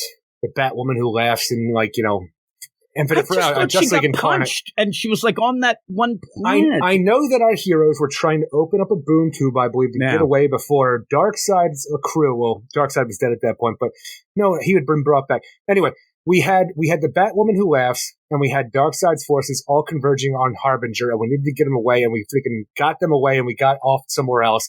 I don't remember where we left her, though, but the idea, in order to get General Immortus, who's now the new Candlemaker, to where the Batwoman Who Laughs is, which is apparently in the Bleed, is that the Quiz's power is they have the power to do anything unless you can call it out. So the Quiz just opens up a portal to the Bleed, because nobody says, a portal to the Bleed power! So she's able just to do this, and this is the only way that we have a story where the new Candlemaker, former General Immortus, finds himself in between the multiverse, in the Bleed, to a little world that might have been Danny the Street at one point, stuck in the Bleed, with the Batwoman Who Laughs. I'm like, you just said a bunch of shit, and I don't get it. Why would you do any of this? I mean, seriously, Eric. I don't get it. It felt so out of nowhere to get that, to just be like, it doesn't make sense. And so I want to ask you, because I don't remember the last time we saw the Batwoman Who Laughs. Did she have the Infinity Gauntlet on?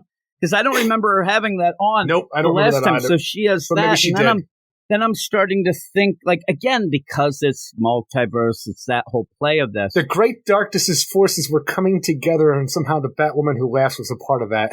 Yeah, it's nonsense. And maybe the thing is too, she had the gauntlet because she had to get to wherever they were with. Was it Earth Omega at that point? I don't remember. And so when you have this, like, I start obviously with everything going around, and this book even including, at points Peacemaker Kane of Earth 11. and all of the deal with Amanda Waller, that I'm thinking it would connect to Amanda Waller, and that maybe we're seeing some things. Maybe that's the new Dr. Hate. Maybe all of a sudden you have the Candlemaker, the new Candlemaker, the Dr. Hate, and the Batwoman Last. Actually, the thing is, I don't like the idea of any of these characters, the way they're presented. Because the new Candlemaker, it's less, for the Candlemaker and more for General Immortus, but nobody cares about General Immortus, like I said before. The Batwoman Who Laughs, but that's just a garbage idea through and through. Dr. Hate, another one of those weird Joshua Williamson isms where we just take the idea of a regular character and put a little spin on it and say, brand new thing.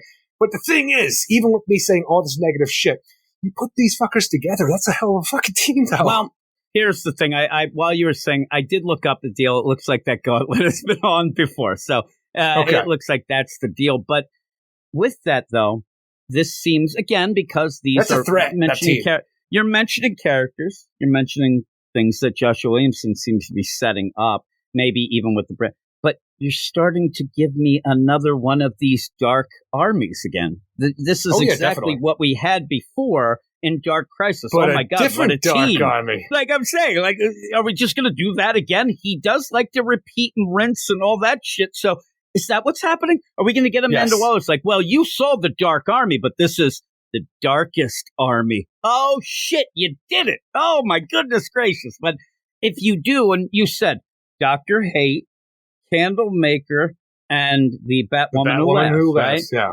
That's not better than it the is other better team. To me, figures. I hate the idea of all these characters, like I said, but putting them together, like the idea of what we had in Dark Crisis with that dark army, it was ridiculous. It was over the top to the point where nobody was able to fight against this dark army. Not this is better because it's more realistic? Yes, I am.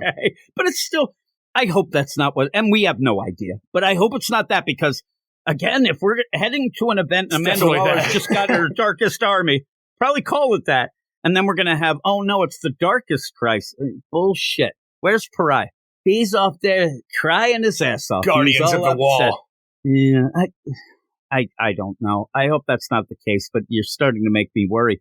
But in this, again, you'd had some cool moments. Fine. Right now, they're just stuck in the bleed on Danny the World. Yeah, Danny the Who's World. going to find them there? Wow, Amanda.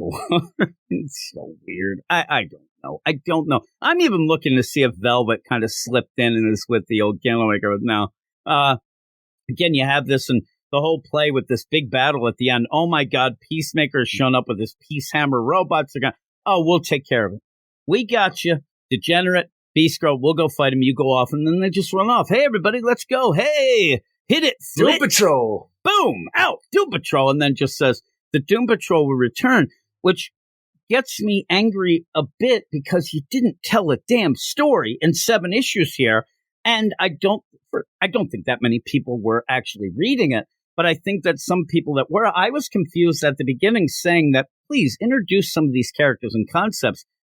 I kind of got used to it as we went on. I learned some things, whatever. But then all of a sudden, last issue, you had a lot more. And they just kind of showed up to get to this point. And I think at the end, this was a poorly paced series. Doom Patrol characters. Here you go. There's certain things that you read that you go, oh my God, that seems cool. I think I'll go back and read some other things. I mean, me and you just did this week on our Patreon Spotlight. We did the Alan Scott Green Lantern book. And you can tell them. Last night, then, I went back to his first appearance and made Photoshop things that I sent you. But I did read the book. I was actually having some fun because it did intrigue me. Okay, I was saying during our review, I don't know a ton about Alan Scott, really, because it's just that blank area of the thing. So I went back to kind of read and catch up and see how that was. This is like that same way of I don't really know what's going on. Kind of like the idea of the characters, but it's not that this is inspiring me because it's so good to go check out all things. It's actually inspiring me because I don't really get a lot of these things, so I'll go check out some other things that I've heard are better. But it still might get me to talk. Me and Gray, actually, on our Patreon as well, have talked about, I think, the first 6 issues of Grant Morrison's Doom Patrol when he took it over. And I really have enjoyed it. And, it made me dig this a little more, kind of back and forth and things like that. So it's one of those things. Violence. But overall, I just think this was a real big miss. It's not as bad as something like a Hawkeye. I'll tell you, Dennis Colbert doesn't ruin anything here. He doesn't seem to be trying. What he might be doing a little too much is giving homages and like, hey, everybody, I'm going to throw this stuff from, Gerard Way's run, from Grant Morrison, from the TV. We'll throw it all together without really explaining much and really not having much of a story in mind. But he's not trying to ruin things. He's not even trying to change things, it seems. So I'll give him that. It's not one of those books that's like, oh, man, you're ruining things. So I'll give him the benefit. But yeah, Batwoman at last.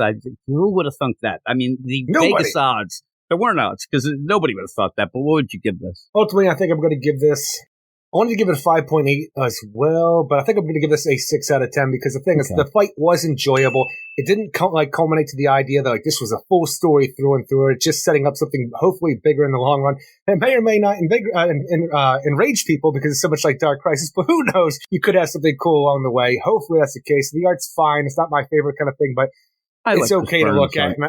Exactly. And the thing is, the characters, they're fine. Like I said, I like the Doom Patrol characters. Nothing here is going to enrage you for the most part unless you're just like, oh my God, the Candlemaker, they don't fuck them up. That could be a possibility. Oh my God, the Batwoman laughs, that's fucked up. That could be a possibility too because all these things ran through my mind, but it ultimately doesn't matter for this little series that, I couldn't even say a little series that could because the little series that almost tried to start doing something that never quite went there. Yeah, and it's a Doom Patrol. It's a tough sell overall.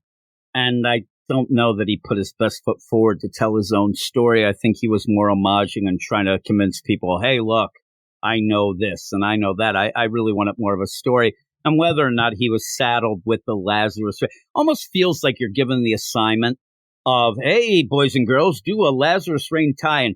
And then the teacher falls asleep at the desk and you're like, hey, is the teacher, because I don't want to do that bullshit. I'm going to do my own thing. It felt like, he played along into a point where he could maybe forget about that, and then it was too late to even get things. We killed the brain, and there's no ramifications. It's so weird. But I will tell you this.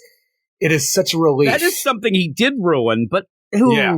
It's such a relief, though, that General Mortis took candlemaker resin and not what we thought originally was Lazarus resin. So thankfully that's the case. And that's where Dennis Culver, he's not great. And one of the things is that's like a play where I always say, you end up being confusing.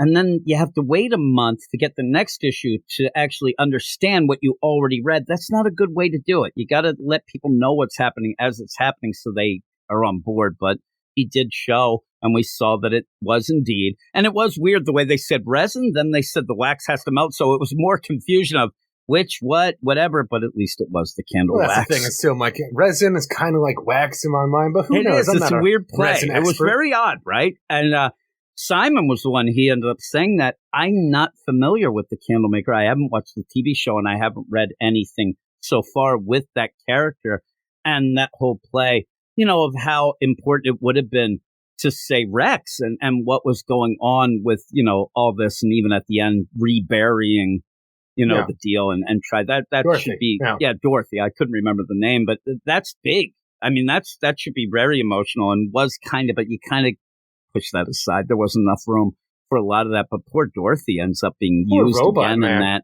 Robot Man's all upset. He likes magic now. He's got some tats. Thinks he's fucking cool. Look at him. Gonna go start hexing violence? He's gonna do the hexing, but now, I mean, it could be like now he's in. Now he doesn't care. Just no backwards fucking magic. I don't need that shit, right? I don't need that bullshit. So, and Mento, he does a lot. But that's it. That's the end of that book. We have one more book, and it's a doozy. And the last book of the night, Power Girl #2, written by Leah Williams, art by Eduardo Pansico, Julio Ferreira, Romulo Fajardo Jr., and Becca Carey. And we continue the idea of Paige. She's the Power Girl. I don't know if you heard that, Eric. And it's a weird play. And we didn't talk about the first issue together. I liked it enough. I actually thought it was the best issue that Leah Williams has done with Power Girl and thought, okay, there's some weird things, but I had some fun. I actually thought it was kind of like a goofy kind of fun deal. I had a bit of fun with it. But the idea, though, overall is she was working through and at least a connection to Steelworks to end up having a fundraiser by getting stolen alien tech. And then it seemed odd. I mean, I don't know who would be going along with this in the super. She's so worried about the super family accepting her and whatnot that you might not want to do this crazy stuff. And it looks like it's done bitter in the ass here because we ended up having a villain. And I'll give Leah Williams credit, too, though, before we even start talking about some of the nonsense, is in that first main, you start a rogues gallery. I mean, it isn't something that I think is going to be like the all-time great villain in Amalek, but you do set something up there. And I thought it was kind of fun that the way they did it. Well, we see, and at one point I thought, maybe that stuff got blown up or they ended up, but it does seem that legitimately Amalek has grabbed all of that stuff. Yeah, Amalek has all the alien tech. He plans on selling it himself until it's taken over by some kind of alien Black Mercy like Starro a Black Mercy thing. Spore Starro thing, which was in the first issue, lines. Which was odd. But the weird part is, like, what's odder to you? And obviously it's going to be the first thing. Things in this, but yeah. When you say the Power Girl's going to have a fundraiser where she's selling alien tech to the highest bidder, that's odd. And honestly, should never have happened. But I don't know if that's odder to me. Again, it's always going to come back to that. That's the most odd thing. But also, here's another thing that's odd that I want to point out that can't beat the other. The idea that you take Power Girl and you say, okay, we're going to reinvent her. We give her a new name and page. Somebody who used to be a millionaire/billionaire with Star Industries, and now she's just a mild-mannered reporter at the Daily Planet who works for Lois Lane. I'm like, it's a weird place to take the character after giving her telepathic powers with Omen and Lilith Clay. I'm like, this is a bunch of weird things to reimagine the character, and also the idea that we're taking this woman who has been on this earth for a long-ass time. Yes, her backstory is very convoluted. She didn't know who she was for the longest time, but she knows how to interact with people. She's been here a while, and we're still giving her that fish out of water story like she's still an alien who doesn't, like, she's almost like Otho and Oso here. Like, I don't understand how to do human interactions and what's going on with this world today. I agree. And the weird play. Leah Williams, I don't want to say she wants her cake and eat it too, or, that sort of deal. But what she seems to be doing is this weird tug of war, where at one point she wants to center on her being around a while, being upset. But then she also wants to go back to almost playing out the idea that she's lived in the cocoon of the whole, the pod. The pod stuff. But then on the other side, she wants to have her, reference in the past, but not that she was but almost feeling like, again, that she's never interacted with people. But then also on the other play, which I think is odd that now you're bringing things up, you always laugh about the idea of, here's Clark Kent. He's heading off to Metropolis. Hey there, Perry White. I want a job. Hey, do you have any a sort of security number or a college education, but can I work for the biggest newspaper in the world? Yes, you can. Yes, sir. And then nobody bats an eye ever again. Lois The guy's Lane, winning. Knowing who she is gives her an in at least for Dr. Paige Stetler. Yes, we'll have you write whatever we want. But that's the weird play though, because when you start having it and you're going to go and say, well, she's been around, but not really. Pod things, but kind of. And then give her this doctor persona. Yeah, Lois can fudge the deal but where's anybody who looks up, if you end up where the story, a hard-hitting story, you're like, Doctor what? You go and look in, the jig is up. No, it's weird. The idea that you already have this persona, because you should have just kept the old persona, but she's decided to, have her lose the money or have her do this. You know what I mean? Well, DC and Leah Williams, I think, want to get away from the idea of, since, Karen is a term now, we can't have her Karen Star anymore because she's a Karen. So you have Dr. Paige Stetler, we're going to reimagine her, but then you got to come up with the idea, where do we come, where did we leave off this Karen Star, this, let's just say PG, Power Girl. Where do we leave off? Because the stuff that we had was the Power Girl who was from Earth 2, but the reimagined Earth 2 of the new multiverse after Flashpoint, who was here, who had Star Industries and stuff like that, who has the same name as this Power Girl who was here pre-Flashpoint, who, what is her story now? Is it hey, I'm back after Doomsday Clock, bitches, and I'm here with the rest of the JSA. I have to reinvent myself because some wacky shit went down with the time frame. And that would be some cool things to know. But again, in my mind, what really makes me laugh is they had to have at one point gotten together. Lois was like, okay, we want to have Paige work here. So what should we do? Well, what we'll do, Paige, listen, you're just going to be this go-getter girl that's from the hard streets of Metropolis. Yeah. No, I want to be a doctor.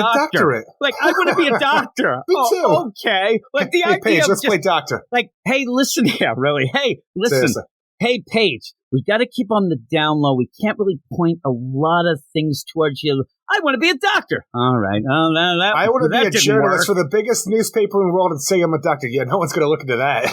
Yeah, it's weird, the way that you play. You try to go real small or fish out of water, but then you go the opposite way. Other things, even at the play where there's an intern, and Paige doesn't realize what you do with an intern. She almost plays out, full out, fish out of water, alien, does not know how to interact with people.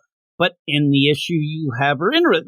It's such a weird back and forth with it, right? It is the entire time. It's the weird thing. The whole idea, though, where you have this character, because I don't know how you unravel the backstory of Power Girl with what you're trying to do, so I just assume at this point in time, Leah Williams is we're starting fresh, bitches, we're going at it, and this is who Power Girl is now, my reinvention, and we're just going to go with this going forward, and you know what? She's got telepathic powers as well, sometimes. That she might use, but really what she does really have is punch star portals America Chavez, right? That is where we are now. She did we lose the telepathic powers completely so she could just open up portals to the astral plane with punches? The funny thing, she said at the one point, she said she still had the telepathy, but she pulled it back because she thought it was intrusive, but she still could punch portals. So I don't know. Also, where I ended up talking to Stork on this first issue of Power Girl. And one of the big things at the end that I said is I don't think that we're going to find out about anything. That Mariana Trench, that's going to be glossed. She really caused what might be a global disaster when she ended up putting that bomb into the Mariana Trench, and it's fine. It's well, it is now. It's just, but also the idea where in that first issue you ended up where she's having this. I don't even know how you say this black market alien tech stolen that she knew. Fundraiser. She had a fundraiser through Steelworks. Nothing makes sense. The fun in fundraiser. Oh, she did. But even then, when she's walking down, she didn't even know. A Hellraiser. I said, though, at the thing, it didn't feel like they did any security because you had a bunch of shape-shifting assholes in they just the idea that when she looks out in the crowd, like, all right, we got them all here. I got all. I see Vandal Savage. Oh, Rachel Gould made it. Like, you would expect there would be villains there buying the shit. Nothing is checked. But she was walking down and going through the catalog and the things. Oh, we got that. Oh, I don't recognize this. Oh, no, it's a crazy alien plant that's reacting to me. Did nothing about it, then got attacked, and now you end up having Amalek have that. It then reacts to him and then turns him. Takes I'm over like, his body. She is going to burn down the DCU one issue at a time. I mean, I'm reading this right issue now. Thinking about all this alien tech. Let's see that Amalek got half of it, okay?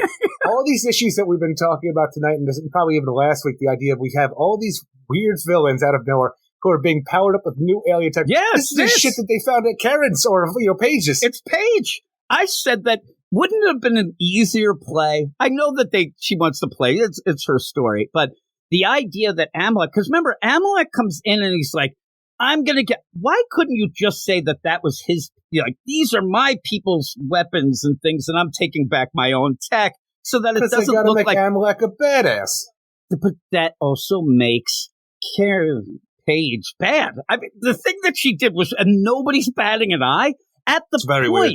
At the same exact time where you have a blue Earth that's going nuts about aliens and Nazis. Then on top of that, at the end of the issue, we find out get your there's a Earth 2 Kryptonian disease going around, wiping out humans. I'm like, this is bizarre. See, right? That's the big part of the first issue, the idea that there's a disease out there that's Kryptonian in nature. And not only that, but it comes from Page's Krypton. I'm like, what does that mean anymore, and what do you know about this? Because you're talking about a pre-crisis Earth 2 that hasn't existed for a long time. You have You're gonna give me a headache here.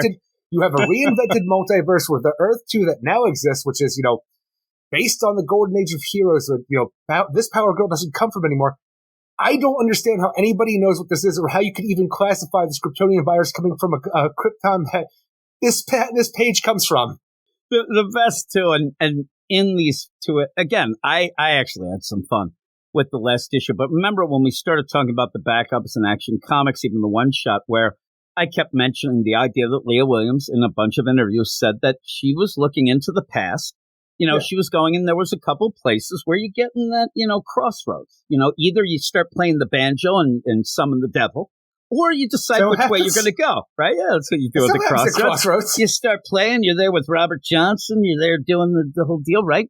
But at one point, she kind of came into a fork in the road and wanted to know which way DC would want her to go. Said, okay, well, there's three, say there's three ways, and she kind of seemed like she wanted to do the definitive version. It doesn't matter. What are you going to do? Like, she's doing her due diligence in the story that you're talking about. The problem is, DC... it doesn't matter. Here's where I'm going to get to, because DC said, just do your own thing. It doesn't matter. I think that what has happened now, she might have done too much. Like, people are going to be like, really? This is what? She might have done too much research, Eric, and it's all blending in together. And now she has. So what you're telling me is, should have been the Rebirth Power Girl, which the characters in Rebirth, when it first came out, were supposed to be the best versions of the characters you could possibly get. Yes, but Hyper Time, Eric. He keeps using that like you know what it means. Hyper Time hasn't worked out the kinks yet, so you get like, that's kind of that version mixed in with that, and then we'll just add this doctor thing, and we'll call her that's Paige, the problem. And voila. It just doesn't Ever since seem like Crisis happened, Power Girl's backstory has been a convoluted mess that they tried to make work in JSA. I don't even know where they actually came to the definitive conclusion, except she comes... I just want to say she came from a world that doesn't exist anymore, from Krypton of Earth 2. I think that's where they landed on finally, after making her an Atlantean princess that was the freaking descendant of Aryan and some weird bullshit like that. I just don't know how you go from all of this to make it just as confusing, if not more. We're still at this point where Power Girl is that you're just going to be at this, you're going to be with Tommy Johnson or Robert Johnson, whichever one you like, at the crossroads. But the thing is, you're never going to go anywhere. You're just going to be in the middle of those crossroads forever, looking this way, this way, this way, or this way. I don't know. I think that what you actually find out, we're at the crossroads, right? And then you go right. But then you actually realize it just loops around, and now you're at the left. Like, it all comes back to the crossroads. You're there. Oh, Robert Johnson again. We're still playing the guitar. Right? You got Ry Cooter there going against, Ralph Macchio. You know what I'm saying? Talk about my Cooter. Right there. So you end up where if you're going to go into this trying to figure out, it's so funny to say, try to figure out what this character is and what it means in the overall deal, it might end up giving you a headache. You might not know. And now that we said that, though, with the idea of this, the Kryptonian virus from Power Girl's original Krypton, or whatever that means, it's out there. That's what our plot is. We got to figure out what the hell this is, where it comes from, and how it's even possible. Maybe Leah Williams, with all the shit that we're giving her about what the hell are we doing with Power Girl, because it doesn't make sense. Maybe she's getting to the point of the matter, and we'll finally I don't trust her, Eric. All-purpose Power Girl that we can all know and love going forward. She'll Venditti this up like Hawkman. Here's where I go with this. I doubt she's going to Venditti it up. I really, bam, right? But 5 years from now, the definitive version of Power Girl. Someone's going to say I've read a bunch of Leah Williams stuff. She's not that good, but this might be the character that she does it with. So because I don't hate this issue, but where I'm going to tell you, in that first issue, there's a couple things that end up happening. Yeah, Paige, she goes by, oh no, this plant's reacting to me. And then she just kind of leaves it, and now it comes up here. Like, there's no subtlety to that. Or there's, I don't like you Kryptonians out of nowhere. And then Paige says, but I'm from a different Earth in multiverse that isn't the one that you hate. To then at the end to mention that this disease, like everything is like telegraphed of what exactly she is going to use or do. In this, you end up having, again, that thing affect Amalek, that kind of plant Black Mercy deal. But one of the other things happens where she goes to the Fortress of Solitude because she's sent there by Superman in Bermuda, which we were talking about before we started. It might still be there. It seems like it's a little more workable than I think it would be anymore. But I wish that there was something. But it's basically the deal of anybody who kind of bullshit, they end up having Bermuda. To me, it's like a trigger that you get. But when she goes there, out of nowhere, you have the zoo and like, oh man, what's up with this lion? It looks very familiar to things that I would know from. And then you end up where Kalex goes, it has a penchant for escape. I'm like, all right, so that is the thing that you get the disease from. Or at least it's lion virus. You have a Kryptonian lion in the thing, and it happens to be dying. And also, it just happens to escape a lot. That I don't think that there's anything subtle with this. I think that that's fully it, and it kind of is. I just don't know how you get a lion that escapes. It's fine. He escapes his enclosure in the animal sanctuary in the Fortress of Solitude in Bermuda. I just don't know where that lion goes then to infect anybody in America. Well, we don't know, and it wasn't in. Remember, it was other countries as well. It started out, around the world. Is this lion like Crypto the Super Dog, where it starts flying around all over the world when it escapes? I don't even know how it gets out of the Fortress of Solitude. We don't know. If it says it as a penchant for escape, I could go with the idea that it phases at points. It teleports. I don't know because we're not told that, but it does escape. And if you're going with the idea of, okay, if it escapes and doesn't have any powers at all, it's going to drown its ass immediately and be dead. So something goes on where it does go around. The idea that it's dying, in my mind, it's trying to keep things good, but we don't know. And I think that we will find out, but I just want to think it's going to lead to a funny event. Again, the way things are choreographed, it obviously feels like it's going to mean something to the story overall. But I want to say that it doesn't, just because you'll have like a weird one-off story when it's all done. But like the misadventures of Kalex trying to round up this lion to get it back into its closure, because it's just a weird thing to throw in here. Well, and I don't want it to be the catalyst to everything that's going on. I think it's so weird because that's all you deal with in the fortress, really, is this one thing. And then, it escapes, it's dying, it's all this. Oh my God. Like, are you really doing that? And even in the meantime, you're going to have other things going on. And there might be the idea that there's too much already going on, but it's not all bad. But again, Paige doesn't understand how interns work. Well, Seems that's the like thing. she's never been around somebody. Lois and her have a nice little back and forth, though, right? The Power Girl stuff I actually don't really care for as much as the Dr. Paige Stetler. Like, her doing day-to-day life stuff, I enjoy. Her going back to her apartment, hanging out with Lilith and Streaky, I find that very charming and endearing, and it's just a kind of a fun read. When she gets the Power Girl stuff, it just doesn't do as much as I want, because you have this big overall mystery, and now we got an infected Amalek who's doing weird, weapon arms, almost like he's Guy Gardner Warrior. I don't like the Omen stuff at all. I think it's boring, and it's the same thing again. Hey, I made cupcakes. All right. You got Streaky, that damn Streaky. Okay, you don't I really like do the anything. characters doing that. Yeah, but again, we have a story of a virus that's going to wipe out humanity, and we're talking about cupcakes, and then even going further than that, Life goes on. It's just I don't. Even with all this stuff going, I don't feel any connection of those two. They were kind of jammed together in this book anyway, and it just doesn't feel like it feels like it's sticking with me. But then you also get CIA, possibly Agent Axel Gust. I mean, if this guy doesn't end up with wind powers, then they've done something wrong, Eric. But even then, like, she's talking, I love that she says, super spy Axel Gust. He keeps calling, but he's like, or just possible thief. Yeah, he's doing weird things that you wouldn't do if you were a super spy, but he's doing it anyway. But I love it. She's like, man, I would have called him back, but I ended up burning up that card. The card was blank. You said that before, so that didn't do all that. But he's doing weird super spy stuff. That's on the side. Then we end up from there. We're going to go off. And like we said, she's also working on a weird story, but now she has to figure out if there's this virus, everything going on that leads her to it's a little overwhelming Bermuda. So then from Bermuda, she immediately finds out, like, okay, I got to find, and Lois says, you got to go where this infection was and see locally. She goes there. I don't know what happens with what's going on with this house. And when she goes and knocks on the door, and the weird play, though, is that in a goofy, cartoony way, this roof gets blown up, but I don't think it's a hurricane. I think it's just a regular storm. I think that house is done. It's on a pier. It's weird. She grabs the roof, slams it down, to then knock again as if she just did something to force this guy to answer the door. And if it is a hurricane, you don't want a guy answering a door, and then says, hey, I want to talk to you about this whole virus. And then we get the attack from, Amalek, and she said everything just starts happening, and it's very, very odd. The art's great. I like the art a lot. I enjoy the art a lot in this book. But now Amalek shows up, and now she says, man, you changed. What's going on? It's just everything is just happening.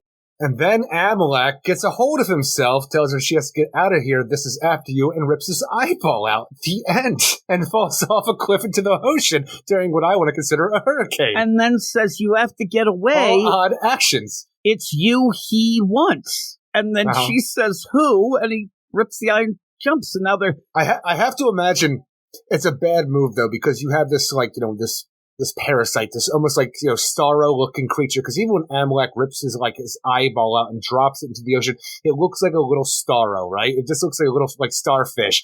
And for some reason, I think that this thing is going to turn gigantic once it hits this ocean water. For some reason, it's going to be like a shrink-a-dink or whatever they things are. You put some water on it, they grow.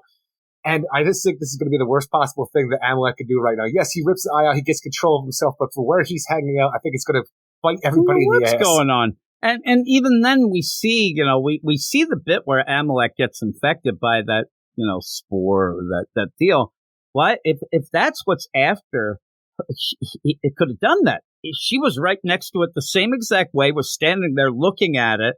It could have just infected her there, but it ended up going Amalek's. It's weird. It's weird because in that first issue, she was definitely trying to touch it. She was around it. It didn't do anything. Now it's infected Amalek, and now he goes and then rips his eye out. There's so many wacky things going on at the end that I don't really know what's happening fully. But again, it's kind of goofy. But when you go from Bermuda to town, rip off it's so weird. The idea that this whole roof just comes and stays in one piece. She grabs it from underneath and then slams it down somehow, and then Amalek attacks. It's just so goofy. A progression. Didn't really find out any information yet, so I guess maybe she'll find out from the guy afterwards, and then Amalek looks like he commits suicide by jumping into the water. I don't know what's going on, but we'll see. And it says next time, has the Kryptonian infection taken another victim? That's the other thing that I was going to ask you. Is that the Kryptonian infection? That's one of the biggest things where I thought to myself, okay, so if that's the Kryptonian infection, then we kind of know at least where it's coming from and whatnot, and how that makes sense. I guess we're going to have to wait to talk to the coroner of the first infection. I don't know. The storm stops. And then as Power Girls, where's fear coming true? Well, what's that? I don't know what it would be. Maybe she doesn't have a cupcake again. Streaky ate the cupcakes, but overall, he sat on it like a jerk. Still more goofiness, but I don't know. I need it to tighten up a bit and get us some information, but I think it's all over the place, and it really feels like she's just throwing a lot at you. But some of the stuff, again, we'll see if that lion is. But now when you get that, like, how is that combined? And really, my biggest problem for this issue, or 2 issues in, besides the idea that we don't really know what that lion thing is, or don't know powers, they didn't spell it out, but we really don't know what the virus really is. That should be spelled out, like, oh, when this happens, this goes boom, boom, boom. So we would know, oh my God, it's that. We really don't know, and it's weird. And I don't know, but we'll see. But what would you give this? I think the art in this is great all throughout the book, but the problem for me is, even though I have, problems with the idea of recreating, Paige's secret identity, giving her a new profession here, just tying it too closely to what I consider the Superman family by her working at the Daily Planet of all things, feels like a weird stance. But these parts where we have, this Paige doing her stuff as Paige are my favorite parts of the book. Once she Power Girls up and does Power Girl, it all gets very convoluted, and this leaves me scratching my head at what's going on. So the Page stuff's great. Power Girl stuff could use some work, but I'm going to give it a 6 out of 10 because I don't hate this issue. I think it has some real promise. I just don't know if Leah Williams can button it up as tight as she needs to. Yeah, the Page stuff, I could care less. I mean, you get a couple pages. She's there. Hey, Cupcake. You get 1 page. Well, no, it's actually 2. No, I'm talking about Page, the name. Oh yeah. Well, you get it, and it's like, hey, I did it. I didn't have my, you didn't have my cupcake. What a video game you playing? Oh, that's cool. Hey, I got to go on a mission. Can I come? No. All right. See you later. And then you go. So it's very odd, but I don't know. The book just seems like it's very scattered, and it doesn't have really an idea. Leah Williams is trying to tie a lot of things in, and it might end up being like you're saying. Maybe she's going to give us a Venditti-like deal of the definitive. I think it's the opposite, where she has too much going on, and it's just going to end up being a big of a clusterfuck of this thing, because we still end up having, in the background, it's already been announced by her, and I think the solicits, that we're also going to get the evil pod coming after her as well, which might be, you already have a lot going on, and you have that. I did like, though, there's some things when it brings up, like the idea, like in the Night Terrors, where she's like, I hope that this isn't fake. I'm actually enjoying myself now, and I'm worried that I'm just going to wake up in the pod again, and it's going to be fake. And I like that kind of fear of it, but I think it's just thrown in there just to throw in. But we'll see. We shall see. I think at one point Streaky is going to go, and what if we have Streaky and the Lion attacking each other? Would you like that? That'd be kind of cool. That'd be cool. I don't know where we're going to go with this, but we'll see. We'll see how it goes, but it's still a little better than I thought. Mine's a 5.5. Okay. It's okay. It's not horrible. It's just nothing that I really, I can't say I care about it yet, because I don't really understand what's going on. And I swear at the end, she just, oh shit, I'm on page 18. I better, everything just happens in like 3 pages, like boom, boom, boom, boom, boom. I'm like, what the fuck just happened? 1 page. Yeah, it was like, well, 1 page. I don't know. She's a little schizophrenic. There might be 3 pages, Eric. It's 3 pages. But yeah, that's that. What's your book of the week? My book of the week is Batman Catwoman, the Gotham War Red Hood #2. Mine's Green Arrow as my book. I think it might be a tie, Green Arrow on Action Comics. But yeah, that time nonsense. But here we go. Next week we will be Patreon only. So all of the books will be Patreon exclusive. And if you want to get involved with that, you go over to our Patreon, patreon.com/weirdscience. And maybe me and Eric will find out some info, because we do end up having Batman, Catwoman, the Gotham War, Scorched Earth #1. It ends the Gotham War, and I believe R.I.P. Jason Todd? R.I.P. Hey, Jason Todd. Not on my watch. I don't know. What do you have, a digital watch, right? You know what I'm saying? No? Like if he dies and then I say, see, it didn't matter. Could I say that? Could I make fun of you? Say whatever you want. I don't care. Doesn't matter. I still enjoyed what I enjoyed. Detective Comics number 1076 starts that Batman Bruce Wayne wanted deal. He's going to hang. He is. The bi-monthly? Yeah, bi-monthly. Bi-weekly, bi-monthly. Oh, my goodness. Oh, geez. Spirit World number 6, that finishes that series. I hope that took a turn for the worse. That was at the crossroads with Ry Cooder. I hope that ends up pretty good, but we'll see. That's good too. Yeah.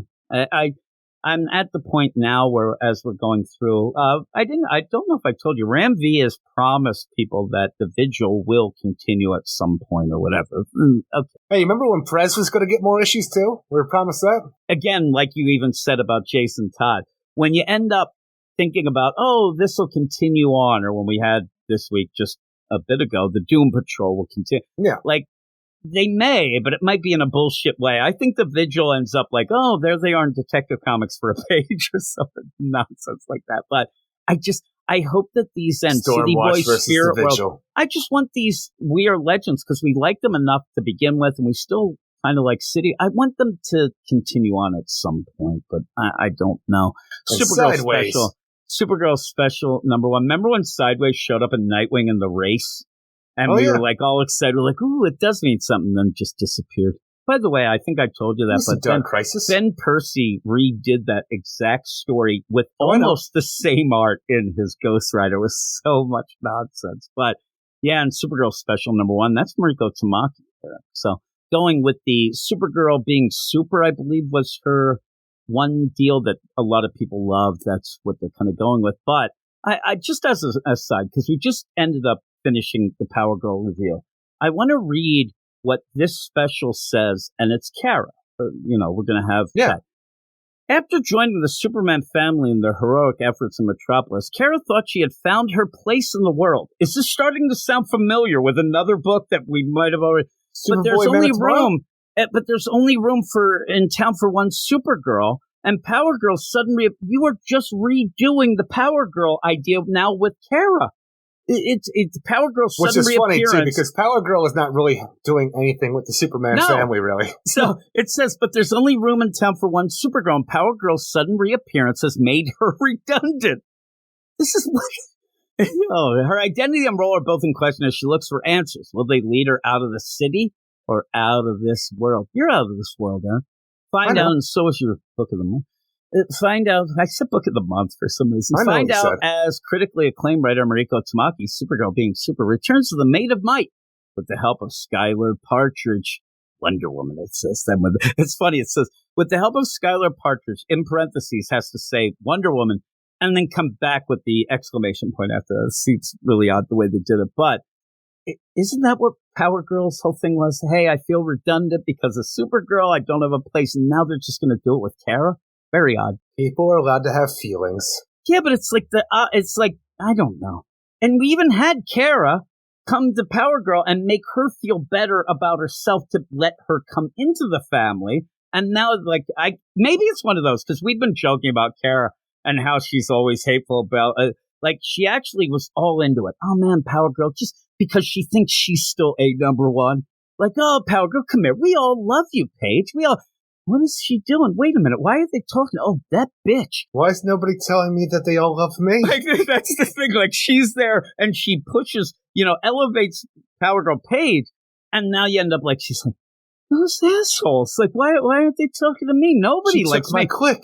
Connor comes over with his, get away from me, you stupid clone. She doesn't want his deal. Go and dye your hair, asshole. That's what she says. Very odd. Very odd the way that they're twisting and turning that, but we'll see. I think that at the end of this, you'll just end up, we love you. And that'll be Power Girl who'll say it. That'll be great. Oh my, that would be so cool. Power Girl ends up, actually, Kara, Supergirl realizes, wait a second. When Superman sends me to the Fortress of Solitude, he actually sends me to the real one in the Arctic. That's right. He loves me better. Paige, you're nonsense. Bermuda Paige. Get the fuck out of here. But the thing is, John uses the Bermuda one, too, all the time. Exactly. Oh, no, John. No, well, they have the super twins. You don't need John anymore. You're like, what? Poor John. Get him out of here. What are you doing? Right now, there's a big deal. I heard in that last issue, between panels, they're now going to, John, you start paying rent, asshole. You are too old now. And he's like, actually, it's psychologically, and I'm still no, you're paying rent. Get the fuck out of here, right? That's what he did. Super twins. You know what's funny? Because in that deal, the Super Twins, just to tie it all in to make you laugh, Eric, in that backup where they're there, they do mention, hey, this isn't like the Fortress of Solitude that they went to in the Arctic and ended up using their freeze breath. So there you go. They get to go to the A number 1. They are on the top tier. John and Paige, fuck you. And again, you just get out of here. You guys go down to Bermuda. Out of sight, out of mind, pricks. Think there's anything left of the Himalayan one that we had before? There might be.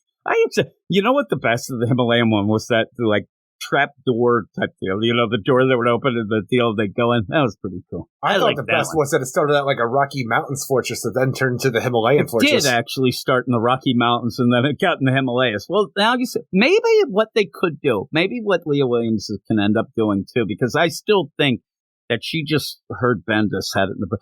Maybe because there's been problems, it phases in and out. It actually jumps places. You got the Himalayas, you got the Rockies, now it's in Bermuda, now it's pretty cool, right? Pretty cool. But that's that. Yeah. I just want that to be the signal from now on. If you have any of the characters and they're in the Bermuda Fortress of Solitude, that's because they're bullshit and nobody likes them. There's nothing wrong with the Bermuda Fortress of Solitude. It's just bullshit that Bendis decided he made that, but we kept it around because it's continuity, but it's still there and it's free use. I don't think it's there. I really don't. I think that it's too much of a trouble thing you're going to end up having people find out. Because remember, even in that, you had like motorboats going to it at one point, and I forget what story. You ended up having Amanda Waller. She was there. Nonsense there. But all in all, with that is it. Those books will be on our Patreon Spotlight. I hope everybody enjoyed themselves. I kind of got angry at points, but then I kind of turned it around there. We had some fun. Did you? Yeah, kind of. I'm still mad here, is what I say. But everybody, as we always say, you can like what books you like. Just don't like bullshit books like Eric, is what I say. But you are a man who is forging your own path. That just shows we're not shills. You know, you like what you like, and there you go. And if I like it, you hate it. No vendetta. That is the end of the podcast. I hope everybody enjoyed it, and I hope that you give us a chance to wow you over on the Patreon. At the last second, you can go and sign up for a 7-day free trial as well if you want to see what we do before you actually put down your hard-earned cash. Again, patreon.com/weirdscience. But that is it. Thanks, everybody. What do we say at the end, Eric? Everybody have a great week. Keep it weird. Weird. And we'll see you in 7. See you in 7. You are all weirdos. Weird science is the revolution. Weird science is the revolution.